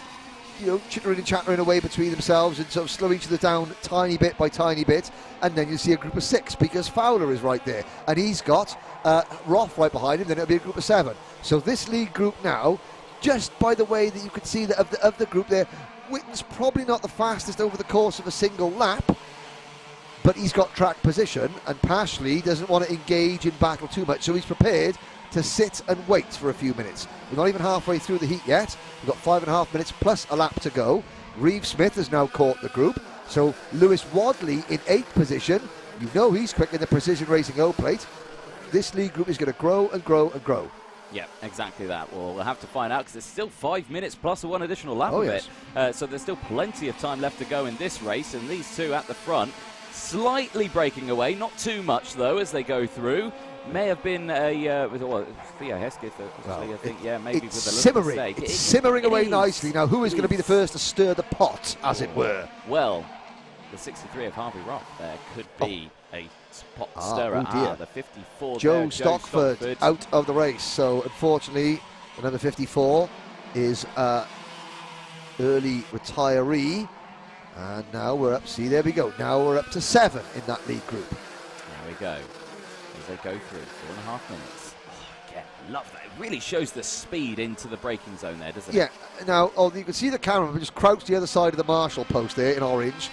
So that's where we're getting there. I was going to say, I hope we're not paying that camera person extra. Well, as we all know. Well, I mean, obviously he's putting the camera in danger. Yeah. Which is more important than his own body. Oh yeah.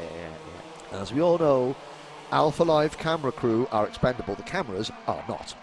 Exactly. No. If you would like to be a cameraman with Alpha Life, please do get in contact with James at alphalife.co.uk. Yes. Because we're pushing the envelope here to give you the best coverage possible, and in the quest for that, you occasionally do lose a cameraman. Yeah, you do indeed. Yeah. So applications are now open. Bring your own insurance. So, down the hill. It's now, there we go. I hate to say I was right, but you know what? I was right. We've now got an 8-kart battle for the lead. There's the number 11 kart of Spencer Lane, who runs in 10th position. But Pashley is going to have to pull the pin at some point. He's looked over his shoulder. Here comes Sparrow back into 3rd on Hesketh. Yeah. So Adam Sparrow moves back into P2. Pashley's going to have to make a move at some point. 3.5 minutes to go. The amount of karts sitting right behind Pashley has got to the stage where if Pashley moves offline to make a move and it doesn't work, he'll get swamped by 3, 4, 5 karts. So he is going to have to try and make a move before they all start sitting on his rear bumper. Yeah, that was Joe Fowler making a move in the background there as well. So Fowler wanted to move up this order. 3 minutes to go, and again, train still starting to form. Positions have swapped around slightly, but not as much as what we were expecting. Of course, still 3 minutes to go. I reckon around the 1.5, maybe 1 minute 45 seconds to go. That's where we're going to start to see action at the front. Yeah, well, if Pashley's going to do it, now is the chance, because he's got 3 or 4 kart lengths of clean air between himself and the number 1 plate of Sparrow. Sparrow's only going to close in. Yeah. You know, so if Pashley's going to go now. Yep, exactly that. Because that opportunity is going to go away in a few corners' time. Yeah, it will do, because look at like you say, because Sparrow really closing in now as well, isn't he? So, yeah, if Sparrow catches up before Pashley makes the move, it's really a race win is it's going to put Pashley in a really, really awkward position. Yeah, yeah. So he is going to need to get past ASAP. I suspect. Out of the final corner they go, back across the line. We end lap 10, we start lap 11. 2 minutes to go. Are we going to see a move here into Christmas corner? It's now or never. Now or never. Yep. Now or never. No, I know we've got 2 minutes to go in the race, but you think, oh, there's plenty of time left. Ah, yes, but there would be, but not the way this race is developing. No. Oh, there he goes. Oh. There he goes.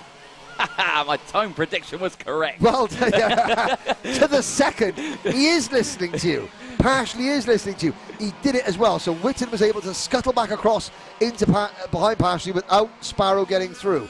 So can Chris Whitton now fight back? He's been leading for the majority of this race under intense pressure without making a mistake.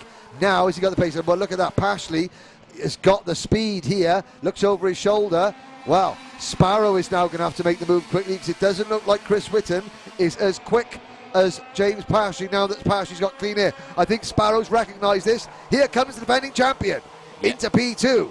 Now, let's see what Sparrow has got compared to Pashley. Well, there's still time to do it. I mean, there you go. There's the number 2, Theo Hesketh coming back through as well. Whitton has falling been down the dispatched. order. He has indeed. And there, the Wadley. O-plate as well of Lewis Wadley's moving up the order, as he's managed to get past Harvey Roth as well. The 63 dropping back. Now, Joe Reeve-Smith has slipped back to 9th position. You've got someone going wide coming out of Oisiers there. But 45 seconds ago, that was Harvey Roth dropping out of it was 5th position. Yeah, P5. So I was going to say, where's Reeve-Smith? So the top 4 have now got a gap over them. Back to Wadley in 5th, Fowler 6th, then Bowen, Reeve-Smith in 8th, Spencer Lane 9th, Roth is...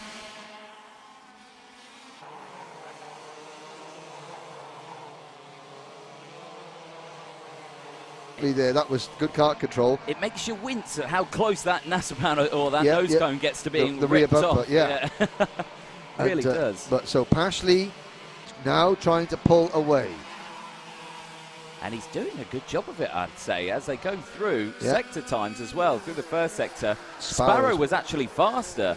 But he missed the apex going to boot 1 there, did Adam Sparrow. That's going to leave him susceptible for a challenge from Theo Hesketh. Yeah, they come out to the final corner. There's Whitton in 4th position. And yeah, you see that 1 missed apex. Final lap. Pashley has done enough, I think, and Sparrow has got his hands full with Theo Hesketh. Get ready for a move here into Ashby, because he's got it lined up beautifully here. Good exit there. Is he going to go down the end? He's not. He's going to stay behind. Oh, he's got a good exit, though. He's got a very good exit there, as you saw. Sparrow ran out. Yeah, span out very wide there. Slots back into position. There he is, wheel to wheel, side by side. Oh, they're still side by side. Tyre smoke, and here comes Whitton round the outside to pass them both. Oh, Whitton was like, oh, thank you very much. I'll have some of that. And Hesketh made the move stick, so Sparrow loses 2 places as the checkered flag comes out for James Pashley. Wow, 2019 won as a privateer, 4th last year. You thought more, maybe with the level of competition in TKM Extreme this year, was that his best chance of a double championship gone? No, he is staking his claim to become a 2-time TKM Extreme British champion. Made his move right on the cusp of when Anthony told him to. Oh, yes. Good lad. Oh, yes. like I say, he's got a direct line in his ear. He does. Yes.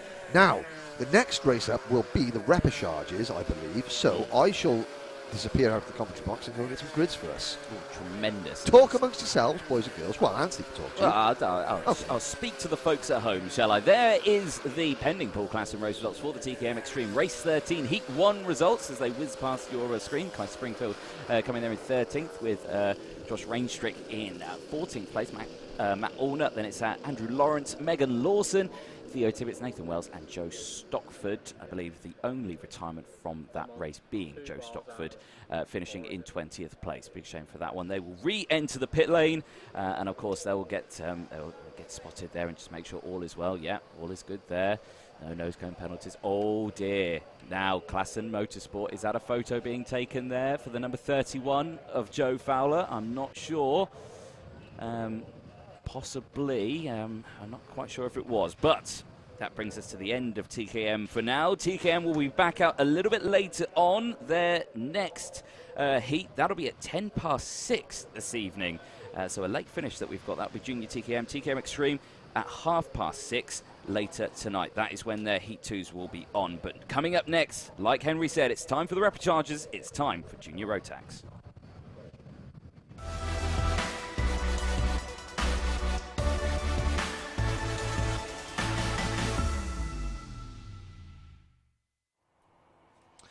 So here at Whilton Mill, a lovely view there of the circuit. This is, of course, at Christmas Corner. The cameraman up the hill there, you get a great overview. You can see the clubhouse off in the distance and a couple of our Motorsport UK stewards just having a bit of a chit-chat in the infield there. Mr. Henry returns to the commentary box with grids, and hopefully he's got a Junior Rotax Repechage grid in his hand. He does indeed, he says. He hasn't got his headset on yet, so he's doing paperwork at the moment. There is the grid, and you can see there the number 55 at the front of said grid. And that is Ollie Goodyear. Oliver Martinsky as well will just be alongside there. You can just see is Sophie Kinghorn, the 83, just getting Kart into position. Quite late to the dummy grid there. Well, she obviously just about made it. In before the buzzer. Yep. It's obviously here at Motorsport UK at the British Kart Championships. If you miss the buzzer, you're not allowed out to play. There's Mr. Piers Pryor, who's being waved at. He doesn't know what camera. There it is. There we go. There we go. Yeah. Hello. Piers Hello. Raced at Kart Masters, and that was going to be, I think, might have been his last time in a kart. Really? Yeah, he was saying that he might be stopping from racing. That could have been his last time. He might dabble in a bit here and there. Have a dabble. The last time I think we're going to see him competitively. Oh, right. Okie dokie. Now, we were talking about the buzzers. Yes, the buzzers. You just heard buzzer. A buzzer. In the background. So I think that was the 30 seconds left. If you're not on the grid, then you're not allowed out to play. Yeah. And it looks like somebody just made it in. That's the number 44 of Charlie Ellis, privateer driver. There you can see him walking down there. Very brightly liveried kart. Excellent. I know, yeah. Great. See, if you're going to be a privateer, then make your kart that colour. Exactly. Because the commentators will always spot you and give you a mention. There we go. And as well, I like the A-team style on his legs there. Look at that, the way he's got Charlie Ellis' name. That's in. You're too young to remember this, Anthony, but that's the style of the A-team graphics from off telly in the 80s. His dad, though, remembers it. His dad's got a Dukes of Hazzard T-shirt on. Oh, yes. Many congratulations on that superb T-shirt, Dukes of Hazzard. I like the Dukes of Hazzard, and I also like the A-team. Do you? I do. I've been a fool. There we go.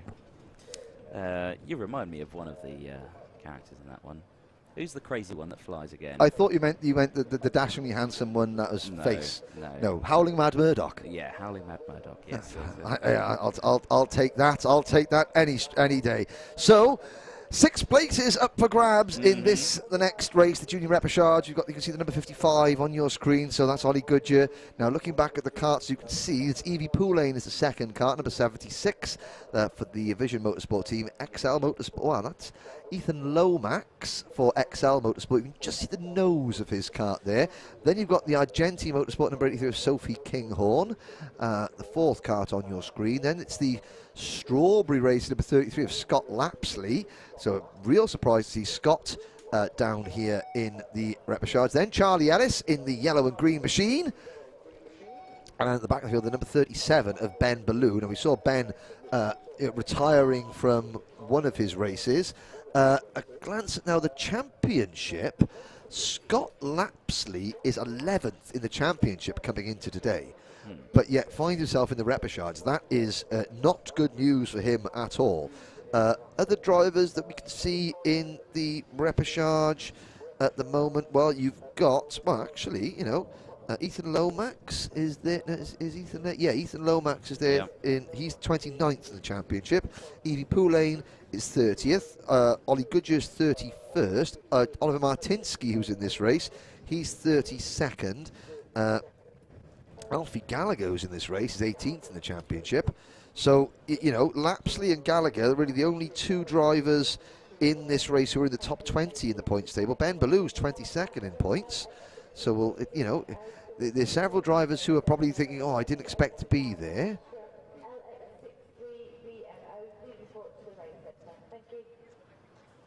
There's coordinator Danielle Short making an announcement there, just outside our building, calling somebody into race control, looking around, thinking, oh, no, they've spotted me. They've spotted me. There we go. But again, for the people at home, let us know your predictions of the repechage. Of course, the repechage is not an easy race to be in. Yeah, MVP parts was MVP parts or MVP pants? Pants. Pants. Go on, Spatters. He was cheering on. No, that's Adam Sparrow's sort of esports gaming crew, because he does a lot of sim racing, doesn't he? Sim racing. Yeah, sim. You're not used to that, are you? I'm not used to computer games. You're not really technically minded, are you? Not at all. Not at all. Just about using my mouth is about as technical as it gets, and I mess up that half the time. Do you know what a stick of RAM is? No. A stick of RAM? Yeah. A chocolate bar. Close enough. Yeah. What is a stick of RAM? It's random access memory. Ah, random access memory. Well, do you know what? I've got them, and I occasionally access my random memories and tell the paddock about them. Yeah. Yes. Yeah, you do that. Rotax or X30? Rotax. Well, Next question, please, Moxa. Yeah. Next question. That was easy. There's Jez Williams and his dad, Chris. Yeah. Sponsored by Rhino Goo. Huh? Nothing better to get Rhino Goo. It cleans your bikes. Okay. Yeah, you spray it on, and then it wipes the mud off. Ollie Goodyear, Oliver Martinsky on row 1, Evie Poulain and Jai Lawrence on row number 2. On row number 3, we have Ethan Lomax and Alfie Gallagher. Row 4, Sophie Kinghorn and Edison Purcell. Row 5 is Scott Lapsley and Bobby Joe McFall. Row 6, Charlie Ellis and Alex Biles. Ben Ballou starts from row number 7. Okay, 8 minutes plus 1 lap. 13 drivers, 6 transfer spots. The drivers that fail to qualify in this race, they don't go to the final today, but they can do it all again tomorrow because it's a double header. So their weekend is not over, their day is over. So, privateer driver on the Tony Kart, number 55, Ollie Goodyear, brings them round. Lights are not out. We are not off and racing. Oh, dear! That's definitely someone who's not off and racing. Who's that? That's the 48. That's Edison Purcell. Okay. I shall hazard a guess that one of two things happened there. The lights didn't go green, and Edison Purcell didn't accelerate. The person behind them, Bobby Joe McFall, did accelerate, and wallop. Or Edison Purcell's cart broke. That could have been. And Bobby Joe McFall went wallop. Now, I think Mixer was asking, what do you prefer? Do you prefer Rotax or X30? Not asking what we are racing this weekend. Is it Rotax or X30? Oh, right. I couldn't possibly comment because I get paid to talk about both of them. I also... Both are good. Yes, there we go. That's the political answer. That is the political answer. Yeah. Both engines have... However... good factors. I did the Rotax Grand Finals with Rotax paying me to go around the world talking. Army sacked me. So, yeah. And they didn't sack me, they just replaced me with a commentator they thought was better. I'm over it. Oh, it's okay. No, yeah. The answer is we haven't got a favourite, but the lights are... They are out, yeah. They are out now. I was going to say, we're waiting for it, and Goodyear and Martinsky, wheel to wheel. Oliver Martinsky takes the lead for the Vision Motorsport team, going up the hill towards Christmas Corner. Evie Poulain. Spin is Purcell round again. Something's not right with that car. Well, I mean, yeah, the brake pedal probably. Oh, dear. Charlie Ellis is off. And That's the one place we didn't want him to be because we can't see it there because it's green on green. But that's a shame. That's a shame. So we're down to 12. God, look Jay at Lawrence. And there's the number 64. You wonder about who's got the Ralph Schumacher cart. It's the McFalls. The number 64, Bobby Joe McFall, the Northern Irishman. The sister, Ellie Ann McFall, is also racing with us this weekend. Good to see her. They're both, they're very distinctive Ralph Schumacher karts. But up at the front. So, top 6 go through. At the moment, it's Martinsky, Goodyear, Evie Poulin, Alfie Gallagher and Jay Lawrence with Bobby Joe McFall. That number 64, Ralph Schumacher kart. He's the driver in 6th, the transfer spot on the bubble. Right behind him, Lapsley, Kinghorn, Ballou, Lomax, with Biles and then Purcell recovering in 12th position. Ellis out of the race, sadly. Yep. So yellow flags out in the Wilkins section. So no overtaking here. Those cones in the background, they're victims of many, many karting championships, those 2 cones there. And that cut through between Fine Lady and Wilkins. But not a victim this weekend. As we exit the boot section, back onto the start-finish straight. Martinsky still leads from Goodyear. 2 rookies leading from Alfie Gallagher as they go through, looking over the shoulder. They've had a good breakaway. 1.3 seconds, and they're under braking. The 33, that was Scott Lapsley, Silverbury Racing, looking down the inside of Christmas. Yeah, now, Billy Joe McFall has dropped back, Bobby Joe McFall has dropped back a little bit. Sophie Kinghorn goes through. There goes the number 32 of Ethan Lomax. And following Ethan through is Ben Ballou. Ballou now looking to pick up a 2nd place in 2 corners. So Ballou moves into what I believe is now 8th place. The top 2 nose tail. So Martinsky and Goodyear, they just need to keep their heads down. Goodyear is ahead of Martinsky. Yeah, he just got past, yeah. But they just need to keep their heads down. No need to battle. You're pulling away. You're safely in the final later on. Yeah. You've got a big gap over Alfie Gallagher in cart number 14 in 3rd. Then it's the 76 of Evie Poulin in 4th and Scott Lapsley in 5th. Those 5 are clear at the moment. Jay Lawrence and Sophie Kinghorn battling over 6th position. It's the Project 1 Racing 28 of Lawrence and the Argenti Motorsport 83 of Kinghorn. Yeah, you just saw there, Ollie Goodyear, despite the fact that he said to Martinsky, let's go, let's go. Yes. He still went slightly defensive into Christmas, didn't he? Yeah, it's like, let's go, but I don't really trust you. Is he going to? And I really want to win this race. I don't need to win this race, but I want to. Yeah. I don't need to, but I want to. It's like taking my son to the newsagent. I don't really need this magazine, but I want it. Yeah. There we go. Right, what's the action looking like for 6th place? So, of course, it's the top 6 that go through for the bubble. It's Jay Lawrence, the 28, who's currently in 6th place. Sophie Kinghorn for Argenti Motorsport. Ooh, Lapsley. I was going to say, good move there from Scott Lapsley. On the edge of adhesion, he was. Yeah, now this is the battle for 6th place.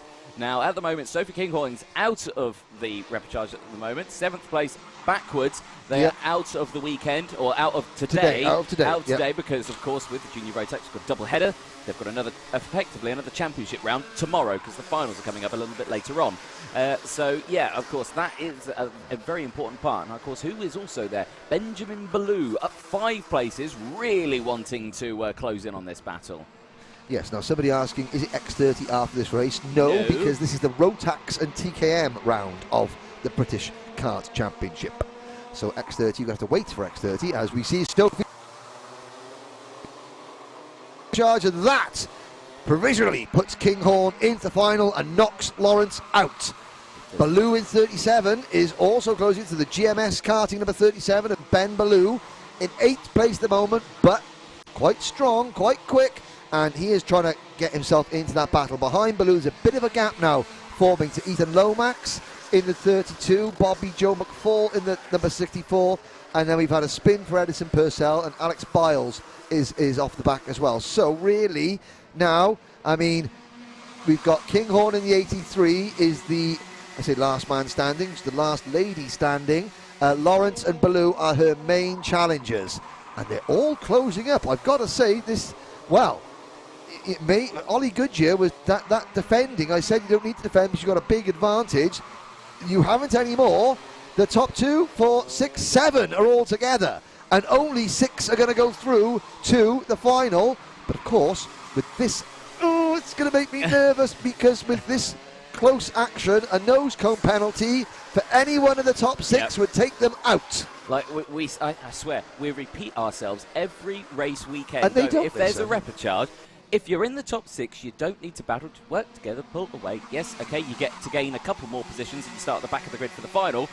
But you know, you're into the final. That's the most important thing. Side by side, here we go. Martinsky passes Goodyear. Goodyear didn't fight it. No, he didn't. No. Lapsley, who's made several aggressive moves, you know, and he's probably thinking, I've had a terrible weekend. I'm 11th in the championship. Or I've got to prove something. Yeah. No. There's number 73. That would be Alex Biles coming in for Sam Pollock Racing. I was going to say, Scott, no, you don't need to prove it. You need to prove that you can just drive yourself safely into the final and then salvage championship points from there. Yeah. You don't need to prove that you can win this race and then potentially make a very costly mistake. I mean, we've seen him make 3 or 4 really good but risky moves in this one so far. Now, the top 5 have broken away with Poulain and Kinghorn in 5th, and it's Ben Ballou now into 6th. Alfie Gallagher dropping back. So what has happened to number 14 Kart of Alfie Gallagher? He is falling back off the timing screens.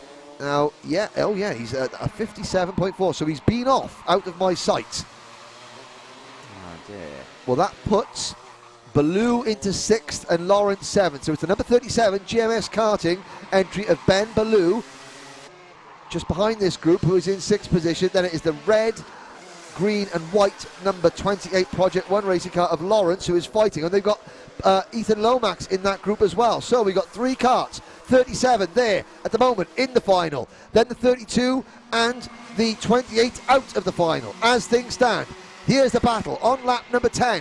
50 seconds plus a lap to go. Kinghorn trying to make a move on Evie Poulain. No, falls back into line. But Ben Ballou, last man in at the moment. Then it is Lomax and Lawrence. What can Lomax and Lawrence do?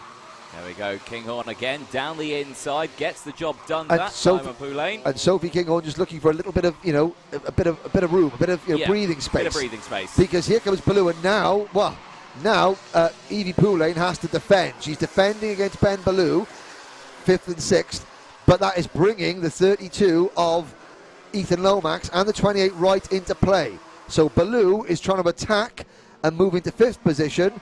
And Poulain, she doesn't want to lose. Now she's got to defend. Yeah. She has to defend, because if she loses one place, that puts her in 6th. But then one more place and she's gone. Here comes Ethan Lomax at the inside. Yeah, Lomax is the one you got to watch out for, because he's currently in 7th place.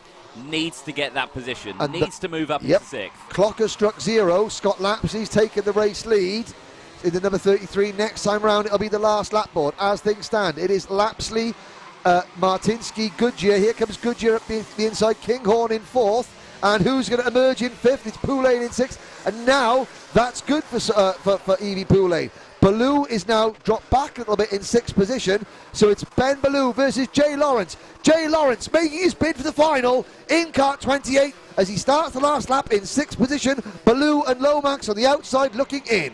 There we go. So with that timer striking 0, last lap board is out.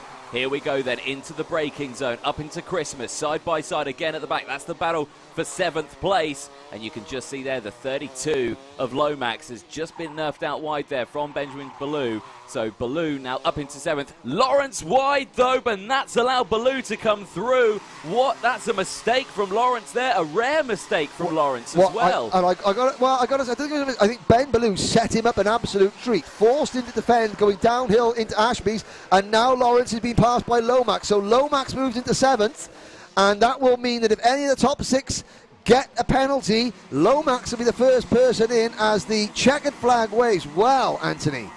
Scott Lapsley takes the win from Ollie Goodyear and Oliver Martinsky. Sophie Kinghorn in 4th, Evie Poulain in 5th, and Ben Ballou takes the last transfer spot. There he is, well done, number 37 for GMS Karting in 6th position. Ethan Lomax 7th, Jay Lawrence 8th, then Bobby Joe McFall, Edison Purcell, Alfie Gallagher, Alex Biles and Charlie Ellis. But I think Ballou set up Lawrence a treat there, because he forced Lawrence to defend the inside going into Ashby's.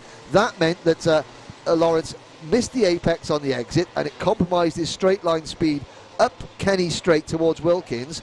Ballou was able to cross over, had better momentum, was able to squeeze around the outside. Exactly that. We're going to have to keep a very close eye on nose cones now. Yes, because I want to see these top 6 go through. We'll be able, so we're going to see Mr. Nose Cone Man. Yeah, here he comes. Let's see. Okay, so it's the top 6 that go through. Right. If any of these top 6 get their photo Here we taken, go. they're Here we not go. going to be in the top 6. Lapsley. He's okay, he's clear. Ollie Goodyear, good to go. Martinsky, good to go, sir. Sophie Kinghorn, yep. Fine young lady. Evie Poulin, yes, good to go. So here's the one. There it is. Oh no! Ben Ballou. That looks suspiciously like a nose cone penalty, and Ethan Lomax goes through. So Ethan Lomax 7th. I mean, this is all provisional, and of course, you know, this is pending Paul Classen and his scrutineering team. Yeah, because there could be more changes. Yeah, there could be more changes. The nose cone penalty, that's undisputed. Oh, yeah, there's another one for Bobby Joe McFall and Alfie Gallagher, who had an incident. He's good to go. But so Ben Ballou, we saw the nose cone. So what the man's doing, he's taking a photo of the bracket, the nose cone bracket. If the bracket is broken and dropped, that's a 5-second time penalty, undisputable. He took a photo. Yeah. Yeah. So it wasn't just for his personal collection. No. So that tells me nose cone penalty. Yeah. And so Jay Lawrence would be kicking himself even more because it went down. So Ethan Lomax, 2 corners from home, made the move on Jay Lawrence for 7th place. And of course, he's the person that benefits if, you know, if there was a penalty, and there was. Yeah. Oh dear. There you go. That was race 14. That's why it pays not to give up in. Exactly. You know, the way that the rules are in karting, with, you know, obviously there's scrutineering for lots of things. There's weight checks. There, you know, and there's nose cone checks. So let's have a look at who can we spot at the paddock there. Well, they're down below there. You've got in the blue there, just pointing. That's Dean Holland. Well, I tell you what. Why don't we introduce the next race first? Oh, that's a very good idea. Can do it. That's a very good idea. Take it away, James.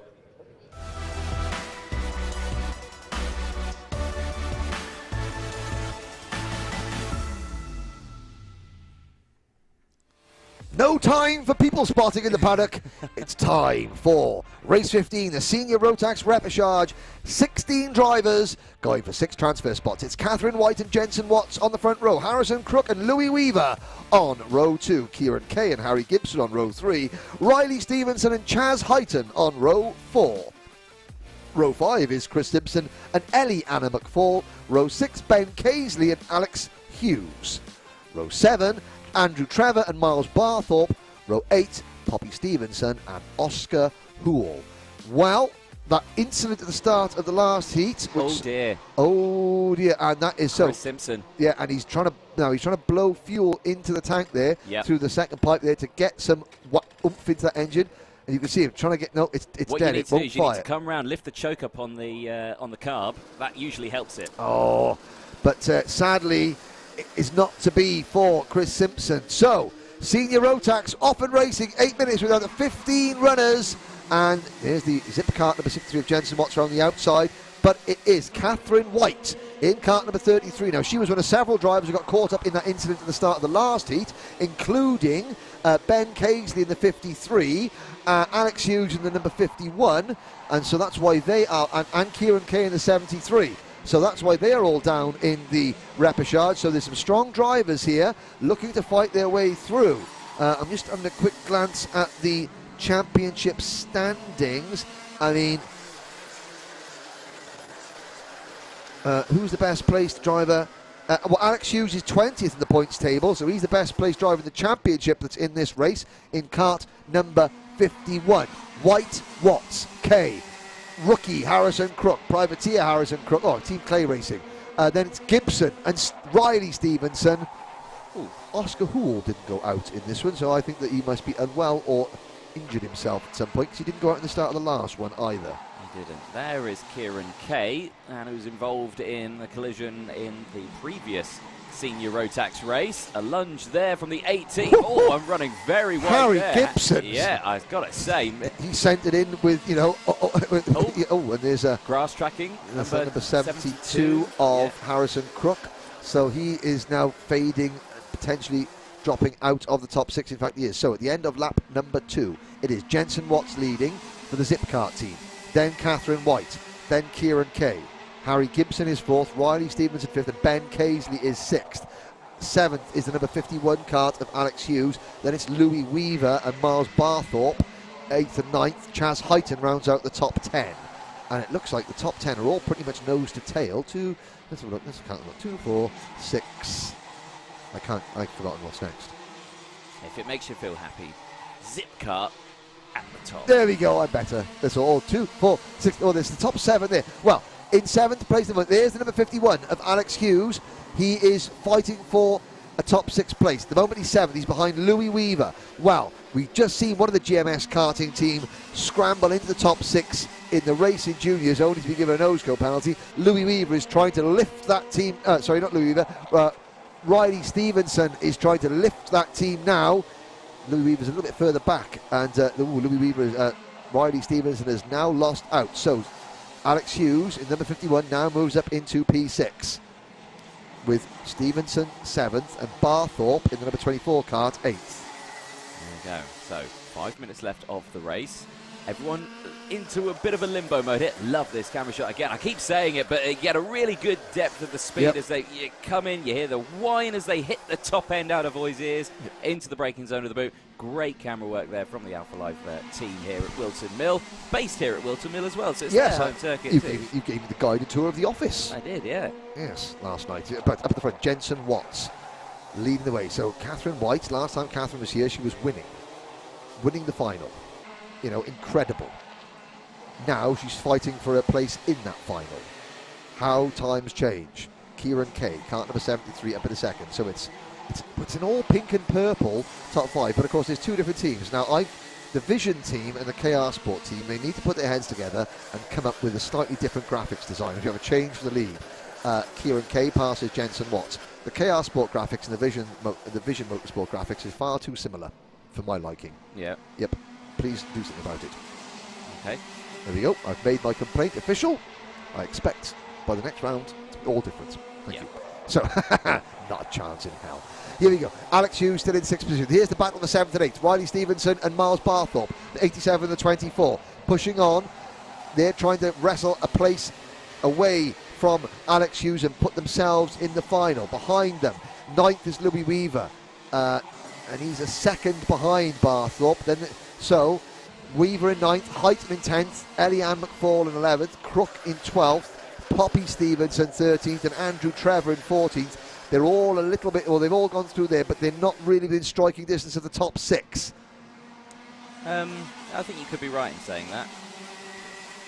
I think so too, that's why I said it. I think you're correct in saying that as well. 3 minutes to go then as they go up. Oh, look at that, under braking there. Catherine White, just the back stepping out, under braking into Christmas Corner. It's a great car control there as they go through. Oh, nice black tyre mark on the front of that nose cone. Yeah, well, a legacy of the accidents that pushed Kieran Kay back into this race. Yes, exactly. That's damage from earlier on. There's a lunge there down the inside. That looked like Ben Casely moving up. It was indeed the 53 moving up now into P3, and of course the top 6, that's the important one. Alex Hughes currently in 6th place, up 6 positions from P12, so a great running there, moving up. Let's see across the line, has it all updated?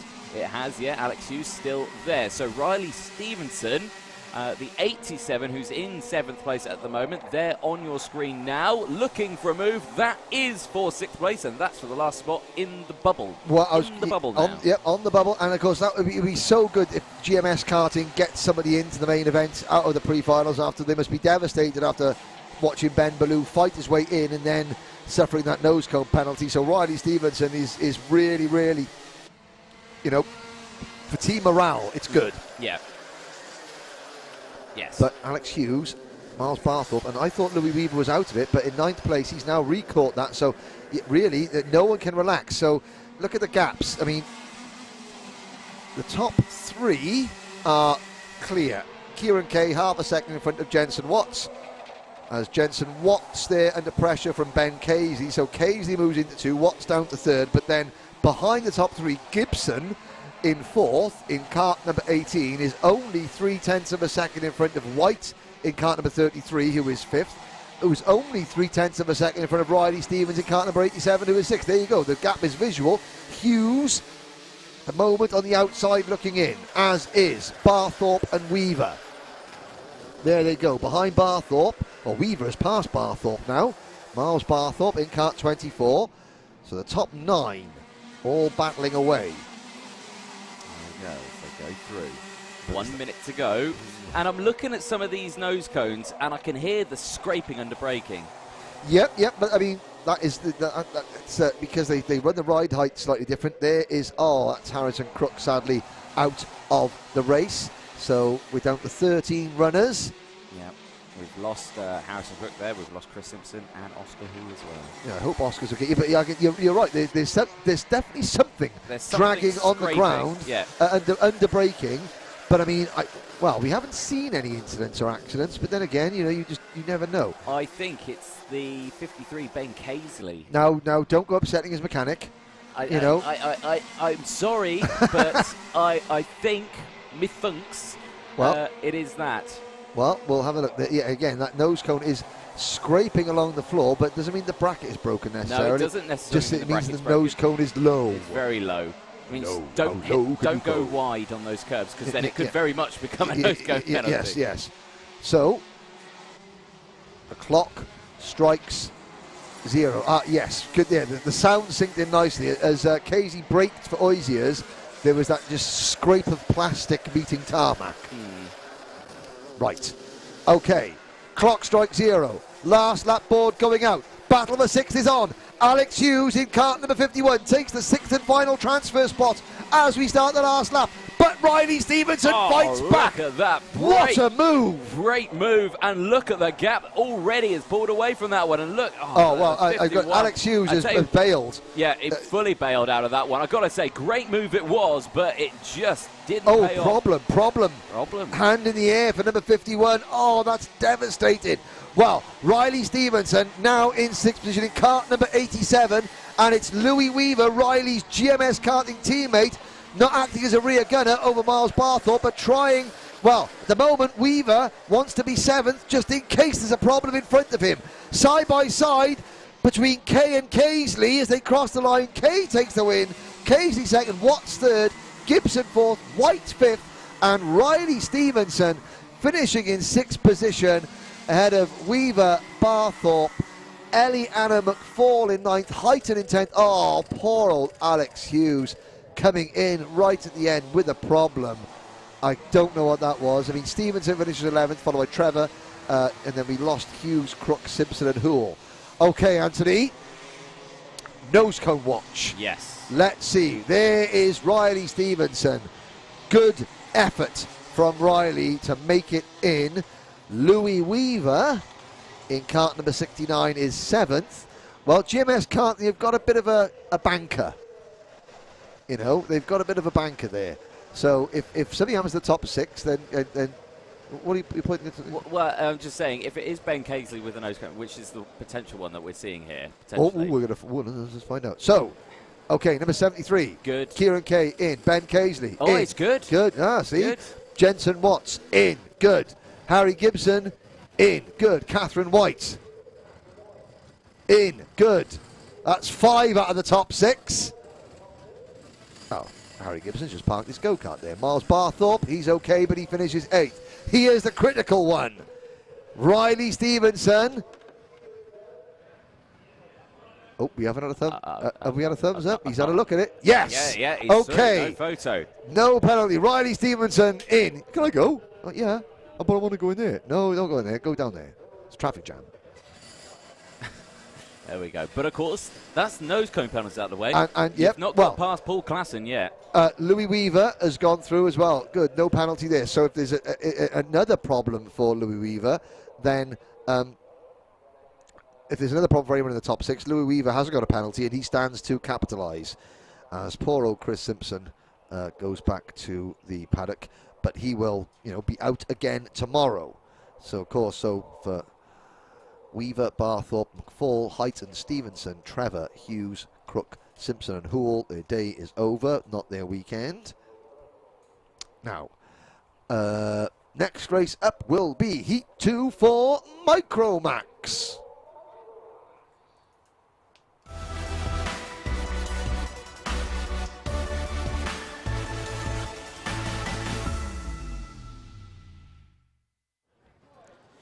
Yes, indeed. We see the return of the Micromax grid, and they are out there now getting themselves ready. Chats and talks. There's Kenzo Craigie just at the front of this field. He's going to be starting on the front row, starting P2 in this race, just behind Kenzo. I believe that's the 85 of Tyler Davis.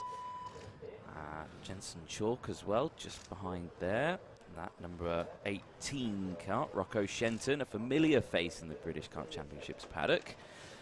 And joining us here for the Micromax, of course, that chance to win those tickets to the Rotax Max Grand Finals in Bahrain. And of course, Rotax, Jag Rotax, if you are in the paddock and you can hear me, I would love a media pass to that one. Thank you very much. If you feel inclined to pay for some flights as well, you can, more than welcome to. Yeah, there we go.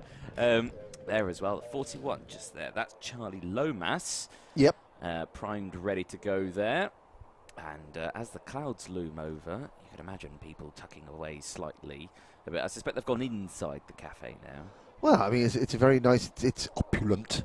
The fittings inside are opulent. Opulent. That's a good nice? word. Yes, another word for nice. Okay, opulent. Opulent. Have you been reading the thesaurus? I can't spell thesaurus, so now let alone read it. I was struggling to actually say it there.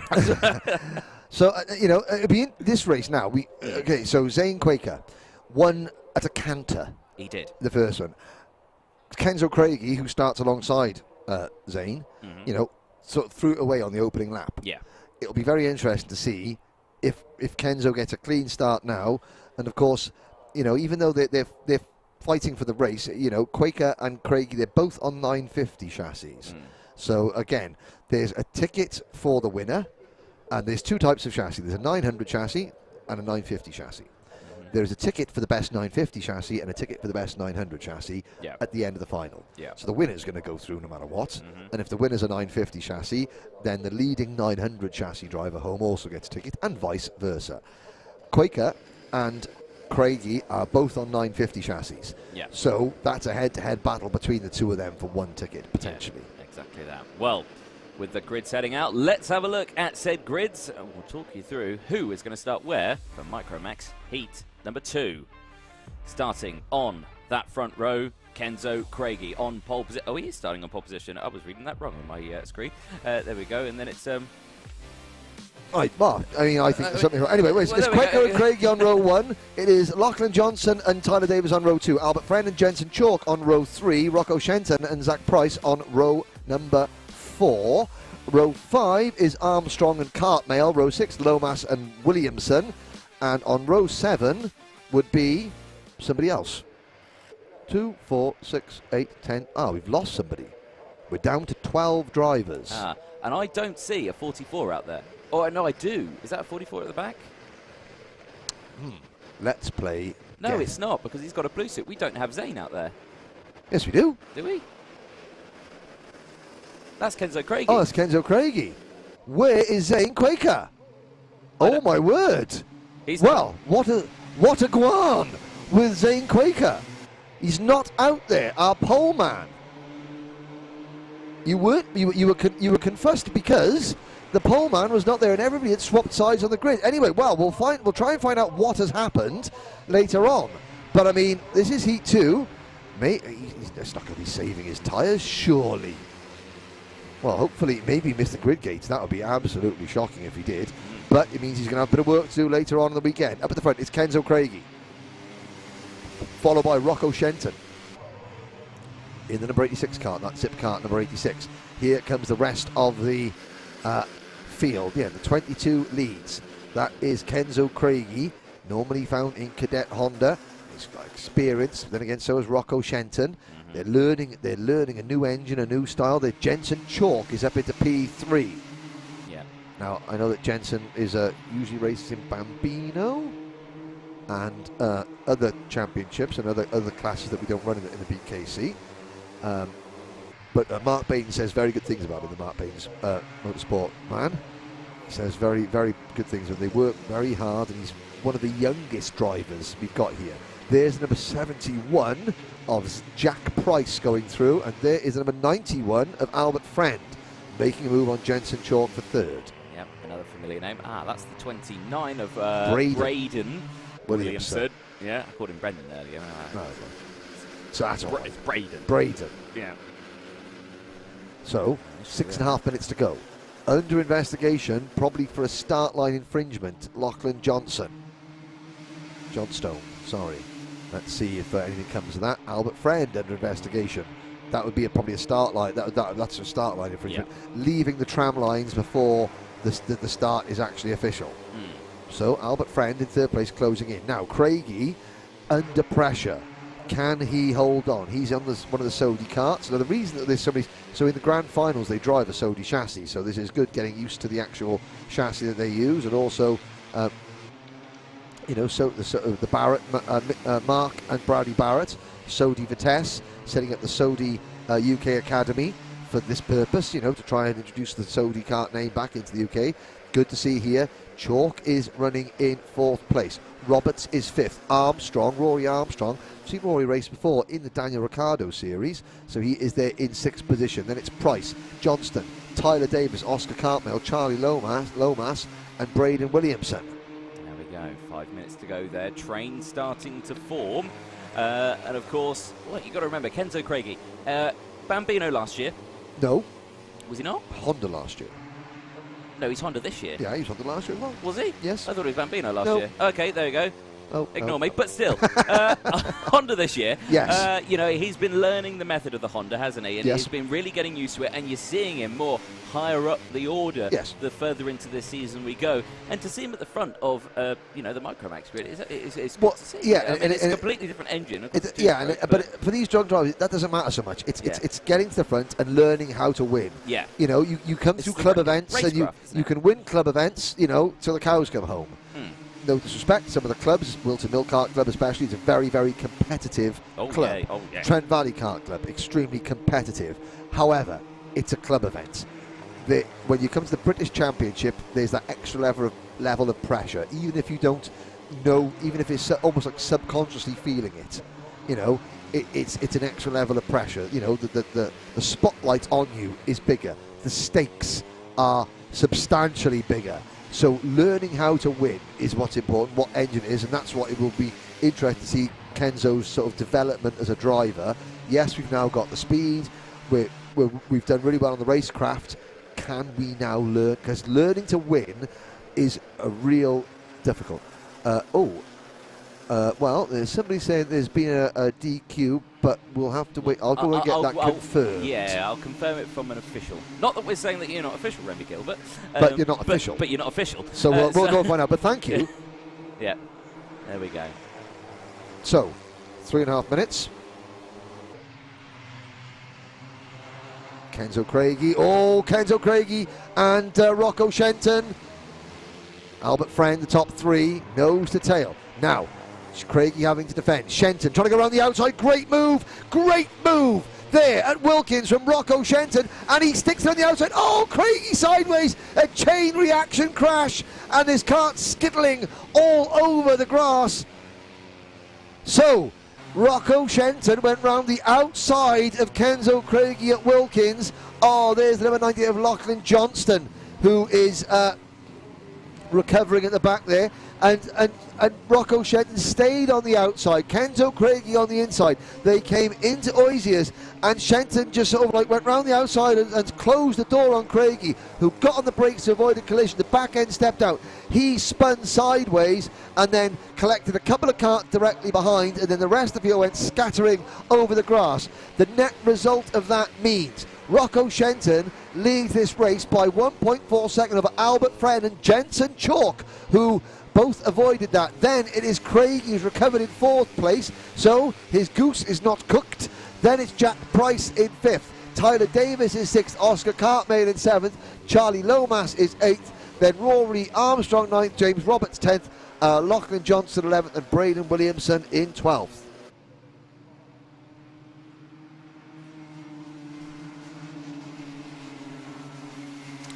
So, As we look back there, we can confirm, sadly, it looks like Zane Quaker has been disqualified for a technical infringement from the meeting. Yeah. Well, that is, I mean, obviously the engines are all pooled, so making adjustments to them is not permitted and things like that. He won the first heat by 3 seconds. Again, I don't know what they found that was wrong with him, but the scrutineering team have excluded him not just from the race, but from the entire meeting. So a chance to represent Team UK in Bahrain has gone begging. I mean, we're down to 12 runners, and it's Rocco Shenton. Now, Shenton is on a 950. Is he? No, he's on a 900 chassis. Albert Friend is also on a 900 chassis in second place.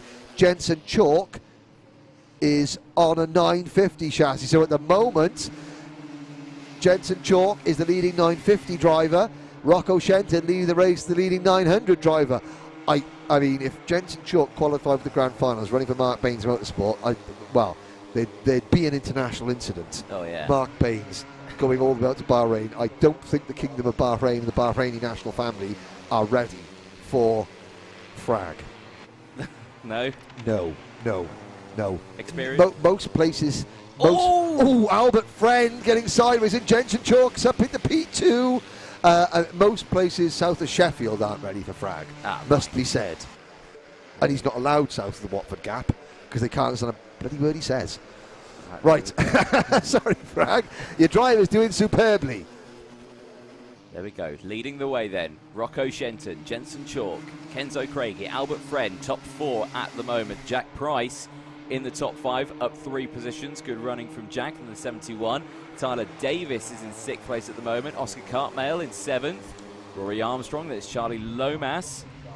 Lachlan Johnstone rounding out the top 10 from James Roberts and Braden Williamson rounding out the field on 12th place. Here is the battle. This is 2nd, 3rd and 4th on your screens at the moment. 5th place just behind as well of Jack Price, that 71 we were just talking about. Yep. As they go through, timer strikes 0. There, is it me, or is the gap from Rocco really slowed down? It was 1.2 yeah. It was 1.2 seconds last lap. It's taking it easy and then taking it easy. Yeah. Last lap board goes out. Shenton, Chalk, and look at Kenzo Craigie coming back into it, and Albert Friend. Now this is more like it. 1 second separates the top 4. He's got an issue. Has he got an issue? He almost had an issue. He was almost on the grass. But yeah, he's slow in a straight line. I was going to say pooled engines. This is what he wanted to see. 4 karts within 1 second of each other. Yeah, there we go. Shenton, Chalk, Craigie and Friend. Out they go, out of Ashby, looking over the shoulder furiously at Shenton, thinking, how close are they? Well, like I said, he had a 1.2 second gap the last lap, and now all of a sudden that gap's non-existent as they go through, tucking in as much as he can. Only a couple more corners to go for heat number 2. Looks like, despite if he is nursing an issue, it's not cost him this race win, because out of the final corner they go. Rocco Shenton's going to see the checkered flag from Chalk, Craigie, Friend and Price. Well, that was very close indeed. Tyler Davis comes home in 6th, Oscar Cartmail 7th, Rory Armstrong in 8th, Charlie Lomas 9th, and James Roberts and Lachlan Johnston 10th and 11th, Braden Williamson in 12th. There we go. And So, there it is. Rocco's happy with that one. Yeah.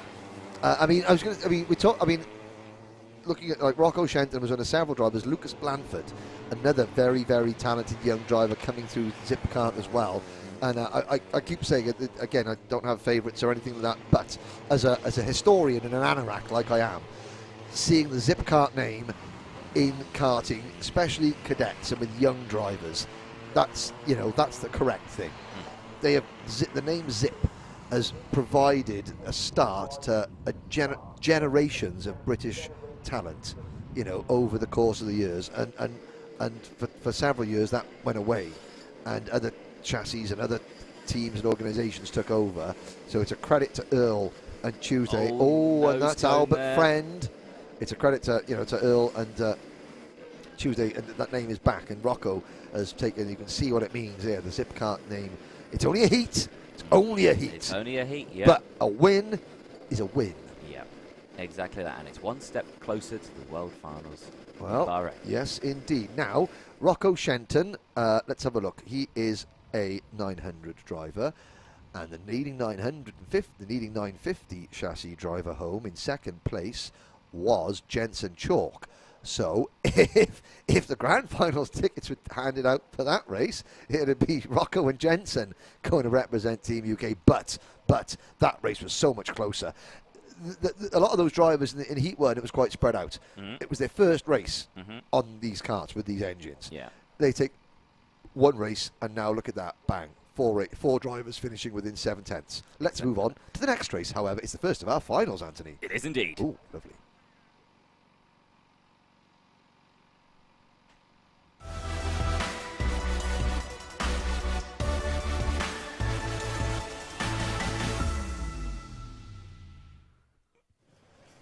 Minimax. So here we go. I mean, this is going to be an absolute corker. This is the final. This is round 4 of round 3. What am I talking about, Henry? Of the Wera Tools British Kart Championship, the final for Minimax. At the end of this race, Anthony, are you speaking to the winners at the end of these? I will be. You've got the microphone right by there. Right. Okay, but before then, I think.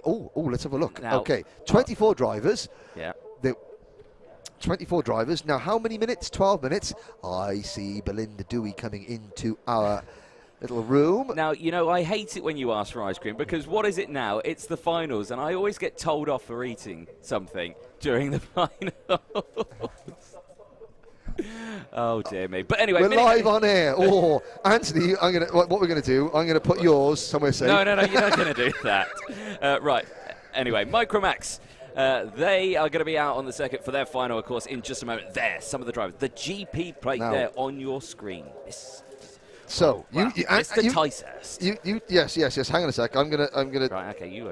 I'm gonna open this now. So, this is it's like MasterChef, karting MasterChef. So in my hand I have a Magnum.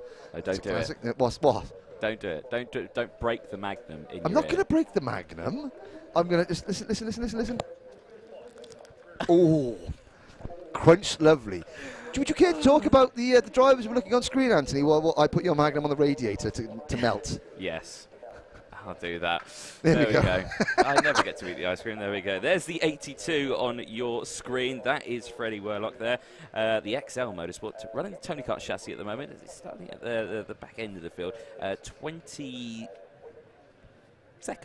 on the field. There's the rest of the field going through. There's number 5. Engines fire up. Let's go over the grid then for the final, the first final of the weekend for Minimax. Blake Ticehurst, the GP plate, starting on pole position with Adam Wooden alongside Ethan Jeff Hall, the man who dominated the last round at Mansell. Here it's starting in 3rd place. Then it's Mackenzie Douglas starting on row number 2 alongside Ewan Charman and Levi Earl on row 3 with Reg Hayward and Scott Marsh on row number 4. Can Reg Hayward close that gap up a little bit more as well? Harrison Crowther and Freddie Lloyd on row 5 with William Ray and Chase Fernandez on row number 6. Callum Ghosh and Ben Crossley on row 7 with Freddie Housley and Aaron Full rounding out row number 8. Mikey Walker and Daniel Amore on row number 9 with Josh Camp and Ori Wise rounding out the top 20 on row 10 for Vision Motorsport. Freddie Worlock and Charles Green with blue hair on row number 11. Joe Anderson and Oliver Sander on row number 12.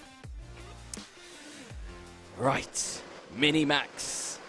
Let's have a blinder. You gave us a blinder all day today into the tramline. False start. Henry's got a bit more time to eat his ice cream.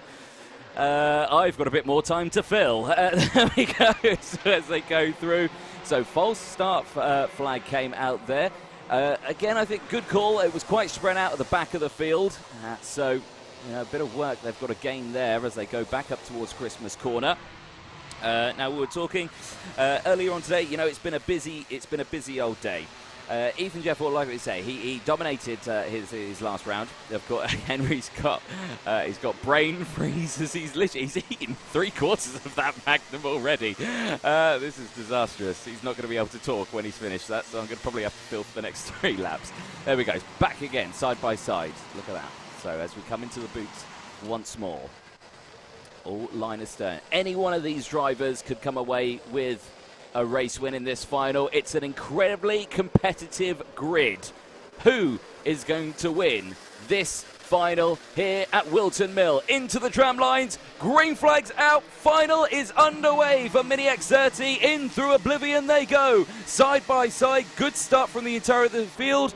Ticehurst with a good breakaway as well. You can see there the number 4 of Douglas sweeping to the outside to gain as much momentum as you can. Through the kink they go out of Christmas. Again, nice clean start. Ethan Jeff Hall down the inside of Ashby takes the lead at the beginning of this final. One of the cars going straight off. I can't quite see the number Levi on that Earl. one. It is Levi Earl, yeah, the number 11 who's gone awry. Thank you for joining me again, Henry. How's the ice cream? My Spin in the brain background. hurts. Chase Oh. Fernandez. Oh no, he got nerfed out wide there. Comes back into the middle of the track. Another car goes skyrocketing into the air, and several karts involved. I'm not sure for the rest, but they're coming around now very slowly at the start of this Mini X Final. What a dramatic first lap. Henry, are you with us? I'm with us. I'm with severe brain freeze and very painful teeth. We are underway in Mini Max. It is Jeff Hall, Ticehurst, Charman, Douglas and Hayward. So watch Reg Hayward. He's had to start both heats from the very back of the grid.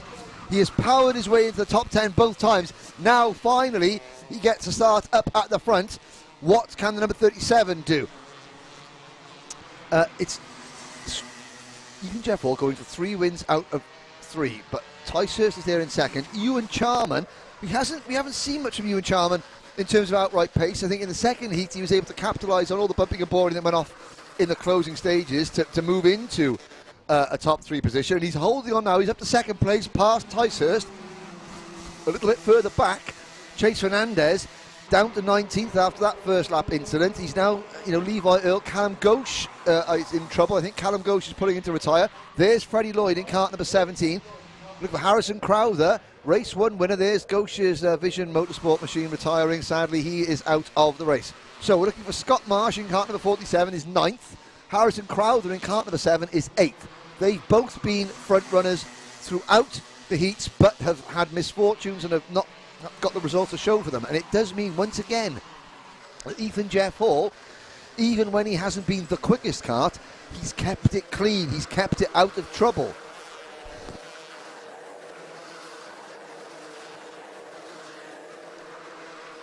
And Ethan Jeff Hall is just picking up points all the time. Charman for Argenti Motorsport right behind him. Here comes Reg Hayward, passing Mackenzie Douglas. Wow, Reg Hayward comes into this weekend. Let's have a look. He is 5th in the point standings at the moment, and he's really, he's gained good ground from where he qualified in the heats, but has he got the pace now to make those final couple of moves up into the podium position? So far this year, Ethan Jeff Hall, Leighton Cooper and Harrison Crowther with the podium runners finishes at Clay Pigeon. Jeff Hall, Mackenzie Douglas and Chase Fernandez at Mansell Raceway. Overall in Minimax history, I mean, the most successful driver in all of Minimax history in the British Championship since the start of 2019 when Motorsport UK took over is Archie Kitchen with 4 wins. Jez Williams and Harry Linden have 3. Ethan Jeff Hall and Tristan Rennie are tied for 2. So if Ethan Jeff Hall wins here again, then he moves into a tie for second place in the outright Minimax winners table. In terms of teams, well, Coles Racing, 7 wins in this class over the last 2 and a bit seasons for Coles Racing. They haven't won. Looking at they've had a 2nd and a 3rd in 2021 so far, but they haven't won a final yet. This is potentially their best chance, because not only is Ticehurst right with them, but so is Hayward. They head up the hill towards Christmas Car. Here comes Reg Hayward. While Reg Hayward so far today, he must have passed, well, I'm thinking he must have passed about 40 drivers. Started 24th for his 2 heats and finished in the top 5 or 6 in both heat races. And now he started this one in 7th and he's already up into P3. Can he pull off what would be not an unlikely victory, but certainly after qualifying you would have called it unlikely. But of course, the final 2 positions are the most difficult of all. Ethan Jeff Hall, just very diminutive driver, just sitting and allowing Ewan Charman to follow him around. Charman again, very successful in Cadet Honda last year, but now moving across from 4-stroke to 2-stroke. The 5 karts at the front, well, the top 4 have now been joined by Harrison Crowther in the number 7 kart and the number 4 Mackenzie Douglas. So, Ethan Jeff Hall and Ewan Charman are now being tailed by 4 Coles Racing karts. Behind them is 7th place Adam Wood, and 8th is Freddie Housley. Josh Camp is 9th. Scott Marsh, disappointingly, still mired back in 10th place. Then it's William Ray, Aaron Full, Ben Crossley, Mikey Walker. There's a move from Crowther. Oh, and that is a NASA panel has come loose on the GP plate car of Ticehurst. So what has happened there? I didn't see it at the corner of my eye if there was contact. But Ticehurst NASA panel is falling off, and that I'm sure will be a technical flag because that is offering no protection. Now, when is Cadet Shifter and KZ? They're not on today. This is all Rotax and TKM. But Haywood now moves into P2. 6 minutes to go. Haywood for the race lead, and he's done it. Number 37, Reg Haywood. What a top gear from the rear. He's into the first position. Jeff Hall back to second. Yeah, there's the technical flag for Ticehurst. Yeah. And how was your sort of iced treat, Mr. Jordan? It was very good, thank you. So I got to do the start. Oh, Ticehurst. He must know he has to come in. Oh, no, he's only just had the flag, and you saw him pulling aside there, so he allowed Mackenzie Douglas to go through, didn't fight him. Ethan Jeff Hall is back into the top spot, though, so this is a really, really strong race, again, exciting. So Ethan Jeff Hall, Reg Haywood, Harrison Crowther, then Ewan Charman, and in 5th position, Mackenzie Douglas. Yeah, so... Oh, and Reg Haywood showing his teammate the grass there. Indeed, there, the 42, Charman. And it's allowing Ethan Jeff Hall to pull away. There comes Ticehurst into the pits. Yeah, there we go. So Ticehurst comes in, under 5 minutes to go, plus that 1 additional lap. Through they go then, at the end of lap 9. We're on lap 10 now. There on your screens is Reg Haywood. Currently there, just having a little fiddle there with the radiator, lifting that flap up again, getting the air into the radiator. Slowing down, there we go. There's out of increments into the Ashby hairpin. They go line astern, no lunges yet. But as they go through again, it will just be basically what's happening now is that they've seen that Ethan Jeff Hall is breaking away. And they just think, okay, right, fine, we had a scrap. It doesn't matter what order we're in. We're all about the same speed, so we've now just got to, settle ourselves down and go for it. Let's use these next 3 minutes that we've got, 3-4 minutes, to close that gap back up. Well, I mean, Reg Haywood is closing the gap without the aid of being pushed along by Harrison Crowther. I cannot say how impressed I am with Reg Haywood because, he's too big for the class. That's why he's not got any graphics kits on the car, because graphics kit, they weigh something. They weigh a few ounces. Yeah. And... if you're too tall, you can see in the car. As you look at the drivers, look how tall Reg is compared to everybody else. Look how tall he is. That's weight. I'm not saying he's too heavy for the class because he's overweight in terms of he's like I'm overweight. Yeah. He's overweight because he's half a foot taller than everyone else in the class, but he's not old enough to move into juniors yet, so he's got to stay in this class. They're now cutting back on the weight, taking the graphics kit off. It saves a little bit of weight, things like that. They've only got the stickers on the cart, the championship mandate that they have on the cart.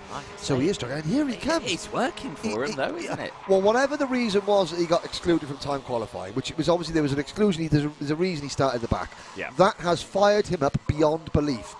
There's Ticehurst coming, and I've seen him come in once. Yeah, so I think he came in and they removed it and they sent him back out. And then I think they've gone, no, you can't go out like that. You do need something on the card. You need something there. So and now they're coming in for good. Yeah. Yeah, I mean, that's a retro look if ever there was one. Oh, yeah. I mean, I'm all for looking old school, but safety and all that. Yeah, exactly. Because apparently, NASA panels are a safety part of it. Yes, it is. It's a molly. Yes. I can completely understand. Here we go. 2.5 minutes to go. Ethan Jeff Hall under pressure. No. I'm sorry. No. There we go. defensive. Now that's vital. That is, defensive goes Ethan Jeff Hall up into Christmas corner. That Hayward didn't go for a lunge there at all either. He does go for a lunge here though. Change for the lead as Hayward gets the job done. Ethan Jeff Hall comes to fight back. Harrison Crowther! Oh, he follows through as well. 3 wide into the braking zone again. Ethan Jeff Hall tried to get the move done, but oh my goodness me. Well done, Reg Hayward there, sticking it out on the outside. Now Ethan Jeff Hall diving at the inside, but he's going to get swamped. He's got to cut back across. Crowther's in second, Jeff Hall third, Charman in fourth, and Douglas in fifth. Less than 2 minutes to go. Hayward leads Crowther, leads Jeff Hall, Charman and Douglas. That's the battle for the win. Scott Marsh, in a minute, this has moved up into 6th position, but he's 3 seconds behind the lead group. There's Wooden in 7th, Housley 8th, Fool 9th, Crossley 10th, Lloyd 11th, Mikey Walker in 12th. Then it's Fernandez, Camp, Ray, Wise, Amor, Anderson, Green, Earl, Sander, Worlock, and sadly Ticehurst and Gaucher are out. And there's the move from Crowther. Harrison Crowther takes the lead, and Ethan Jeff Hall slots into 2nd place. Reg Hayward down to 3rd. Again, they were listening. I said, guys, use this next 3 minutes to close in. They did that, and now with the last 1 minute to go, it's the top 5 nose to tail again. Hayward back down the inside, moves back up into P2. Ethan Jeff Hall is throwing everything he's got at these drivers, but can't quite do it. Now look at the gap that Harrison Crowther's got now. It's not much, but it's breathing space. Nearly half a second he's got clear now with 44 seconds left on the board. I suspect we're going to get another lap in after this one as well before the last lap board comes out. It's going to be only about 2 seconds left on the board though. So let's look at the championship picture now. We can see the championship points on our screen any moment as Reg Hayward goes for the race lead. Well, I was going to say, Harrison Crowther had moved on to 473 points with that lead, and he had brought Ethan Jeff Hall's advantage back to 18 points, but that's all changed now because Jeff Hall is now ahead of Crowther. Reg Hayward continues to lead, and Reg Hayward moving up at the 4th in the championship, less than 50 points off the lead and what would be the halfway point.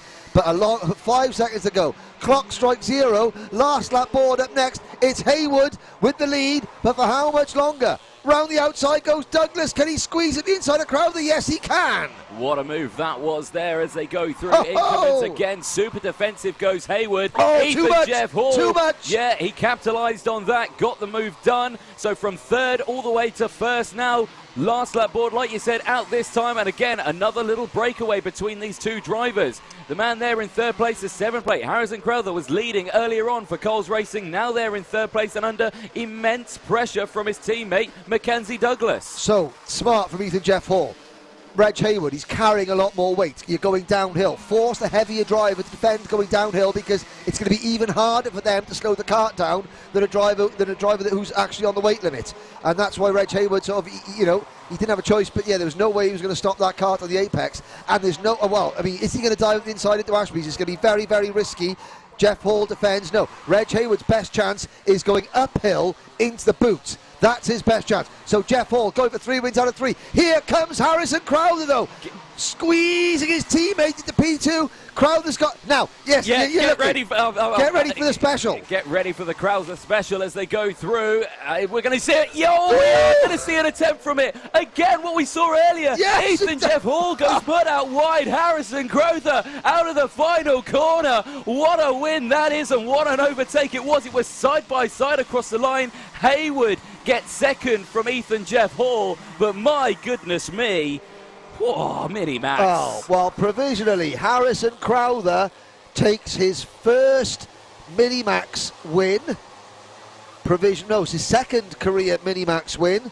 And it's an 8th Minimax win provisionally for Coles Racing. And Anthony Jordan was getting all excited in the commentary box because he knew that we were coming up to where going into boot number 2 is where Harrison has made several moves there, including one on Ethan Jeff Hall to win the first heat, and I've got to say he did it again. Reg Hayward coming home in 2nd place. Oh, there's Ethan Jeff Hall. Well, the good news for Ethan is he still leads the championship. The bad news is his points lead is down to 18 points. No nose cone penalty for him. Now let's have a look. There is Harrison Crowther, nose cone penalty. There's a look at the results. Reg Hayward comes through. Now, I can't see if there was anything being done there, any photos being taken, because we've got the results up on screen. But it's Crowther, Hayward, Jeff Hall, Douglas, the top 4, followed by Charman, Marsh, Wooden, Lloyd, Housley and Fool, the top 10. Aaron Fool finishing in 10th place. We're going through there, and there's waiting for other drivers to sort of roll through, and didn't see nose count. I have to see nose count. Anthony Jordan has left the commentary booth, and he'll be going to interview the winners. A fantastic final, and I mean Harrison Crowther, he had very little time to make that move. In fact, it was, you know, last lap special, but Ethan Jeff Hall, he's going to feel slightly perturbed that that Harrison forced it at the inside, but he forced it at the inside, but Ethan Jeff Hall knew he was going to, because that's what Harrison's been doing all day. You leave half a kart length, and there's one nose compound, even number 55, Ollie Wise, but Harrison has been making that move all day, and Ethan Jeff Hall left him half a kart length, and Harrison turned that over the curbs into a full kart length and squeezed Ethan Jeff Hall wide as well.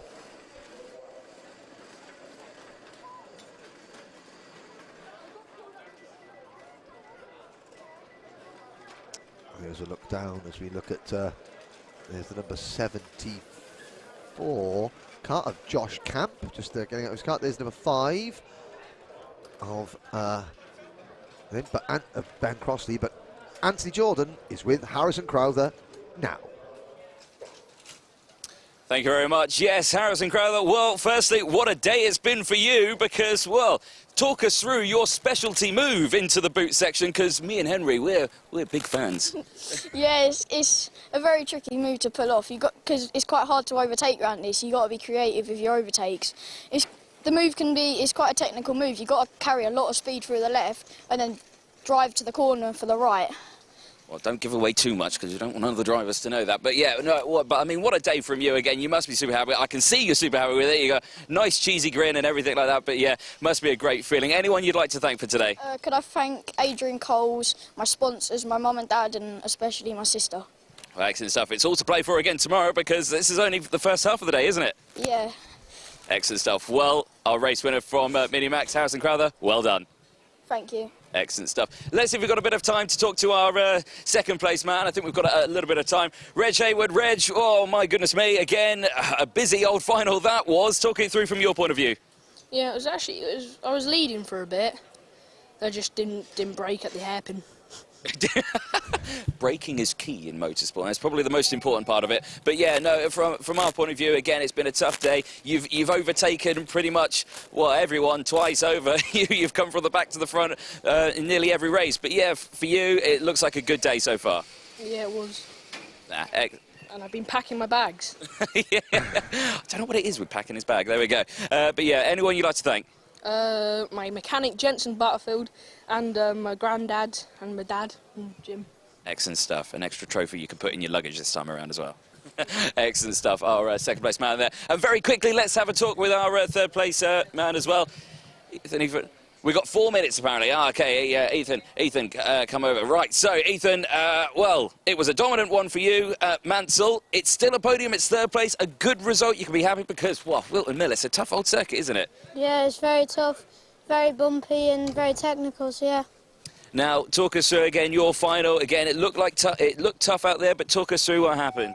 Well, pretty much we led every lap pretty much, and then got overtaken by Reg, and then Reg defended into Ashby, and I got the undercut, and then I'm going on to the last lap, defended every corner till the boot, and then just made a mistake and got overtaken and came third, so yeah.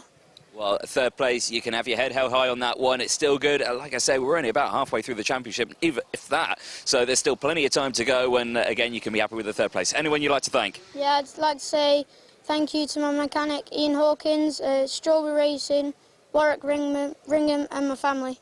Excellent stuff. Well, Ethan Jeff Hall, well done. Third place in the Wera Tours British Kart Championship. Thank you very much. Excellent. Well, excellent. I think you're going to get some photos now, so don't go anywhere. Oh, go, tripping over everything there. Well, fantastic stuff from the Minimax. Loads more races coming up in just a moment. Don't go anywhere.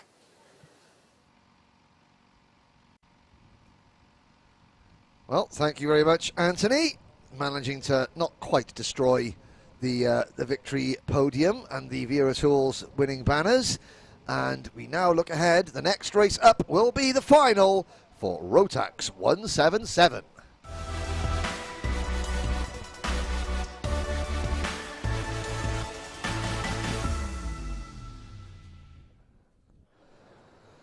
Well, we've seen one undefeated start to the season end, with Ethan Jeff Hall finishing third in Minimax. Will we see the other undefeated start to the season in Rotax end in the next 12 minutes? Dan Tate has won both finals so far, but only starts fourth here. Henry Ayres, our defending champion, #1 plate in his last year of karting, aiming to go out on the top of his game, will start from pole position. Jack McConnell joining the championship for this round, a driver of great pedigree, won the opening heat race.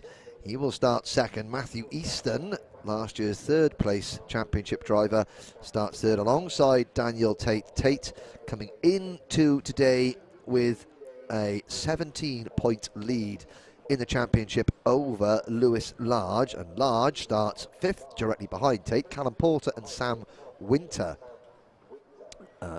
off the back of the grid, and we may have successfully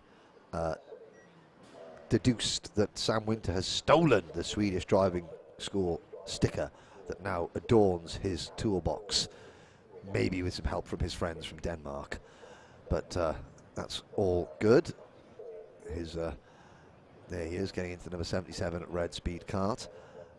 The drivers all have time to focus on their own. There's Lewis Large getting into the Coles racing kart. So Coles, that's their first win of the season in Minimax.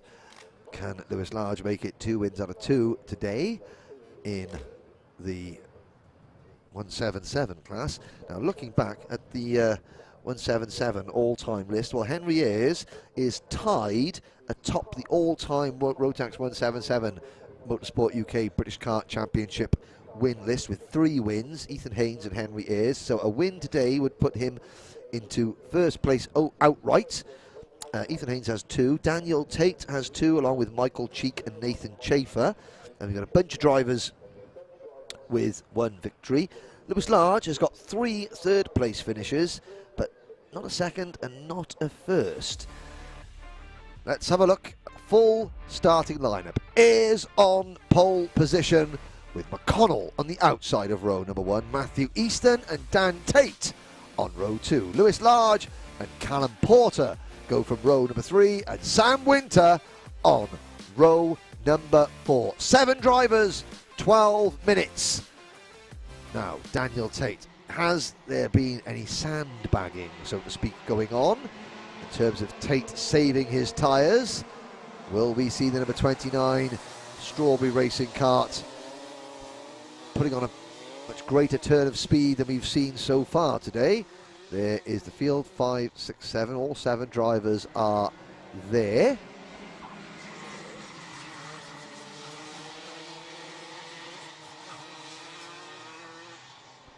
They'll go around in what is now, well, sort of nearly 5 o'clock local time here at Whilton Mill.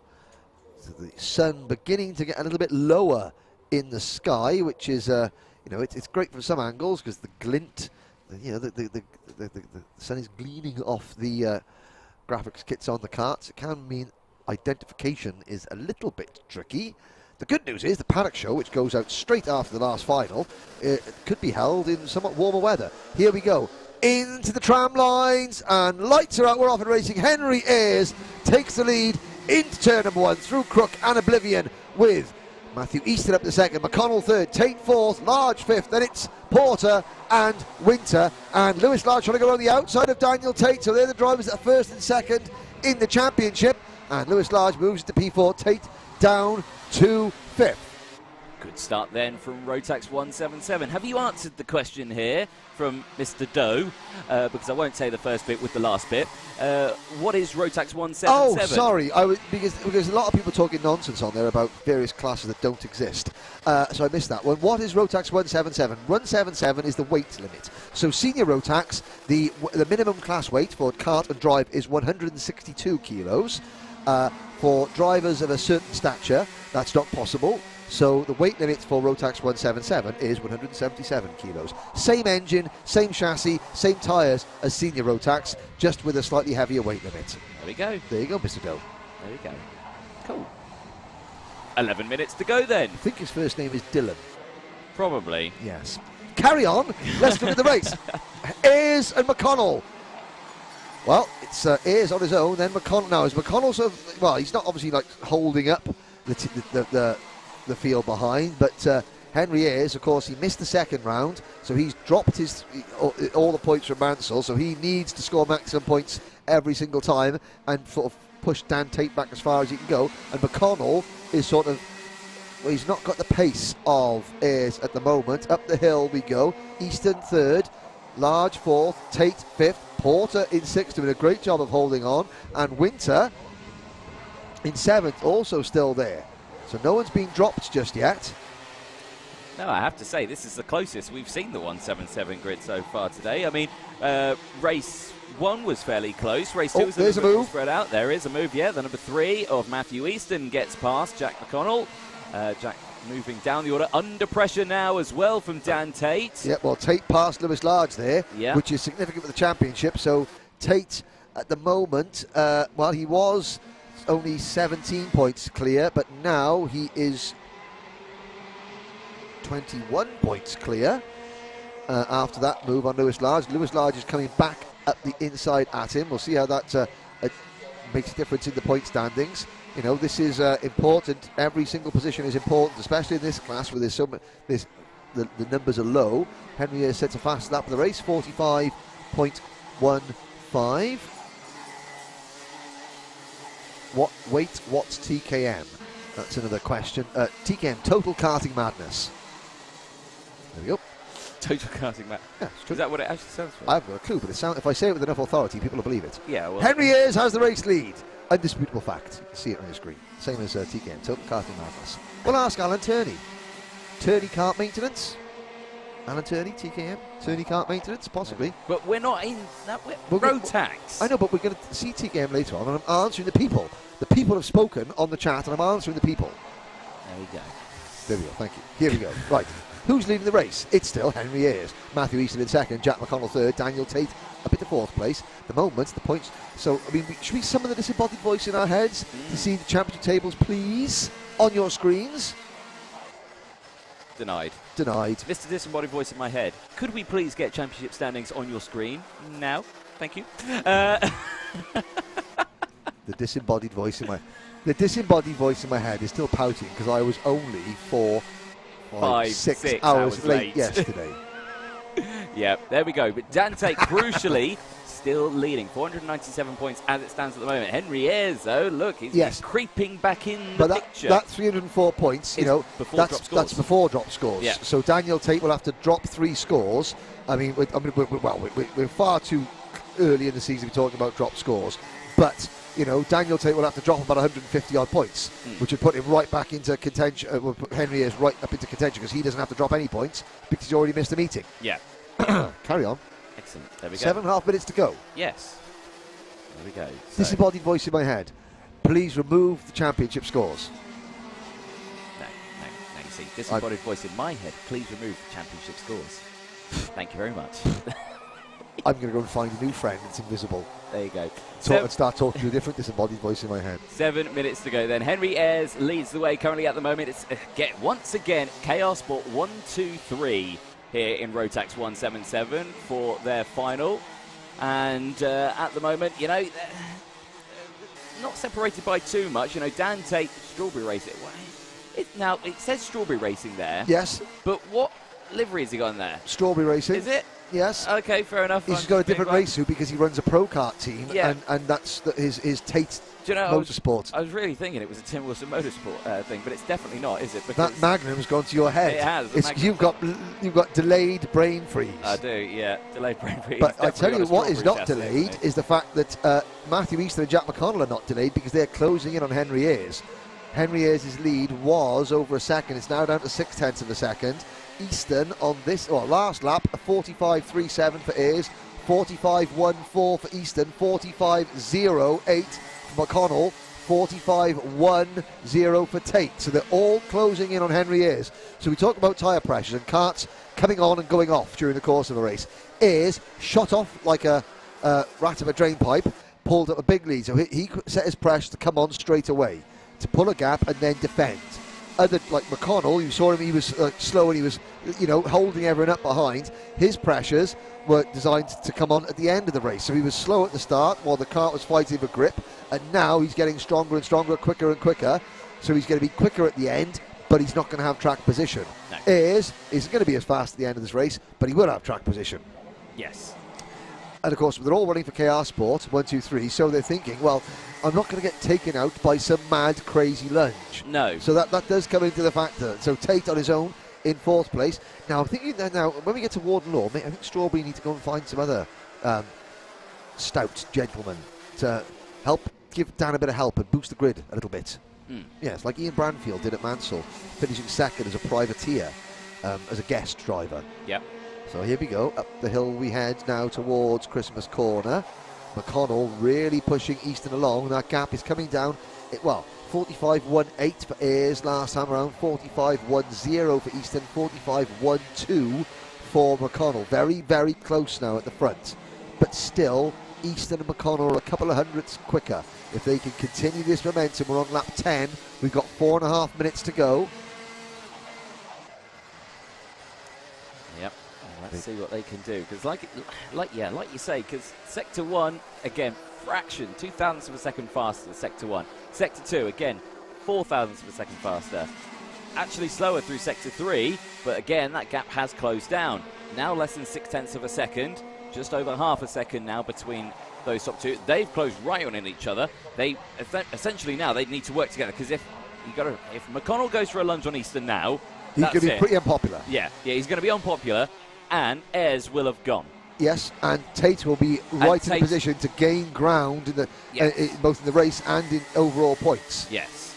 Because, at the moment, Lewis Large is not threatening Daniel Tate at all. He's faded back into 5th position.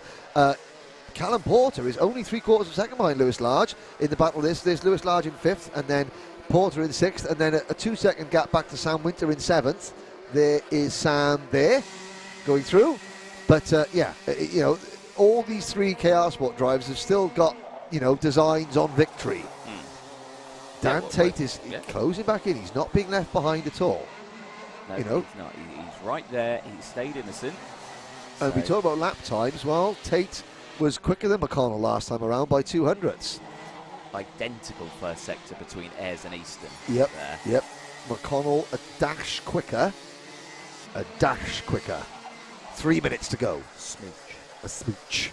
A squoosh. Yeah, there we go. Under 3 minutes to go plus that one lap. There's Lewis Large. Now there's a good view of just an idea of rubber that they put down. Absolute rubber. And of course, they're downhill. Again, you could good view of the camber there at that corner. Up the hill. Now McConnell makes the move. Easton doesn't fight it. Tucks straight back in. Smart from Easton. McConnell chose at the moment, right.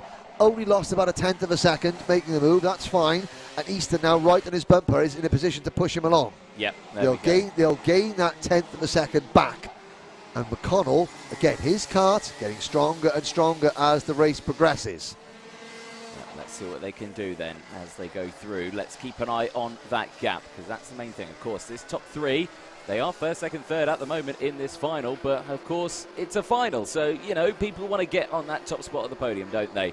So let's see what their gap can do. Like you said, like Henry just said, lost a 10th with that overtake. The gap now just under 0.8 of a second overall as they go through, but you can see there, Sector 1, it'll update. Again, faster is McConnell than Ayres, and you can already see that gap is starting to close down at the front.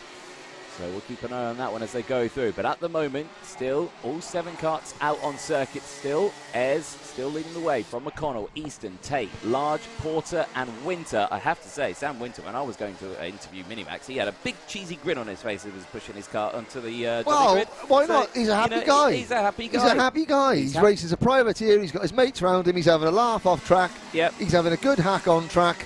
You know, grid of 7 or not, you know, he's just a happy guy. Yeah. You know, he's starting to fade a little bit in the second half of the races, which tells me maybe a little bit kart setup, maybe a little bit driver setup. Yeah. Yeah. You know, because it's a physical track. This, I know we're not over-egging the pudding here, but it is, and it does tell the end of these races. What was significant was when he spoke to Ethan Jeff Hall at the end of the Minimax final. He said, "I made a mistake." He knew that he'd left half a kart length, and that was all Harrison Crowd. There was no nationality. Oh, he got pushed wide. He knew that he shouldn't have left that gap, and it's a big thing for a driver to admit, you know.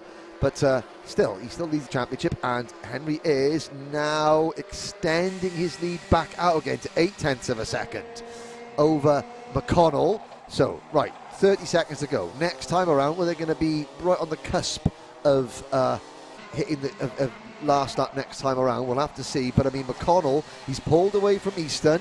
You know, he's inching up towards Ayres. However, does a one-up. He's making his seasonal debut. I don't know if it's a guest drive or if he's going to do the rest of the season. If he does the rest of the season, fine. But he's still not in a position to battle for the championship. Do I risk taking out somebody, a teammate, who is in a position to battle for the championship? We shall see. Well, again, the political answer would be to say no. Well, but we asked Caden McQueen yesterday, and he went, "Don't care." Well, yeah, that's true. He did say that, didn't he? Yeah, he says. But no, that's Caden McQueen. No, he said it wouldn't change his psyche whatsoever. We're on the last lap, and I think Henry Ayres has just about done enough. McConnell claws back a 10th or 2 on that penultimate lap. We're on lap 17 now. Ayres up the Kenny Straight towards Wilkins. Through Wilkins, runs a little bit wide, gets back on track before they get to the grass. Now through Oisiers, over the curbs a little bit, coming onto the back straight now into the boot. Henry Ayres, well, if he's gonna stop karting at the end of this year, he's gonna do everything possible to go out on top. Henry Ayres takes his 4th 177 career victory in the Motorsport UK British Kart Championship provisionally. That puts him atop the all-time winner list in 177. Last year's champion trying to retain his title, winning by 0.8 of a second over his KR Sport teammate Jack McConnell. Matthew Easton in 3rd place, Jordan Chamberlain and the rest of the KR Sport team. Their cup of karting joy overfloweth. Daniel Tate, championship leader, comes home in 4th place, outscoring his nearest title rival Lewis Large, but losing ground to Henry Ayres and Matthew Easton, with Callum Porter and Sam Winter rounding out the field after 17 hard-fought laps in Rotax 177.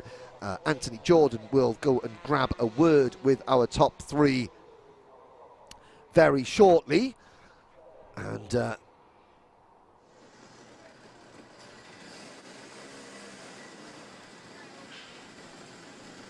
there we go. So, no nose cone penalties there at the start. There goes Louis Large, thumbs up.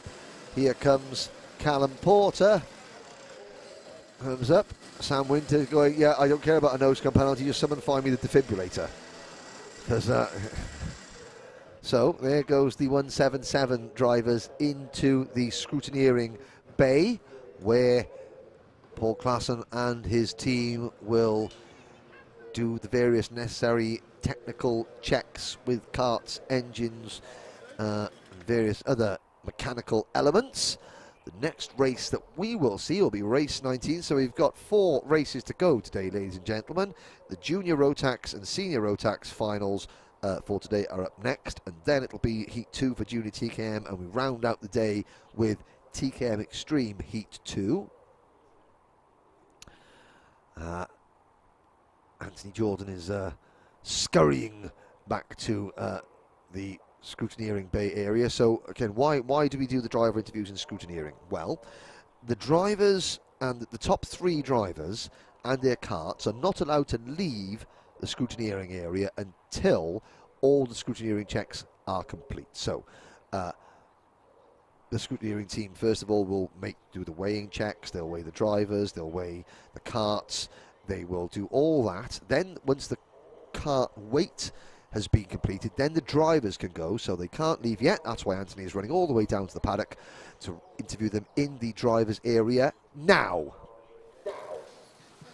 Thank you, Henry. Yes, now is the correct time, and you join us, Henry Ayres. Well, firstly, welcome back, because we missed you in the last round. It is good to see you back in the paddock here at the British Kart Champs. Yeah, it was a bit annoying at Mansell because I damaged my ribs, and it was really frustrating because obviously I want to retain my title, and that definitely took a dent on it. But I'm here just for damage limitation, so hopefully the rest of the season will go like this. So.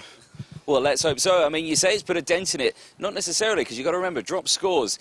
It does mean that you can't miss out on any more of the championship. So, yeah, that could be a mean that it puts a dent in it for you. But, like I say, great to see you out here. And, again, a stellar performance today. You know, putting it at the front, absolutely great result for you. And you must be pleased that it's a KR Sport 1, 2, 3 as well. Yeah, I mean, the team's done a really good job this weekend. I mean, like, it helps that I've got 2 other teammates so we can learn from each other. And we have been doing that, and it's clear. Yes, we're 1, 2, 3, and we're miles quicker, so I'm happy. Excellent. Anyone you'd like to thank? KR Sport Engines, and my mechanic Ash, and my dad. Excellent stuff. Well, Henry Ayres, well done. Race win for the 177. Thank you. Excellent stuff there. Let's have a chat then with our second place driver, Mr. Connell. So, well, again, we've not seen you in this paddock before yet, have we, this year? Are we expecting to see you again? Yeah, so I've had 2 years out, so I used to race in 2018, 2019 in the British show. Bit of time out, so I think physically it was probably going to be the biggest challenge. I knew the pace would be there. I was just trying to keep the consistency, so it's a good race. Like, there was nothing between me and Henry and Maddie, and that was really good. And you know, it was good fun. It's good to be back. Maybe I'm getting a bit too old for it. Well, no, that's what 177's for. Yeah. It doesn't matter how old you are or anything like that. That's what 177's for. Now, in that race, talk us through your kind of strategy, because obviously you got past the man who finished in third place just at the moment. Of course, what made you go for that specific time? Yeah, so didn't have a best start, kind of bogged off the line, ended up in 3rd place. And I, you know, I was behind Maddie. Wasn't much between us, and I could see he was catching Henry, and I thought, actually, this is a good place to sit. Maybe we'll both kind of catch up to Henry and make it a 3-horse race. Sort of at one point, I sort of gained a bit of pace, so then I went for the 2nd place. And I just think there wasn't much in the lap times. I just couldn't close the gap, so I was pleased with 2nd, you know. Excellent. Yeah. No, you got to accept it. Really, it was a very generous engine firing up there, just midway through there. But yeah, again, anyone you'd like to thank after this weekend? Yeah, just my dad. I think we've done it 14 years now, so yeah, big thank you for him for putting up with that. And obviously KR done a really good job, and yeah, all the time it's been great. All my teammates have been. It's really nice coming back and having such a good paddock to be in. So yeah. Excellent. Well done. 2nd place. Well, yeah, 14 years. I don't think I could stand being with Henry for 14 years. Right, well, now, Mr. Easton, 3rd place for you on this one. Again, a great result. You can be happy with that one. But Whilton Mill, technical circuit. How was that final for you, though? I thought I drove a good final. Henry did a great job out front, consistent every lap. Just couldn't quite close the gap. Felt halfway through the race, I started to catch a little bit, and then I dropped off a touch towards the end, and that's when Jack came past. But pace felt good. Just didn't quite have enough to catch Henry. Again, it's a tough old circuit, and of course, this championship, even in the 177 class, everyone's a quick driver. It is a tough old grid of drivers, isn't it? It is, yeah. Even though it's a small grid, it's always good racing. We've got 7 drivers, but everyone, I feel like it's all good quality. But yeah, it's great people to race against as well. Oh, excellent. Anyone you'd like to thank as well? Yeah, KR Sport done a fantastic job all weekend. HRS Engines putting a great engine package together for her, and just everybody else who supports us. I've got North East Business Systems, it was one of the sponsors, and then my dad, my mum at home, and just everyone that supports us. Well, excellent stuff. You look good on the stream today. Lots of camera action out there for you, so be a good one for you. But well done on a 3rd place, Mr. Easton. Well done. Well, excellent stuff then from the Rotax 177. Plenty more finals coming up, as I believe it is juniors, I think. You are correct, Mr. Jordan. Although when we start the 2035 British Championships in our 14th year together. I shall remind you of what you just said about spending 14 years in my company. Dearie me. Anyway, here we go. Next final, race 19. It's Junior Rotax.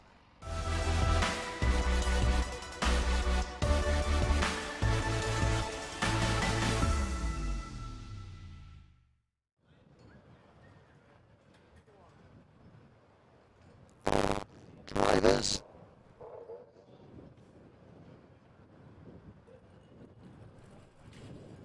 So a full capacity grid of 34 junior Rotax drivers sit down on the brink. There's Anthony Jordan strutting like a peacock up through the dummy grid. Yep. If you had any doubts about him, ladies and gentlemen, there's your evidence. Now, moving swiftly on. 34 karts, 12 minutes. The championship battle is, well, it's poised between about a dozen drivers. I mean, nobody really has had, you know, 2 strong rounds. We've had 6, well, the only driver to feature on the podium in both rounds so far is Neo Clark in the number 81 kart, was for Sam Pollitt Racing and now with Thule Motorsport. Welcome back to the commentary box, Anthony. Very much. There we are. So Harry Linden starts from pole position, you know, comes into the round 8th in the championship, but 8th only 33 points off the lead. It really is anybody's guess who can win this championship battle, Anthony, I've got to say. And well spoken there from, I thought it was very, what you said about spending 14 years with Henry Ayres. Oh no, I was referring to you. Really? No, it happened to be I was standing right next to someone called Henry. No, I was referring to you. So here we go. Lewis Gardner is on the stream. Why isn't he racing here? He did quite well at Clay Pigeon. He got nominated for Driver of the Day and then didn't show up for any other rounds. That's a shame, but there we are. Looking there at the starting grid, we haven't found out whether Leo Lacastro's helmet animal is, and we're not going to, is a tiger, is a lion, is a jaguar, which was my call, or a leopard, which is your call. And we didn't have anyone else asking to see what the what they thought it was. Phoning in what they thought it was. Phoning in? Oh my God, I'm showing my age now. Yeah, you are. Phone in with your answer. Fax in. Fax in. Send you on a postcard, stamped addressed postcard too. No, all my and pages now going there off, is Daniel Ginchard in the middle of the pack, due to start on the 8th row of the grid. So the round 1 winner starting down on the 8th row of the grid. The round 2 winner, Archie Walker, he starts second. He's the first kart there. You can just see the nose of his number 7 KR Sport kart sticking out there. You know, he's in a good position to try and, you know, move into championship contention. Ollie Stevens, the championship leader, he starts in the 4th row of the grid, along with Neo Clark, who's the only driver to have 2 podiums. There's Neo's Thule Motorsport kart back in the paddock. There's moved over from Sam Pollitt Racing to the Thule Motorsport team that have basically been reformed just ahead of this round, and they're already, you know, they're showing well. There's a good amount of spectators watching, and you can see the symbol for ice cream sold here. We know this. We've had, I mean, yeah. I noticed now that is a proper restaurant. Let's have, we'll get back to that, because I could see. How about we'll have a steak dinner tomorrow? See if we can blag a steak dinner. So here's the grid: Harry Linden and Archie Walker on number 1, Jez Williams and Charlie Hart on row number 2. Row number 3, Sam Gornall and Leon Henderson, with Neo Clark and Ollie Stevens on row number 4, championship leader. Row 5, Gustav Usakovs and Stephen Duncan. Row 6, Ryan Willis and Cathal Clark. Pearson Bullock Carter and Leo Lacastro on row 7, with Daniel Sabula and Daniel Ginchard, the O-Play, on that 8th row. Row 9, Daniel Armstrong and Jessica White. Row 10, Jamie Perrelly and Ted Bradbury. Then it's David Aulejner, thank you. Again, I did write it down. Ben Folland, Mikey Porter and Callum Romaine on row 12. Row number 13, Declan Russell and well done Lexi Belk getting in. Then Leighton Cooper up from Minimax and Chloe Chong. I've seen Chloe Chong's new puppy. It's so cute. It is very cute. Now, the Repechage qualifiers. Yes, Ollie Goodyear and Oliver Martinsky, with Sophie Kinghorn and Avi Powlin on row 16. Ethan Lomax and Jay Lawrence make it in as well. So, Jay Lawrence finishing 8th in the Repechage. That means that somebody else didn't make it in either after Ben Ballou also was excluded for a nose cone penalty. I don't know who that was. We'll find out. Lights are out. We're off and racing. Great start then from the front row. Harry Linden switching right to the outside of the circuit there, cutting across the nose of Archie Walker as they go through. But there you can see Walker still there behind the number 7 plate as all the train, the snake of junior Rotax karts comes creeping up the hill towards Christmas Corner. Out they go. Spin in the background. Right now we saw the tail end of that spin, and that is a big hit for the number 36 kart. Yeah. Of Jessica White. Oh, take a breather. She's got the nose cone cage, and it was Scott Lapsley who was the other driver that was excluded after the repechage. So the Strawberry Racing driver won that race and then was excluded. So that's a shame. But I mean, we've got a yellow flag situation at the top of the hill, and you can see at the very top left-hand corner of the screen there, Jessica White up and out of her kart, walking away. I suspect very winded after that hit as well. Yes, you can see that there, and her back as well is a little bit tender, but she's okay. Family watching at home. Yeah. Now, so we got Nicola Stevens cheering on Ollie Stevens from home. Sam Gornall getting some love, and then Chloe Chong also getting some love. What age group is Junior Rotax? 13 to 16 is the answer to that. Oh, there we go. So lots of comments coming in, and yeah, good to see. And yeah, so and do keep them coming in. Yes, do keep them coming. Up at the front, 10.5 minutes to go. Now that accident we saw the tail end of it. Ryan Willis was involved. He's also retired, the number 42 Project 1 racing kart. Daniel Sabula was involved in the number 29 kart. David Aulejna also getting slowed up as well. Up the front, Linden, Gornall, Williams, Walker, Clark, Henderson, Hart, Stevens, Duncan, Usakovs, Ginchard already up 4 places to 12th. And it's, well, here we go. Leon Henderson's the current championship leader, running in 6th position, equal on points with Ollie Stevens, but he has got he's got 1 podium finish. He hasn't.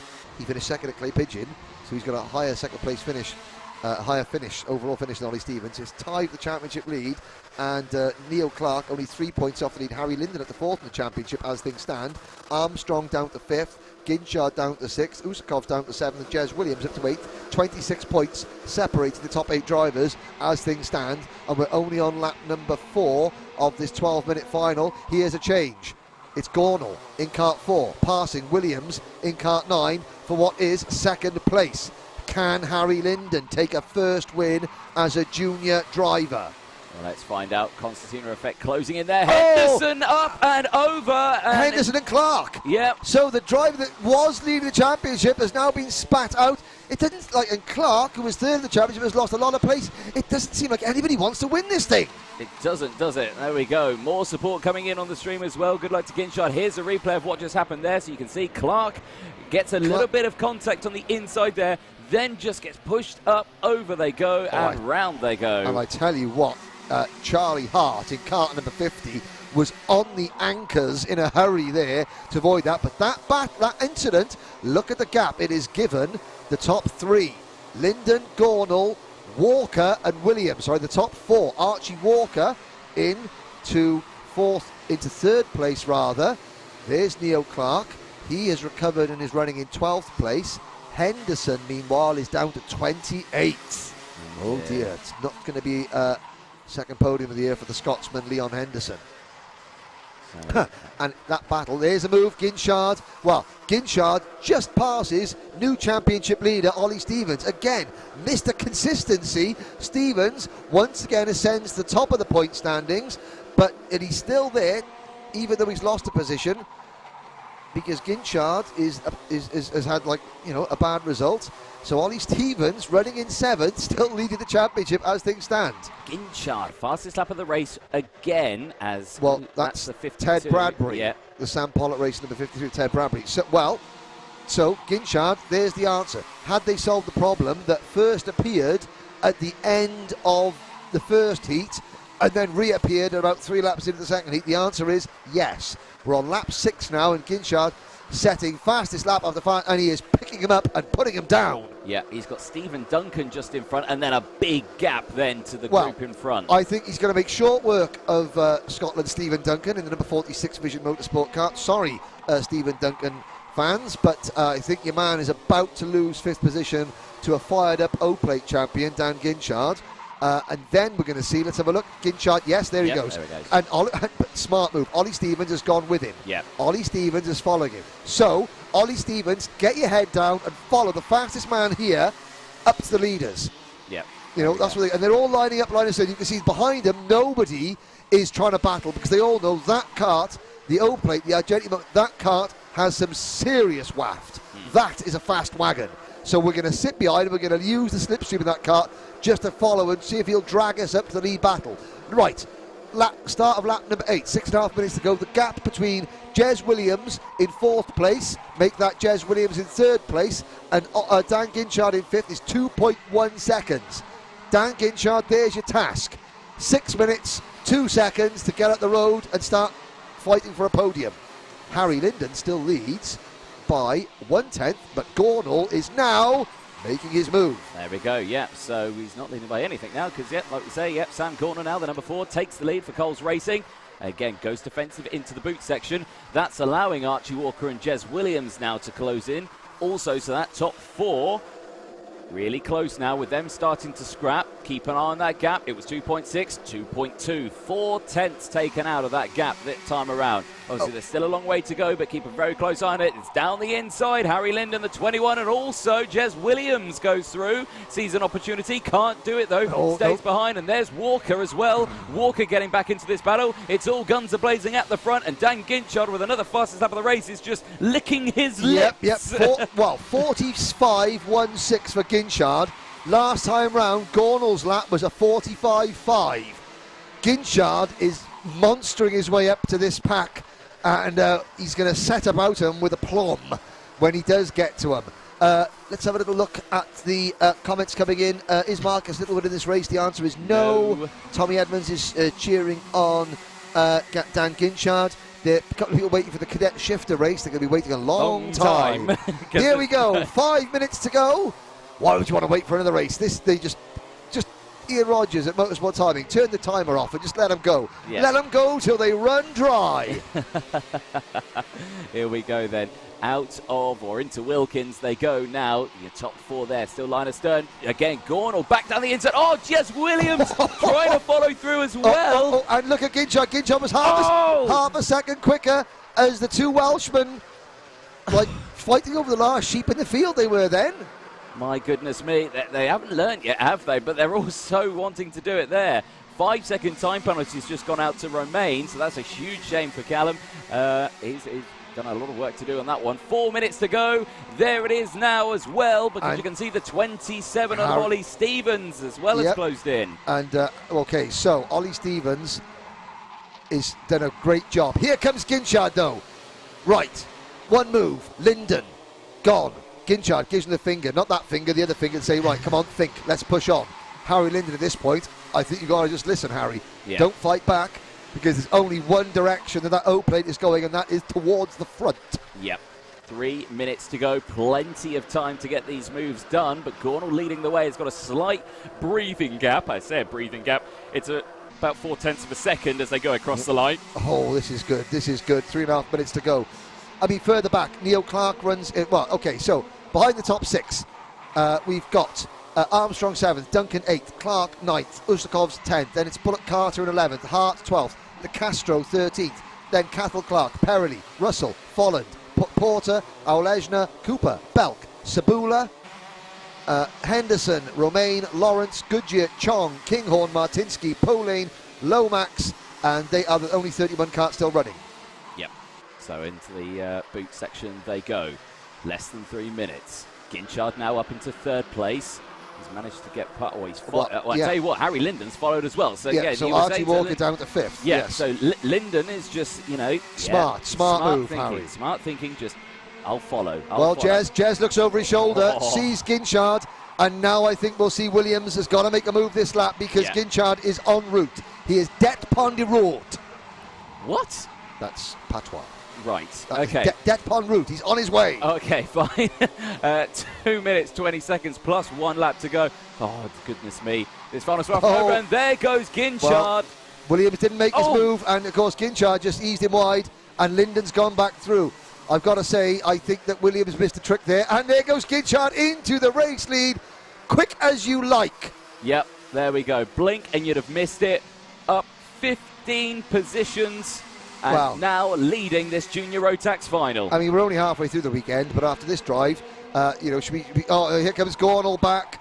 Here comes Gornall back. And there you go. Now, that's right. So Linden has followed Ginchard for 5 minutes. The first opportunity that Ginchard is forced offline, Linden just followed through. Smart drive from Harry Linden. Gotta say, whether he wins or not, this has been his most mature performance. Yep. Up the inside for the race lead, wallop. Yep, there it is. Now you can you just think there, Gordon and Linden is just like, oh no, sunshine, no. Just because you got that O-plate, just go. And I tell you what, and Linden backed him up a treat going through the boot there. Didn't he? Yeah. He backed up an absolute treat. Oh my goodness. Stood it on the apex, and here we go. So we've now got, count them, boys and girls, 2, 4, 6, 7 drivers. Linden, Gornall, Ginchard, Williams, Walker, Stevens and Daniel Armstrong battling for the lead in Junior Rotax. Oh, Walker up over the back of Jez Williams going into Ashby's. Williams looks over his shoulder, slightly perturbed by this. Walker continues. Linden defending. Now, Dan Ginchard's lost the momentum because they're backing each other up. The momentum that Ginchard had has gone. Yeah. Yeah. So Ginchard had moved up. He'd used the momentum and the speed he's got, making move after move, finding somebody, passing them, not losing momentum because they were defending. Now they're defending. Ginchard's pace doesn't matter. Yeah. It doesn't matter he's a bit quicker because they're all. He's now got to outthink them. But he's signaling to Williams, come on, go forward. Jez is like 20 seconds to go, son. Yeah. Every man, woman, child and beast for themselves. Exactly that. This top 4 now with slight breakaway. Wide goes Gornall into Ashby and Ginchard takes that one. Mistake from Gornall, forces the move, and there we go. Clock strikes 0. It does indeed. Last lap board will be out this time. Oh, Harry Linden. Well, you'll always say a driver, you just need to get your head down, eyes front, and defend for all you're worth, because if you look behind, then you might wet yourself. Up the hill we go towards Christmas corner. No, he's looked behind. 1, 2, 3, count them. Move across, but Ginchard's defending as well. Yeah. So now Ginchard's in a tough position because Gornall and Williams are right there. Across the top, down the hill towards Ashby. Linden, well, he's defending. Now, he's going to squeeze Ginchard out wide. Ginchard can't do the crossover move. He's at the inside again. Get ready for the move into Oy's ears. He's lining him up perfectly there. Oh, he's moved across. He has moved across, but he's got the job done. Into Oy's ears has Ginchard. Linden gets nerfed out wide onto the curb. But he keeps it pinned. He does indeed keep it pinned, stays on the track. Gornall comes into play, but he defends that inside line as well. Just Williams is right there. Look at them all now. We're out of the final corner from 15th to 1st. It's Dan.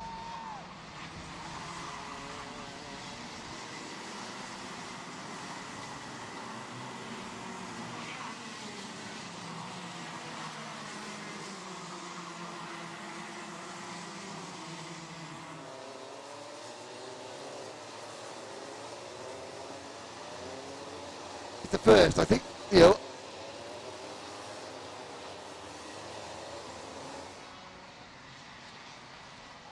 Picks up that win. Whew. At the championship table, Ollie Stevens, who comes home in 5th place, still leads by 9 points over Neil Clark, who finishes 8th. Linden takes 2nd. That puts Harry Linden up into 6th in the point standings. And believe it or not, it's even closer now. The top 7 drivers separated by 29 points. There is a look down the order, and Leon Henderson finishing 19th. He was leading the championship at 1 point in that race. He's now down to 4th. There's a good result there for Lexi Belk in 21st position. Good performance. Is she the leading privateer? No. Declan Russell was the leading privateer, or Ben Folland possibly. And oh dear, there is a photo being taken of the nose cone. And Jez Williams. So Dan Ginchard, nose cone. Jez Williams, nose cone. Harry Linden, no nose cone. I wonder, Sam Gornall, Ollie Stevens.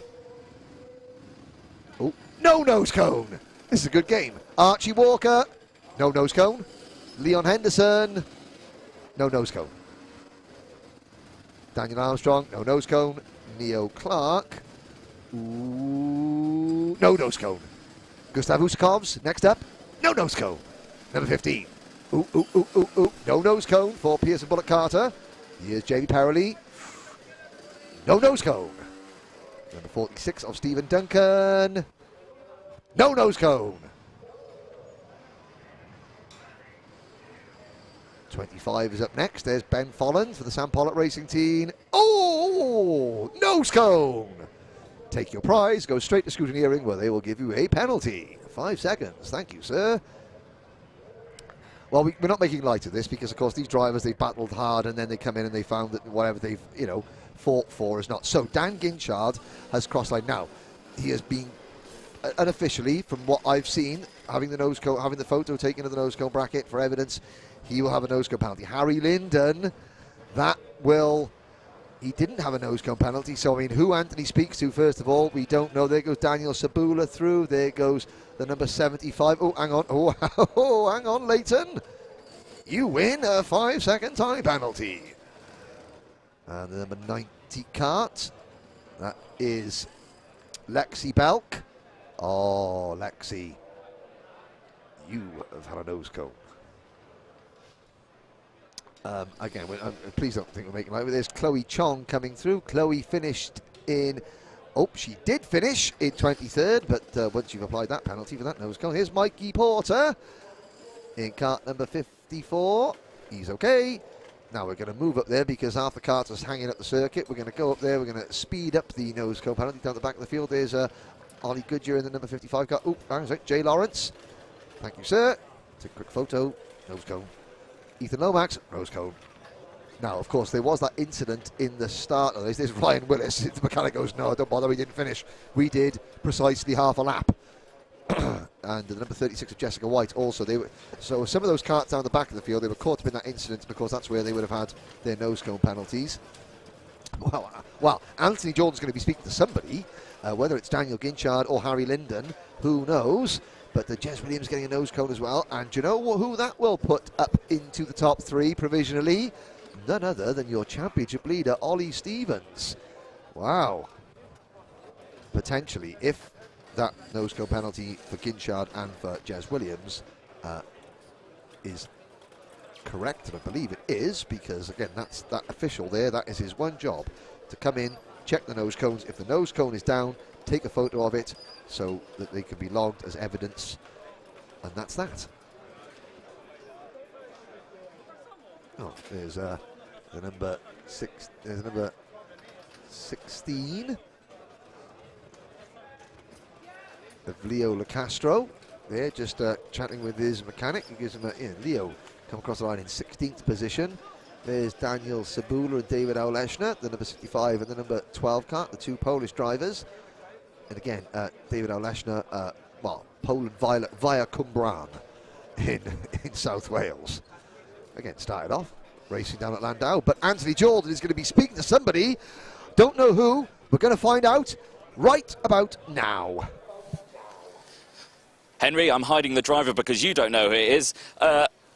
I still don't know who it is. It's Mr. Linden. Linden, well, there was nose cone penalties galore in that one, wasn't there? Are we still sure that you've won this? Yeah, I think so. Good answer. Yeah, really, really happy. Yeah, I can imagine so. Now that was, that was a tough old race, wasn't it? Yeah, it was really tough. You got really quick drivers, really experienced drivers. Like you're battling against Ginchard, who's won like a lot of racing abroad. It's really difficult.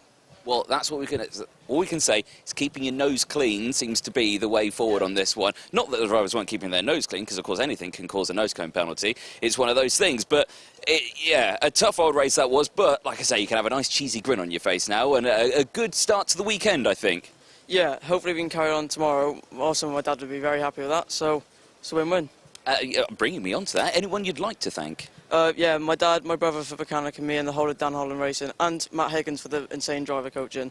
Excellent. Yeah, good driver coaching there. Good stuff. Well, there we go. Mr. Linden, well done, and best of luck tomorrow. Thank you very much. Excellent. Well, usually I would talk to second and third place, as Mr. Linden's going to get his photos taken now, but we don't know who they are. So we'll have just Mr. Linden for now, and we'll head over to our next race of the day, which I believe now is Senior Rotax. Yes, indeed. Thank you, Anthony. Thank you. Thank you, Harry. Am I staying there? Yes, stay in there, Harry. Now, I have to say, so Harry is from Barry, like me, and that's not a rhyme, so he's from Barry, and of course, none other than Tom Hardy, Hollywood actor, has been filming, of course, down in South Wales, and of course, he spent the weekend in Barry Island. Now, the rumours, well, he officially, the rumour that he was there because he was filming and he wanted to see the fun fair on the beach at Barry Island, but I've got a man in the know who said he just wanted to come down to see the 2020 Minimax GP plate winner Harry Linden. Facts, facts, facts. Next race, Senior Rotax, up now.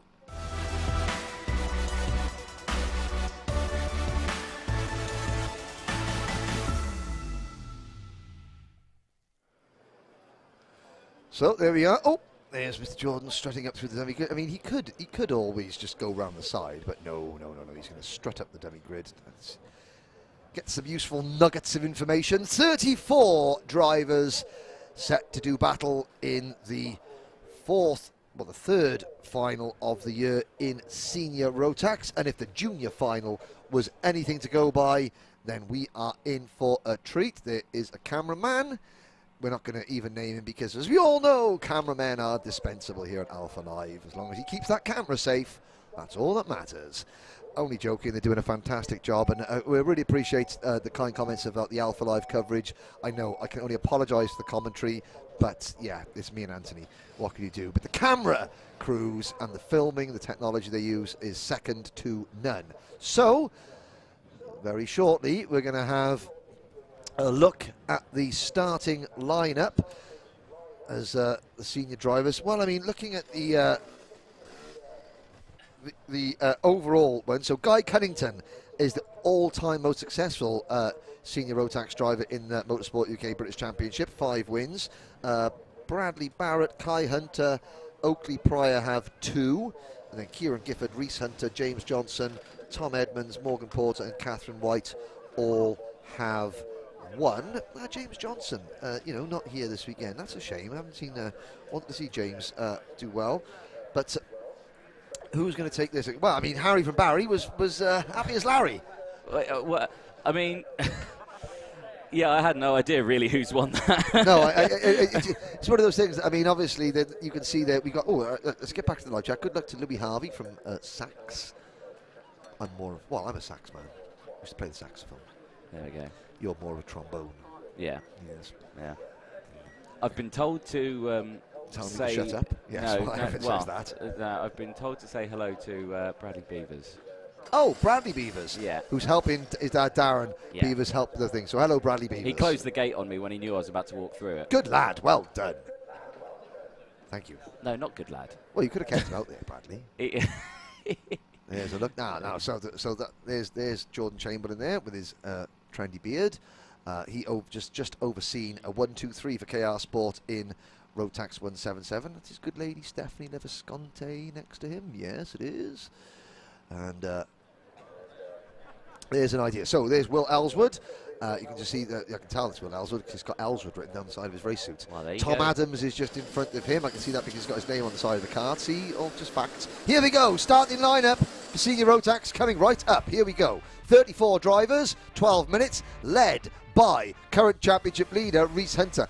Insane driver coach Matt Higgins is second, then Kai Hunter and Sean Butcher on row number 2. James Lothar and George Holbrook on row number 3 with Louis Harvey. And is my mic on? It is yes. On. And Samuel Hawthorne on row number 4. I just did that to put you off, but I did. Hurrah! Teddy Clinton and Matty Hingley on row number 5. Brandon Nagelvort, best career start in the final for him in the British Championship. And Tom Adams on row 6. Oakley Pryor and William Ellswood on row 7 with Jack Stedman and Edward Matthews. Row number 9, Luke Wooder and Lewis Gilbert. Watch for Lewis to move forward. Charlie Turner and Harry Holland round at the top 20. Ryan Luscombe and Reese Hurd with Archie Brown and Cade McQueen on row 11 and 12. Oliver Meadows and Spencer Shinner on row 13. Magic Camara and Tom Edmonds on row 14. The rest of the field, Kieran Kay, Ben Casely, Jensen Watts, Harry Gibson, and on the final row, Catherine White and Riley Stevenson. Let's go racing around the final corner. Perfect timing. And what the director was panicking about, lights are out. We're off and racing in the senior Rotax final. It's a great start from Matthew Higgins.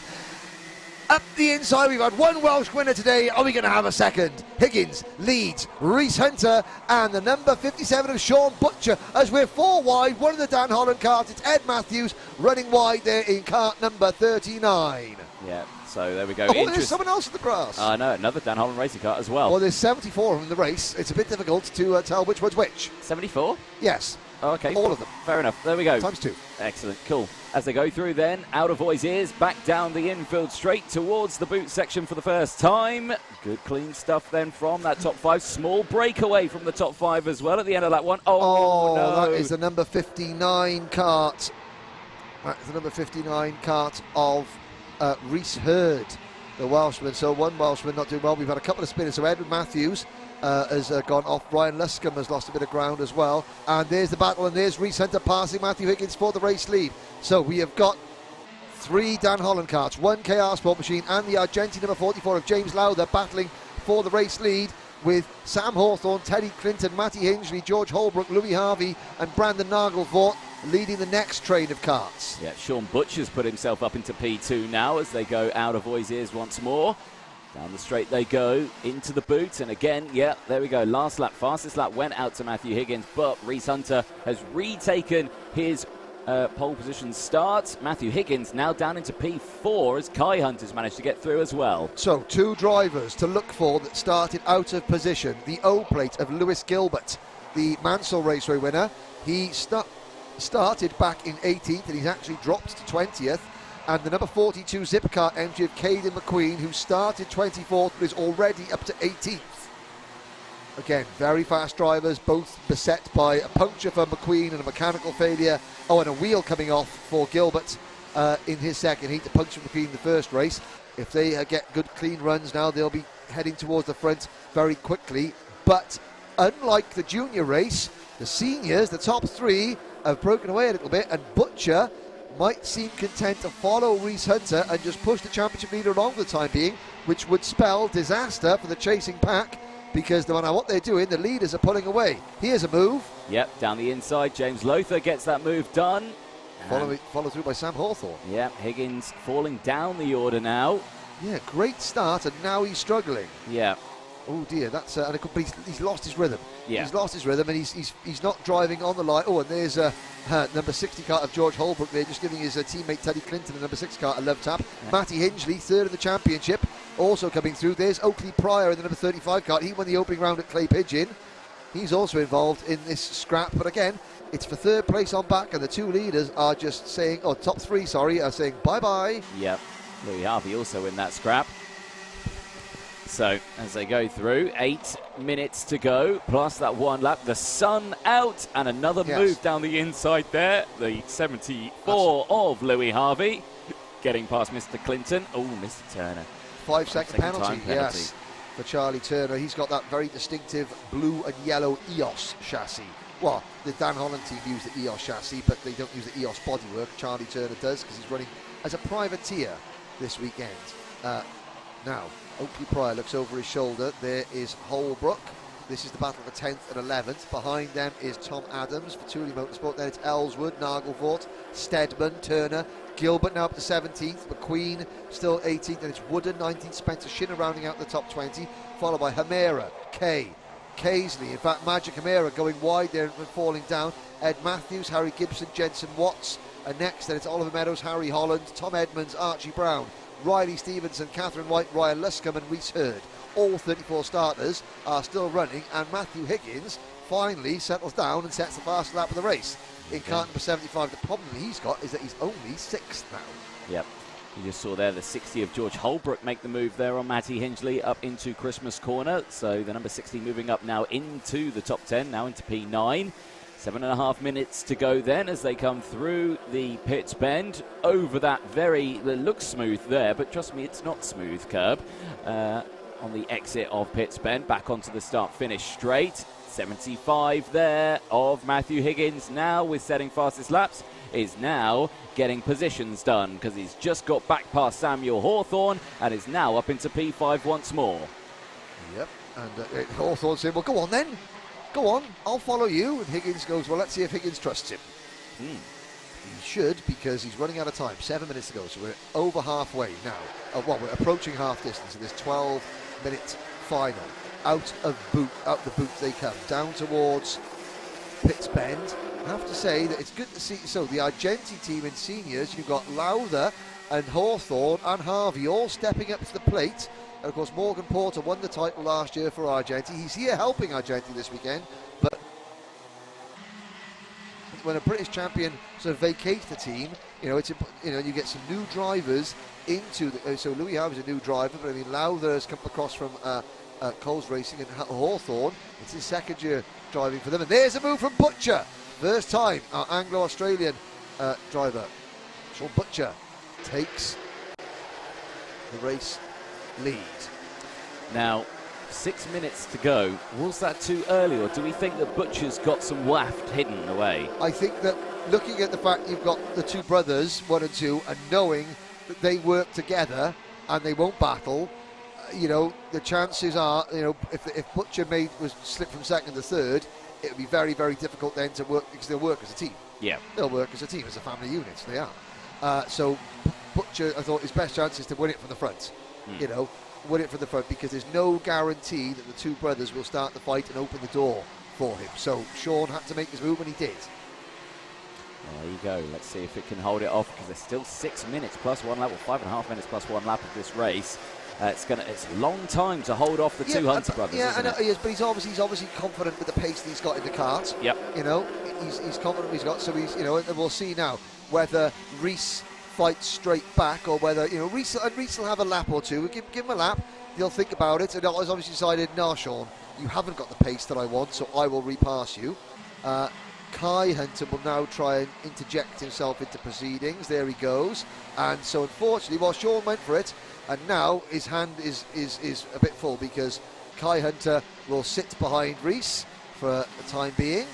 And that's good news in a way, because it's not going to give the chasing pack, Higgins, who's now back up to 4th place, Lowther, Hawthorne, Harvey, Clinton, a chance to close in.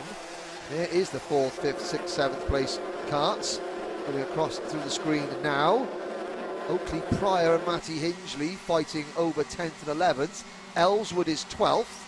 Let's have a little look back to see where Lewis Gilbert's up to 16th and Caden McQueen's up to 17th. So even though they're very quick, it just shows that the quality in this field, the way that this class works, they're all very, very similar, engines and, the power. So there's move from Gilbert on Nagelvort. He's now going to focus on Jack Steadman, who's there in the number 62 Project 1 racing kart. There's the number 42 zip kart of Caden McQueen. McQueen is, he's behind Gilbert. Now he's got to try and pick off 1 or 2 of the lesser drivers, but the midfield runners. Yeah. So lots of support out on the stream as well for the Croc team. Croc will rock. And they will indeed. Yes, so it's a Croc chassis. Yep. But they're not running as Croc Promotions. There's a deal with Zip. Yep. So they're running as Zip Kart, use the Croc chassis. Oh, and there's Catherine White into the pits to retire. Yeah, that's a shame for Catherine.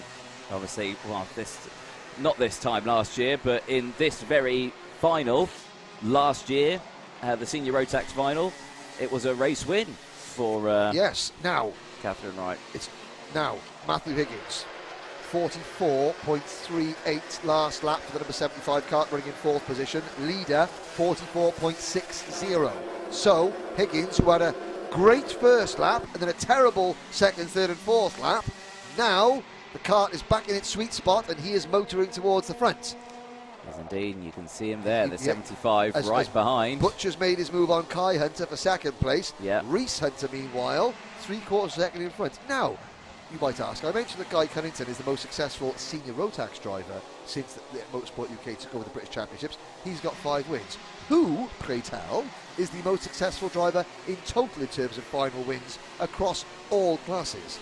The answer, Kai Hunter. Yeah. 10 wins. Several as a senior, most as a junior.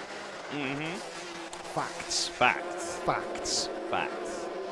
Reese Hunter, he has got 3 wins in total, 2 as a junior, 1 as a... he's got 3 overall race wins, but he's got some way to go before he catches brother.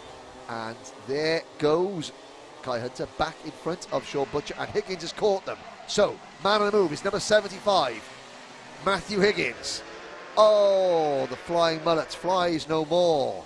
Number 76, Archie Brown retires. It's privateer run entry. Shame.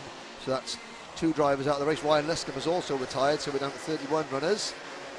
And Higgins, he's got to try. Well, we had a 1-2-3 for KR Sport in Rotax 177. Will we get a 1-2-3? Oh, and there's a problem.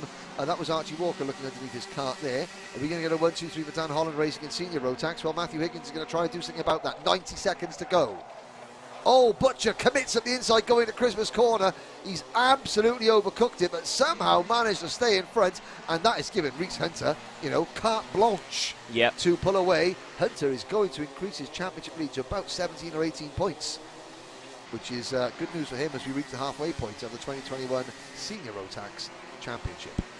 Well, indeed. So it's all going to be down really to this battle for second place as they go through. Now that's the 75 of Matthew Higgins getting past Kai Hunter there. And the Argenti Motorsport of 44 of James Lowther clothing. Yeah. They're all closing in now with this scrap for second place, or third place really, because now Sean Butcher has opened up a gap. It is only a small gap in mind, because the 57 hasn't cleared that much time.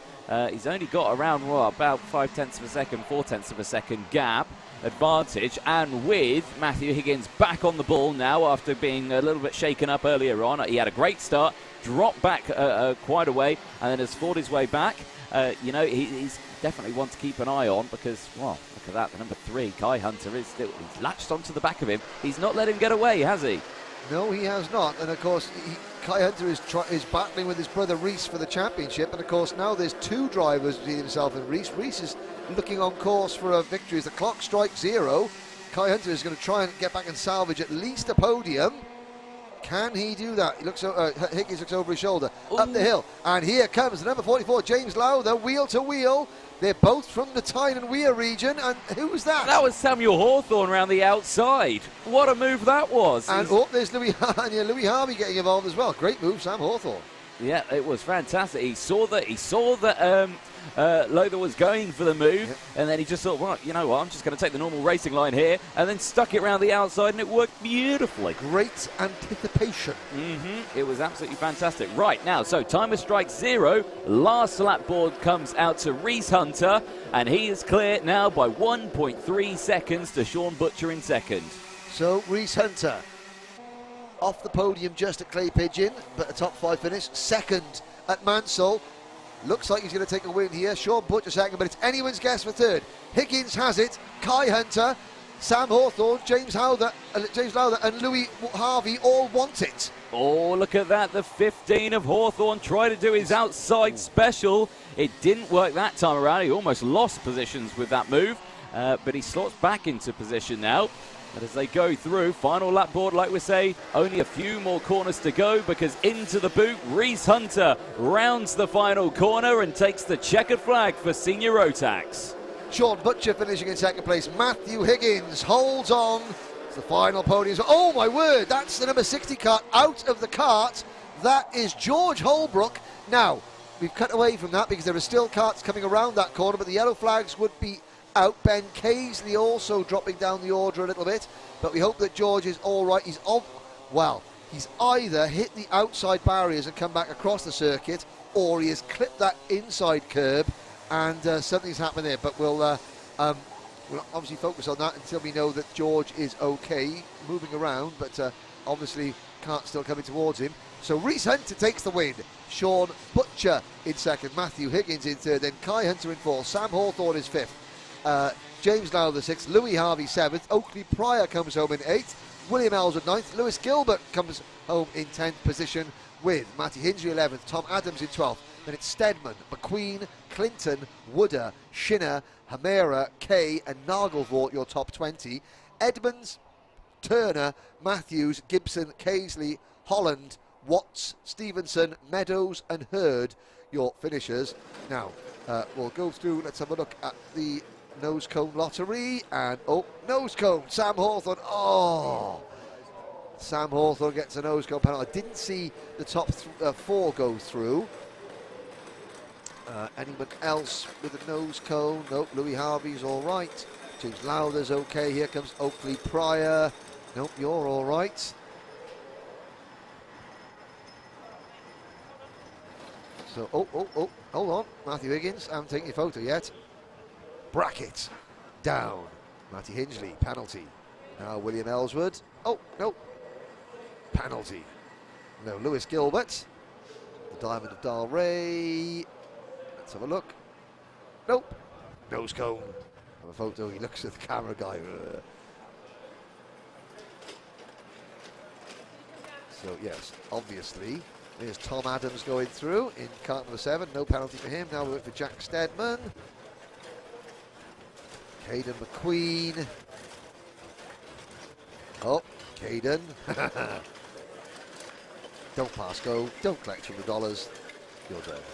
Nose cone. Next up, he's smiling to himself. Well, what can you do? Tomorrow's another day. Here's Luke Wooder. He's worked hard in that race. He's got through. No nose cone. Now the number 25 of Spencer Shinner. Nose cone. Right, Magic Amira.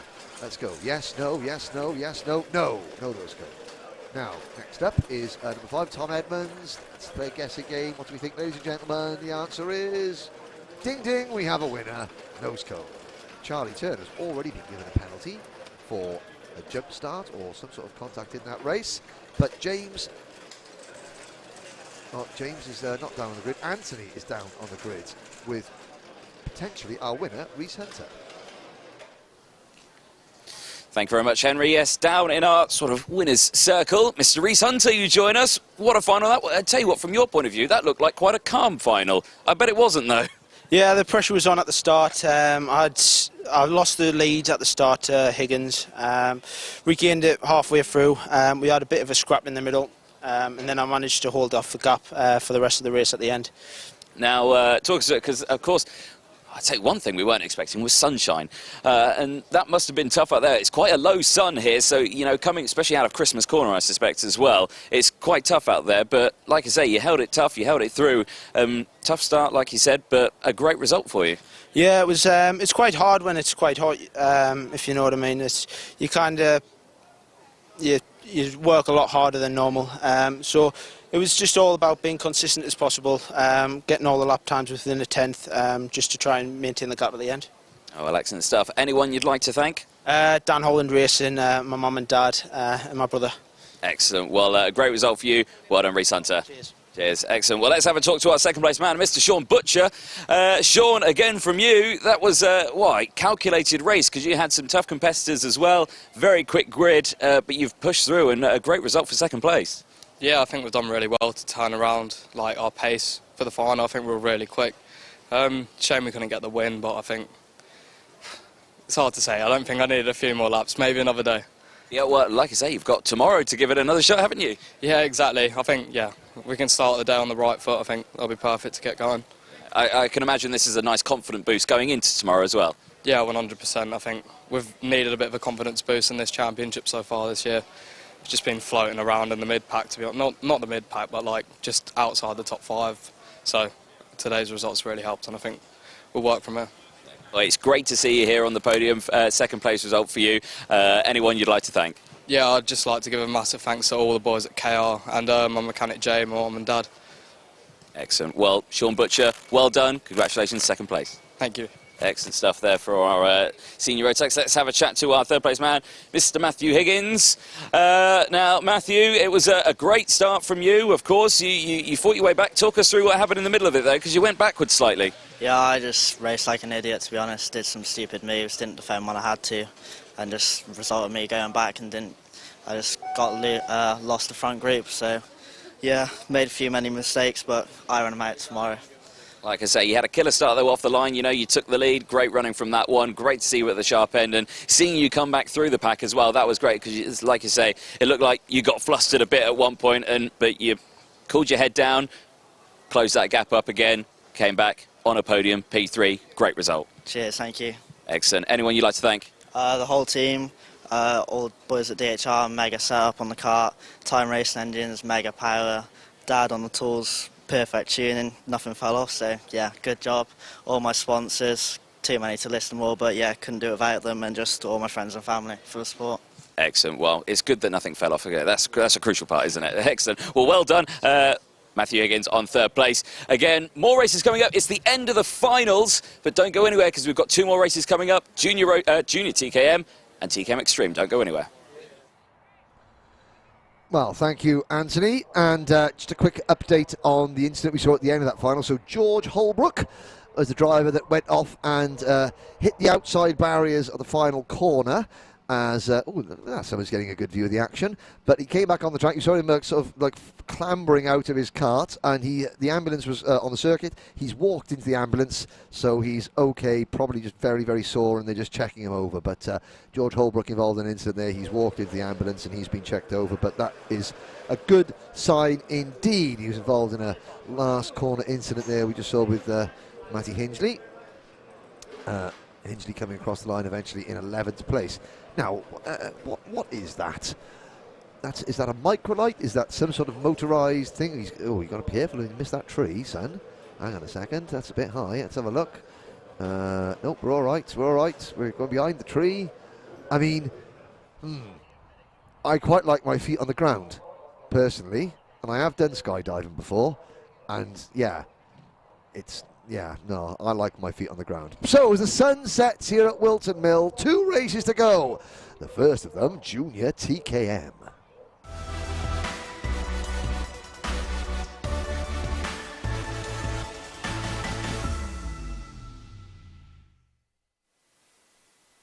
No jokes on the stream, please, about the size of the parachute needed to transport my somewhat overweight bottom from sky to ground at a safe pace.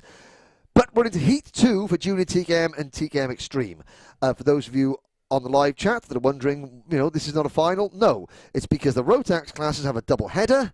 The Micromax TK and TKM classes, it's just a single header meeting. This is their second heat race. Tomorrow they will have their pre-final and the final, whereas the Mini, Junior, Senior and 177s have 2 heat races and a straight final tomorrow. That's the thing. So, race number 1 went the way of Alistair Cresswell, who continues to lead the championship. He starts this one from 7th place again. Alfie Garford and Leon Frost on the front row of the grid. Frost in the number 59 Tim Wilson Motorsport kart. Garford, the Talco support the driver. We did ask what TKM stood for. Total Karting Madness was one that I came up with. Alan Turney Kart Maintenance possibly was the other one. Well, we should ask. Because there is Aditya Kulkarni, the O-Plate winner. Dara McCurdy, the E-Plate winner. Why the E-Plate? Well, the E-Plate is the English Championship. They have a Scottish Championship, which is the S-Plate. They have the All-Ireland Championship, which is the IRL plate. You have the E plate. You have the C plate is the Welsh Championship, but we don't use that anymore, sadly. And then you have the GP plate and the O plate. They're the only sort of letters or digits that drivers are allowed to use, apart from 1 to 10 is reserved for the national ranked drivers that year. And then everything else is up for grabs, but those are the only sort of plates that you use. So there are other championships, like, you have the, like Trent Valley Kart Club has a TV plate, so that shows that they're the club champion. So there's the Southwest Championship, which is run down at Mansell Raceway, which you run at, Mansell Raceway, but nobody else. Here's a look at the starting lineup. Leon Frost and Alfie Garford on row 1. Joseph Booth and Freddie Hull on row 2. Row 3 is Olivia Jakins and Aidan Mitchell. Row 4, Alistair Cresswell and James Morley. Row 5, Dara McNerney and Tyler Harris. Row 6, Aditya Kulkarni and Harvey Jones. Row number 7 is Charlie King and Jake Almasawi. Now, welcome back, Mr. Jordan. Thank you. I have answered Curtis's question about which driver ate the wall. The answer was George Holbrook, and he walked into the ambulance, so he'll be fine. He did, yeah. His mum's with him in the medical room now Good. as well. Good. So, yeah, we wish him all the best and hope he is all okay. Here we go then for the second heat for junior TKM. Into the tramlines, green flag out, away they go. Penultimate race of the day as the sun starts to creep towards that horizon. The low sun causes issues here at Whilton. Into the braking zone they go. Nice, clean start. It's Leon Frost who maintains the lead in the number 59 Tim Wilson Motorsport kart. He's got the Tim Wilson graphics on the side pods and the NASA panel, but not on the nose cone. And Alfie Garford, quick to take the lead away from him. And Joseph Booth follows him through in kart number 45 into P2. And there is the number 24 Precision Racing kart of Freddie Hull making his move as well. The rest of the field spread out. Once again, now no start for Jake Almasawi. We had a mechanical problem earlier on, so hopefully he's okay. Oh, and there's a spin further back. Oh, that is Leon Frost. Oh, no! Frosty out of the race. Now, what was that? That was a strange place. That's quite early in the corner to be. He obviously was forced a little bit wide and got on the grass. He can get that engine started and go again. Here is Alistair Cresswell, the number 2 kart, passing Dara McNerney in the E-plate. Ashton Cox wishing Charlie King good luck. So Charlie King is already up 7th place to 6th position in that number 16 Klassen Motorsport kart. But it's Garford leading, Booth, then Hull, McInerney in 4th, Cresswell is 5th, and Charlie King is storming up. There he is in that black and green machine. He is up into P6. There we go, so a good start then. Time is back down, of course, to the regular heat time. 8.5 minutes to go then as they go across the line. We finish lap 2. We're on lap 3 now as they go through. Now a slight breakaway at the front here. Alfie Garford leading the way, tucked in as much as possible as down the inside looks Freddie Hull. Gets that move done, gets past Joseph Booth. Booth now down into P3.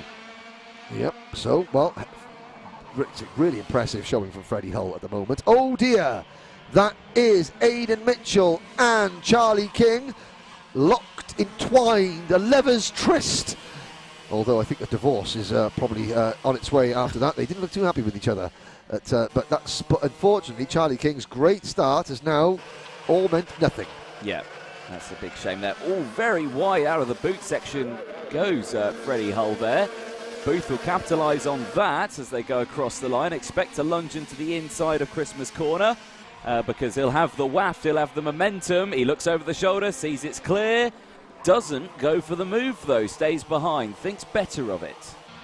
Yep, and I mean, so the question now is, Freddie Hull, has he got the pace to stay with? Oh, he's gone wide there into Ashby. You saw the back end of the kart step out. He took 2 bites at the cherry trying to get the kart turned in. Now that he's held on to 2nd place, so Booth was not able to capitalise, but look at the gap that Alfie Garford has already pulled. Now, Alfie Garford really, really needs Freddie Hull and Joseph Booth to hold off Alistair Cresswell here, because Garford needs to pull something back from Cresswell. Cresswell won the opening race.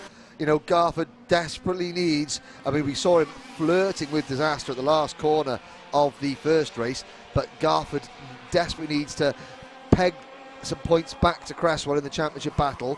James Morley once again not having a great thing, and that was Joseph Booth having a little look at James Morley. He's just set the fast lap of the race. He's up to 6th. There he is, the number 77 Tim Wilson Motorsport kart. Here comes Cresswell, number 2, now trying to make moves, but yeah, it's in Garford's in. Well, Garford, oh, there goes Cresswell. Garford's really hoping that Cresswell finishes as far back as possible, because Cresswell won the first heat. Garford finished 3rd off the top of my head. So if Garford wins this one, he wants Cresswell to finish 4th or worse, so that in terms of heat points, Garford, you know, gains championship-wise on Cresswell. Only by a little, but a little could turn into a lot. Yeah. Scott Smith joins the stream, saying it's Cresswell for the win. Ali C for the win. Yeah. And wow, he's made short work of Booth. He's motoring towards the front. He's now going to make up a 1.25 second gap on his fellow Talco driver, Alfie Garford. There's James Morley passing Darren McNerney. Again, talk about crash helmets, you know, that Darren McNerney's crash helmet. Old school livery. Yeah. Simple, very bold, easy to spot a mile away. Do you know, actually, I like that a lot. That it actually reminds me of a billiard ball.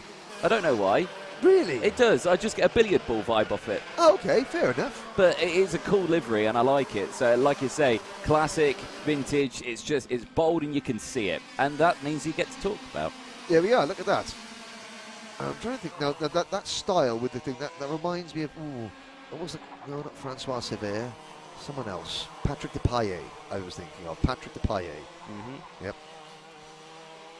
You were going before your time, Anthony. Yeah. But there it goes. Fast Freddy in the number 24. Oh, dear. Oh, my wow. word. A full 7:20. Wow. I mean, that is James Morley out of the race. That was, wow. I mean, 9.8 artistic. Yeah, I'd give it a 9.8 on that one, but my goodness me, that was 720 mid-air in a pike position. Like ragdoll effect. That's what happens when the front wheel goes over the back wheel, and then the back wheel then joins afterwards. Here's a replay of it. 1 full. Let's have a look now. It comes inside of Joseph Booth, wheel-to-wheel contact rear. Now it goes up. 1 full rotation, 2 full rotations in a pike position. Nailed the landing. Tom Daly, you got competition, son. Yeah. But looks all right to me. He's out of the car, pushing it away. But yeah, that probably definitely feeling quite dizzy. Yeah, I'd say that definitely wake you up, I think.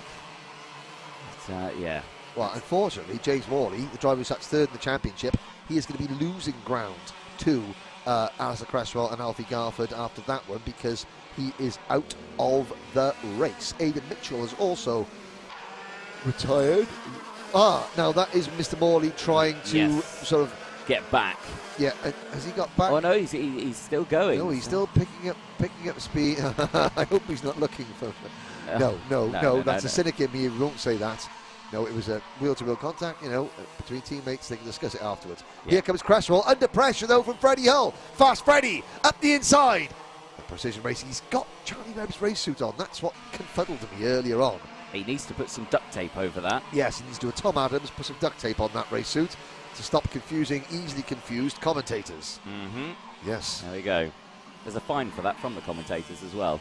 I don't know what it is yet, but I'll think of something. Yes. Yeah, I wouldn't get Sansa getting confused over that, but... Okay, here we go. Garford, Cresswell, Hull, McInerney in 4th, Kulkarni in 5th, Jenkins in 6th, Booth 7th, 8th is Harris, 9th is Jones, Frost is recovered in 10th place, although he's half a minute down. Then it's Charlie King after his spin. James Morley still going in 12th place, a lap down, and Aidan Mitchell still running, and also a lap down in 13th. So, Garford leading, but Cresswell in 3rd place, and here comes the number 88 of Tyler Harris, making a move on Joseph Booth. I would hazard a guess that maybe not all is well with that number 45 Kart after that collision with James Morley. That's the one. I get confused. I used to live with a guy called James Morley in university, and that's what confuses me. Right. Yeah, because I think of one and then have to call the other. What confuses me is that you went to university. I know, hard to believe, isn't it? Yeah, I know. There we go. But university, but it was like you haven't seen the programme, The Young Ones. That was student life when I was in university. Now it's all learning and libraries and like books and stuff. Kart at the side of the circuit. That would be the lap down kart, I believe, of Aidan Mitchell. Aidan Mitchell, or yes, Aidan Mitchell just pulling aside out of the way. So 90 seconds to go. Garford still leading comfortably.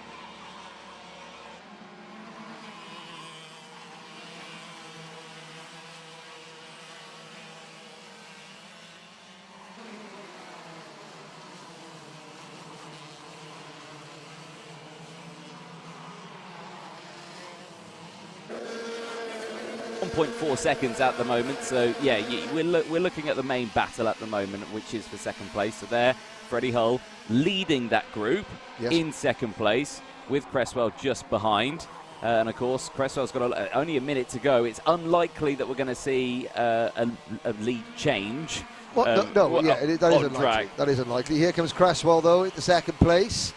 And that is significant in terms of championship, because a first and a second place points will give Alistair Cresswell maximum championship points after the heats over Alfie Garford. So even though Cresswell loses this heat, he still will gain on Garford in the championship if he can hold on to second. It's a big if, because with 30 seconds to go, he's still got Hull, McInerney and Aditya Kulkarni, the O-Plate winner, right behind him. Yep, so a busy train of karts here with 20 seconds left on the timer. Last lap board will be out this time. Defensive goes Cresswell. Hull round the outside. Oh, look at that. McInerney, he tried to have a look down the inside, put a nose there. Aditya Kulkarni as well, the O-Plate, like you say, just behind. Then it's Olivia Jenkins who's there as well. So the fastest lap earlier on, had a grass tracking adventure in the first heat as well, brought it back, fastest lap of the race, but still finished quite low down the order. Back here now, 6th place, good running. Discovering that it is much quicker to drive on the prepared surface. Yes. The prepared surface is a better location to drive. Now, Freddie Hull gets a good run on Cresswell. Cresswell standing on the apex of boot 2 there. Thou shalt not pass. Yep. Final lap. Yep. Garford. Yep, Garford. 2.3 seconds at the road. So, can Cresswell hold on to second place? Garford's going to take the win. And they're 3 wide round the outside. Oh, McInerney tries to and then bounces a little bit wide. That pushes him back to second, third, fourth, fifth position. Here comes Aditya Kulkarni. Still Cresswell holds on as they round Ashby's for the final time, Anthony. Yep, there's a lot of damage on the side of Kulkarni's kart there from...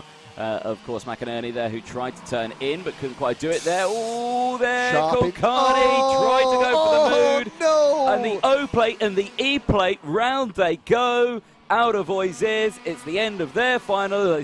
They go to the back of the grid, but Alfie Garford takes the checkered flag. Cresswell second. Great result. Freddie Hull, top 3. Good effort there. Jenkins in 4th. Olivia Jenkins in 4th place. Well done. Great qualifying, and now she puts together an 8. Tyler Harris up to 5th from 10th of the grid. Joseph Booth finishes 6th. Harvey Jones 7th. Oh dear. 8th and 9th, Dara McInerney and Aditya Kulkarni. Kulkarni still getting going. McInerney does finish 8th. Frost is 9th. Well, oh dear.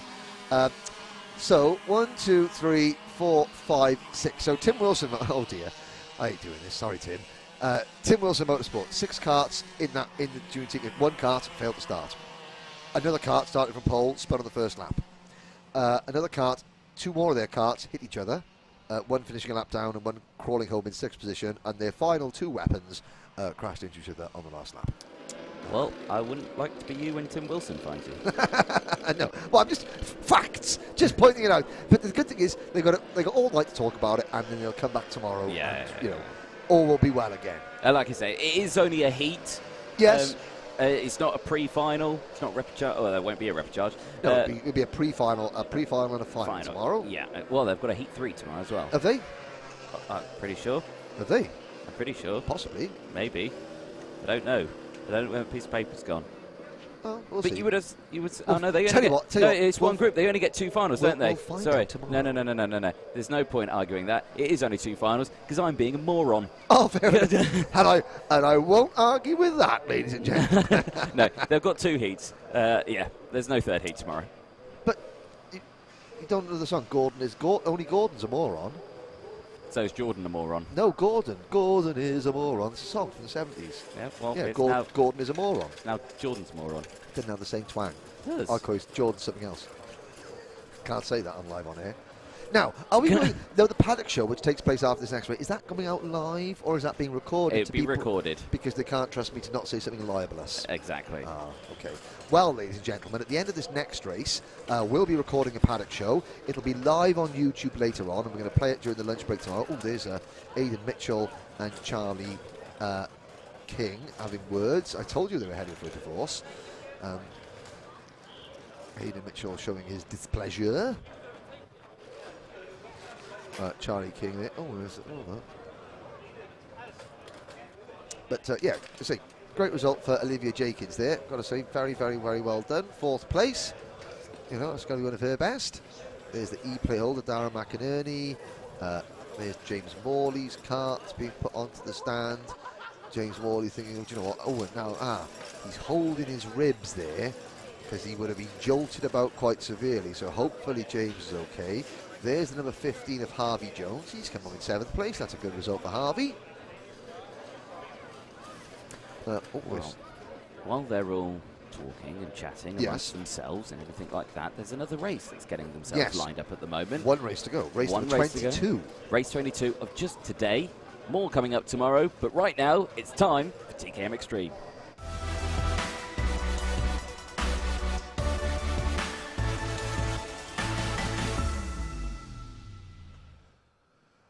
That's strike 2 for dancing. Okay. I mean, it was just a little hand jiggle, you know. It was just a little hand jiggle. There we go. So, race number 22, TKM Extreme. The crowds. Now we're talking about what does TKM mean. There's the man to ask. There in the silver here, with just putting his sunglasses up there. That's Alan Turney. What does TKM stand for? We will get a definitive answer. Is it Turney Kart Maintenance? Is it Total Karting Madness? Or is it something completely different? Before we get onto the grid, thank you very much for everyone for their comments on the live stream. I've enjoyed that. We can only see the ones in the commentary box that are on the Alpha Live YouTube thread. Yep. Now, it is on the British Kart Championship Facebook page. We can't see the comments that are put on there. So please, Facebook fans, we're not ignoring you. We just can't see them in the commentary box. That's all. So, 20 drivers. Now, I picked the TKM Extreme Final to be the best one of the weekend. The Junior Rotax Final, the Minimax Final, really sort of, you know, trumped. Well, you know, this is only a heat, so there we go. Oh, look at that. There's the trophies being put up. We've got the trophy presentation later on, which won't be live streamed. It is going to be filmed, and when Alpha Live put the finals out on YouTube during the course of the week, they are seamlessly edited in. Like you were just there. Like I was just there. Oh, here we go. No, look at that. Oh, bet that gentleman's neck is never cold.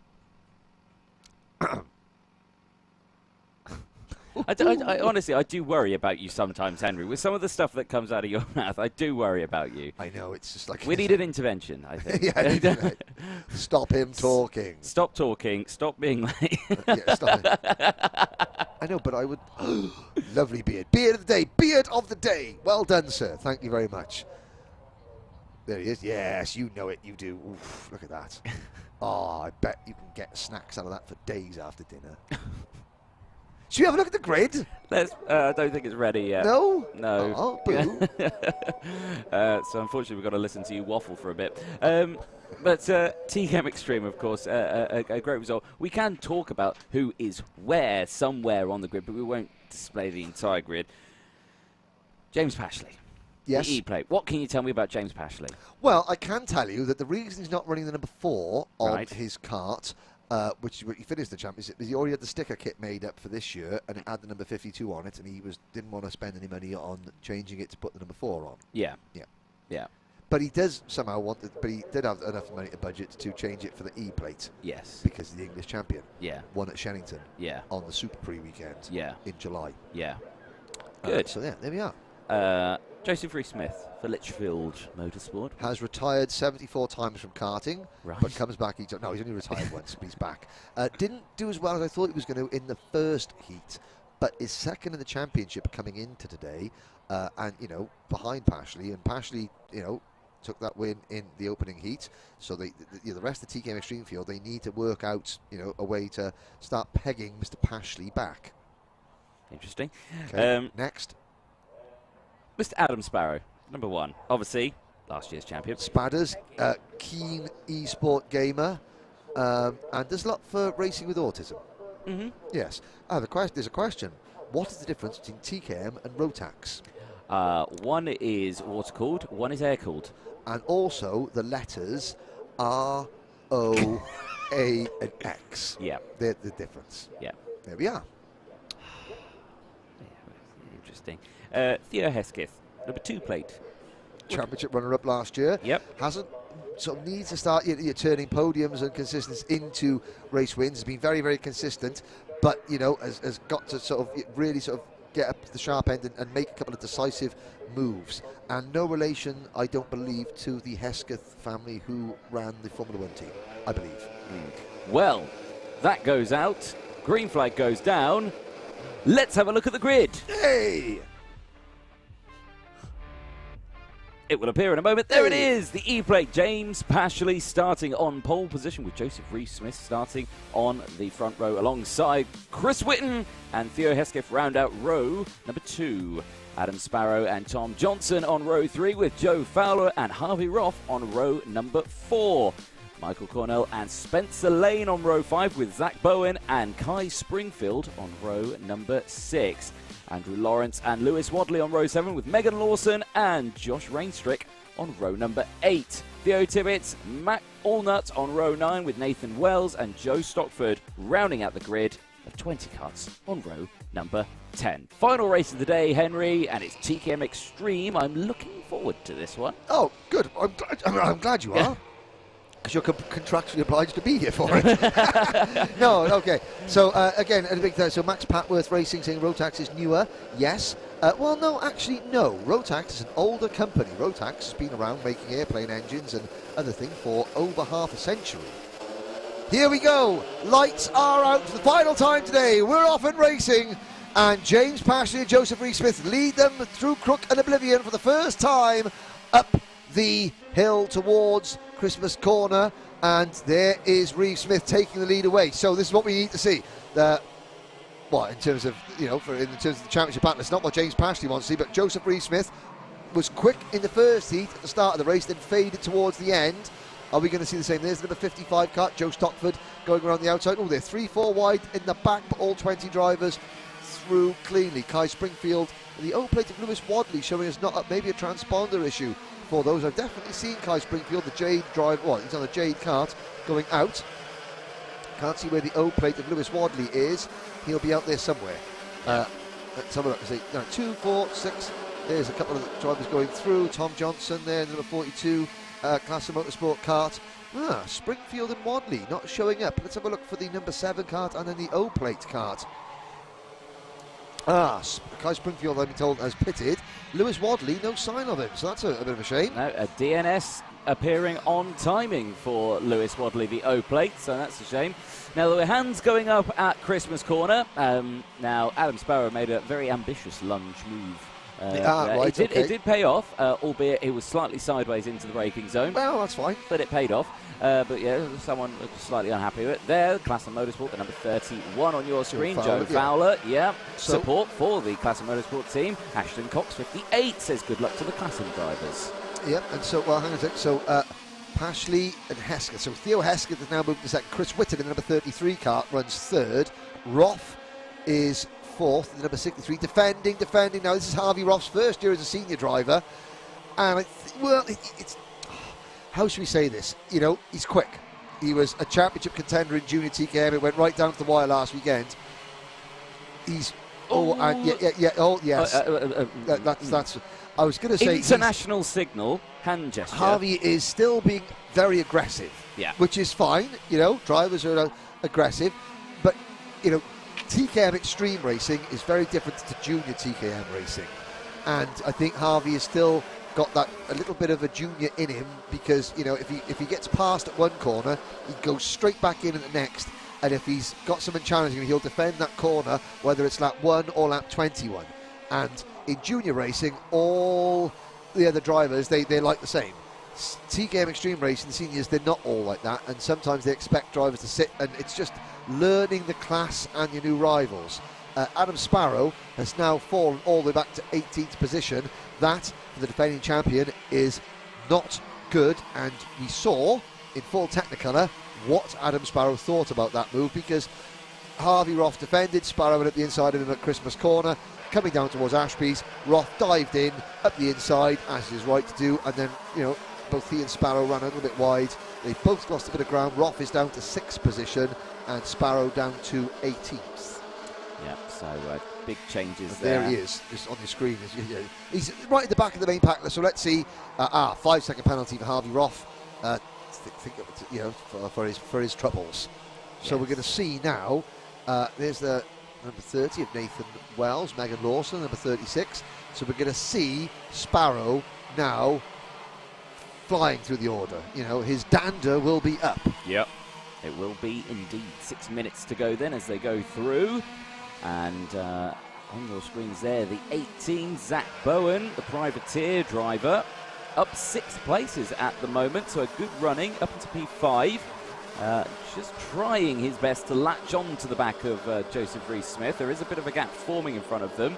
Well, there is Rees-Smith has just set the fastest lap of the race, 46.75. That would be why the gap is forming. Yeah, and think Zach Bowen just saying to Harvey Roth, think. Now here comes the number 11 Kart of Spencer Lane. Yeah. But Pashley, Whitton and Hesketh separated at the front by less than half a second. There goes Roth at the inside of Bowen. Bowen lets him go.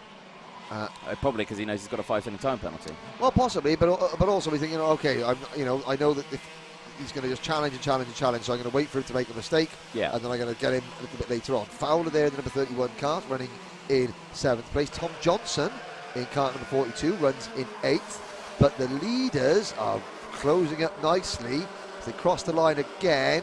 It's a 46.9 for Pashley, but a 46.8 for both Whitton in 2nd and Hesketh in 3rd. Now, I'm not sure if that, I'm guessing the mechanic at the side of the track was dancing or giving a hand gesture to push. Possibly both, because it's a Saturday night. Oh, Zach Bowen out of the race. Priority driver number 18. Oh, that's a shame. Here's the yellow flag. That's up at Christmas Corner, or the exit, the outside of Christmas Corner. He is off track. Now, they'll get that Kart moved to safety before the leaders come through, but Chris Whitton is putting James Pashley under pressure. Here's indeed there, the E-plate at the front, 3-cut breakaway. Keep an eye on Joseph Rees-Smith as well, because he's been setting fastest lap after fastest lap and is closing in. That gap 1.1 seconds at the moment from the back of these drivers. So it's Pashley from Whitton and Hesketh.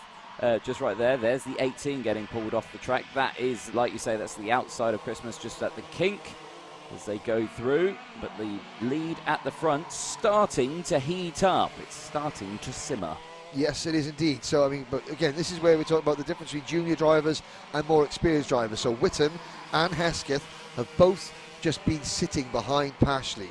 You know, they're as quick as the race leader. In fact, they've been quicker the last couple of laps, not by much, but just by a little bit. But, you know, they're content to sit there and just wait for the time being. Rees-Smith in 4th place has still got a bit of work to do to bridge that gap. Harvey Roth still running in 5th position with Spencer Lane in 6th, Joe Fowler in 7th, and Tom Johnson 8th. Michael Cornell 9th, and Theo Tippett's rounding out the top 10. Matthew Allner is 11th. Sparrow up to 12th. So he went back down to 18th. He's now back up to 12th. We've lost Zach Bowen. I think Joe Stockford might also just pulled in to retire. So not a good day for precision racing. Both their drivers now out of the race. Lewis Wadley didn't even take the start. So we've got 16 drivers. There's Stockford in the pits. Megan Lawson runs 16th. Wells is 15th. Lawrence 14th. Raystrick 13th. And, well, now Adam Sparrow has got a 3-second deficit to make up to Matt Allnut, who runs in 11th place. But now Chris Whitton, he's a privateer driver. He's on that Telco chassis. He's starting to work around Pashley. Hesketh has fallen off a little bit back into the clutches of Rees-Smith. So, will we see a move from Chris Whitton coming up the hill? He's got his head down, not quite close enough this lap. No, definitely not close enough. But I tell you who is close enough, Mr. Rees-Smith on Theo Hesketh. That gap has closed right up now. Expect a lunge, not just yet, but in the next, well, I'm going to say, when the clock strucketh, 1 minute 50. Into Christmas Corner. Okay. You thought about that then. Right, that's going to be your place. You were right earlier on. I shall not doubt you for a moment, Mr. Jordan. I'm going to say to 1:45 because they're running out of time to do it in 10 seconds. Well, you know, but it's got to be the Christmas Corner. Okay, there's a look at the field going through.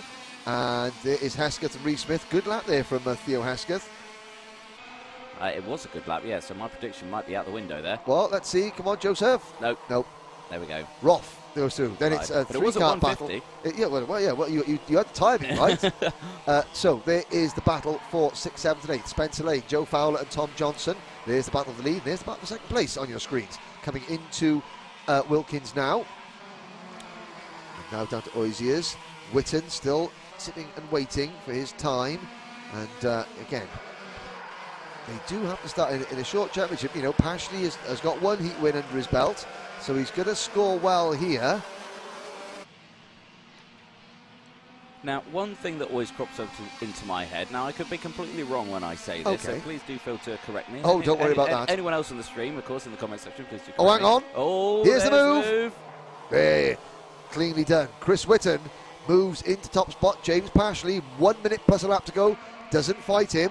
The gap back to Hesketh and Reeve-Smith is 9/10 of a second. Carry on as you were, Mr. Jordan. Right, so we've had obviously Rotax there, which are running the Mojo tyres. Yes. Of course, now TKM, they're running the Maxi tyres. Yes.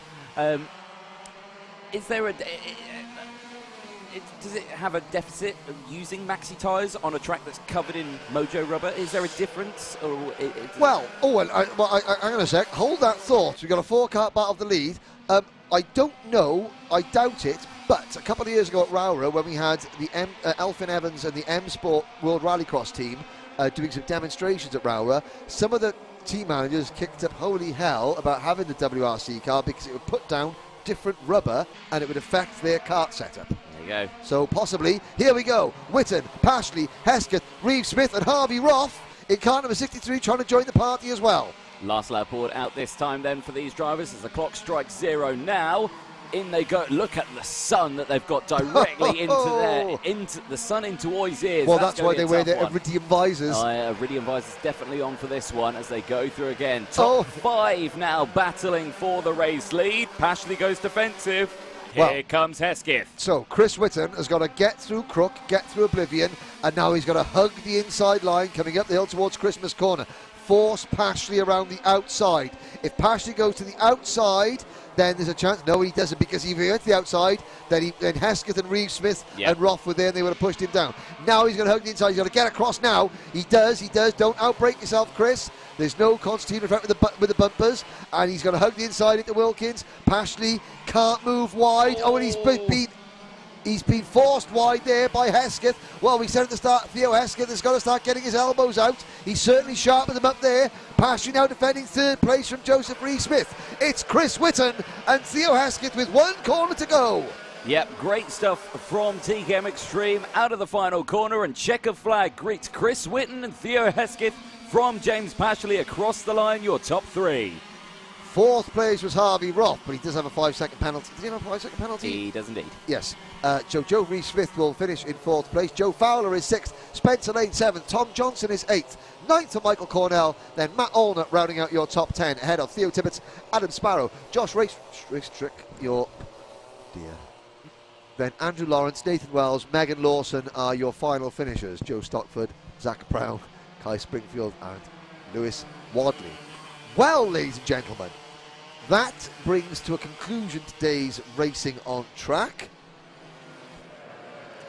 We'll do one final nose cone check.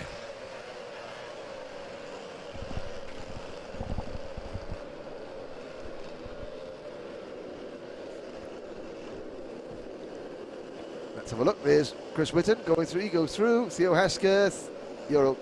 Stop. Oh, don't you try and sneak past me. Now he looks down, there's a look at it. Right, there you go. He tried to get away with that one. Let's have a look at Mr. Pashley. Now, what's Mr. Pashley going to say about that? Nope, you're all right. Harvey Roth, you're okay. Right. Surprising. Yeah. Joe Reeve-Smith. Well, no, I'm saying after the incident he was involved in. Oh, right, yeah. Nothing personal about the man. So look, we're walking up the line. There's Michael Cornell. Again, great to see Michael, back here having a good, clean weekend so far after what's been a very tough start to the year for him. Looking back up the line. Oh, there's another a shake of the hands there between Matt Allnut and Michael Cornell, 9th and 10th position. Josh Rainstrick, I believe, has also received itself a nose cone penalty as well. Which is a big shame. There's Megan Lawson at the back there as well, 36. Wow. 16th place finish. There we go. And as we look down at the final view of the karts coming in at the end of the day, we are. Yes, you have a question for me. This is probably the first time we're ending a stream in with the heat. With the heat and in the commentary box together, and not yes, one of us out there. I know. Try not to make it happen again, please. I know. Yeah. Well, thank you very much for joining us today. A big thank you to everybody watching on the Alpha Live YouTube channel, on the Motorsport UK Facebook page, here at the track itself. We really appreciate you having family and friends back at the paddock, having the bigger karting family here. We're doing it all again tomorrow. We're going to do the presentation. There will be a paddock show going out a little bit later on. Yep. Short and sweet tonight, only about 15 minutes. I think so, yeah. But that'll be good. And yeah, the podiums will be recorded for later in the week. Yes, brilliant. Well done. Thank you very much. It's been a good day, hasn't it? Tomorrow. 10:50 a.m. In the a.m. in the morning. In the morning, yes. So bright and early. Well, it's not that bright and early, is it? But for some of us it is. For some of us it is, yeah. For you, it definitely is. Yep, there we go. Absolutely. But yes, join us tomorrow, folks. Don't go anywhere. Well, you can go for dinner now. But yes, we'll see you tomorrow in the morning. Bye. For now.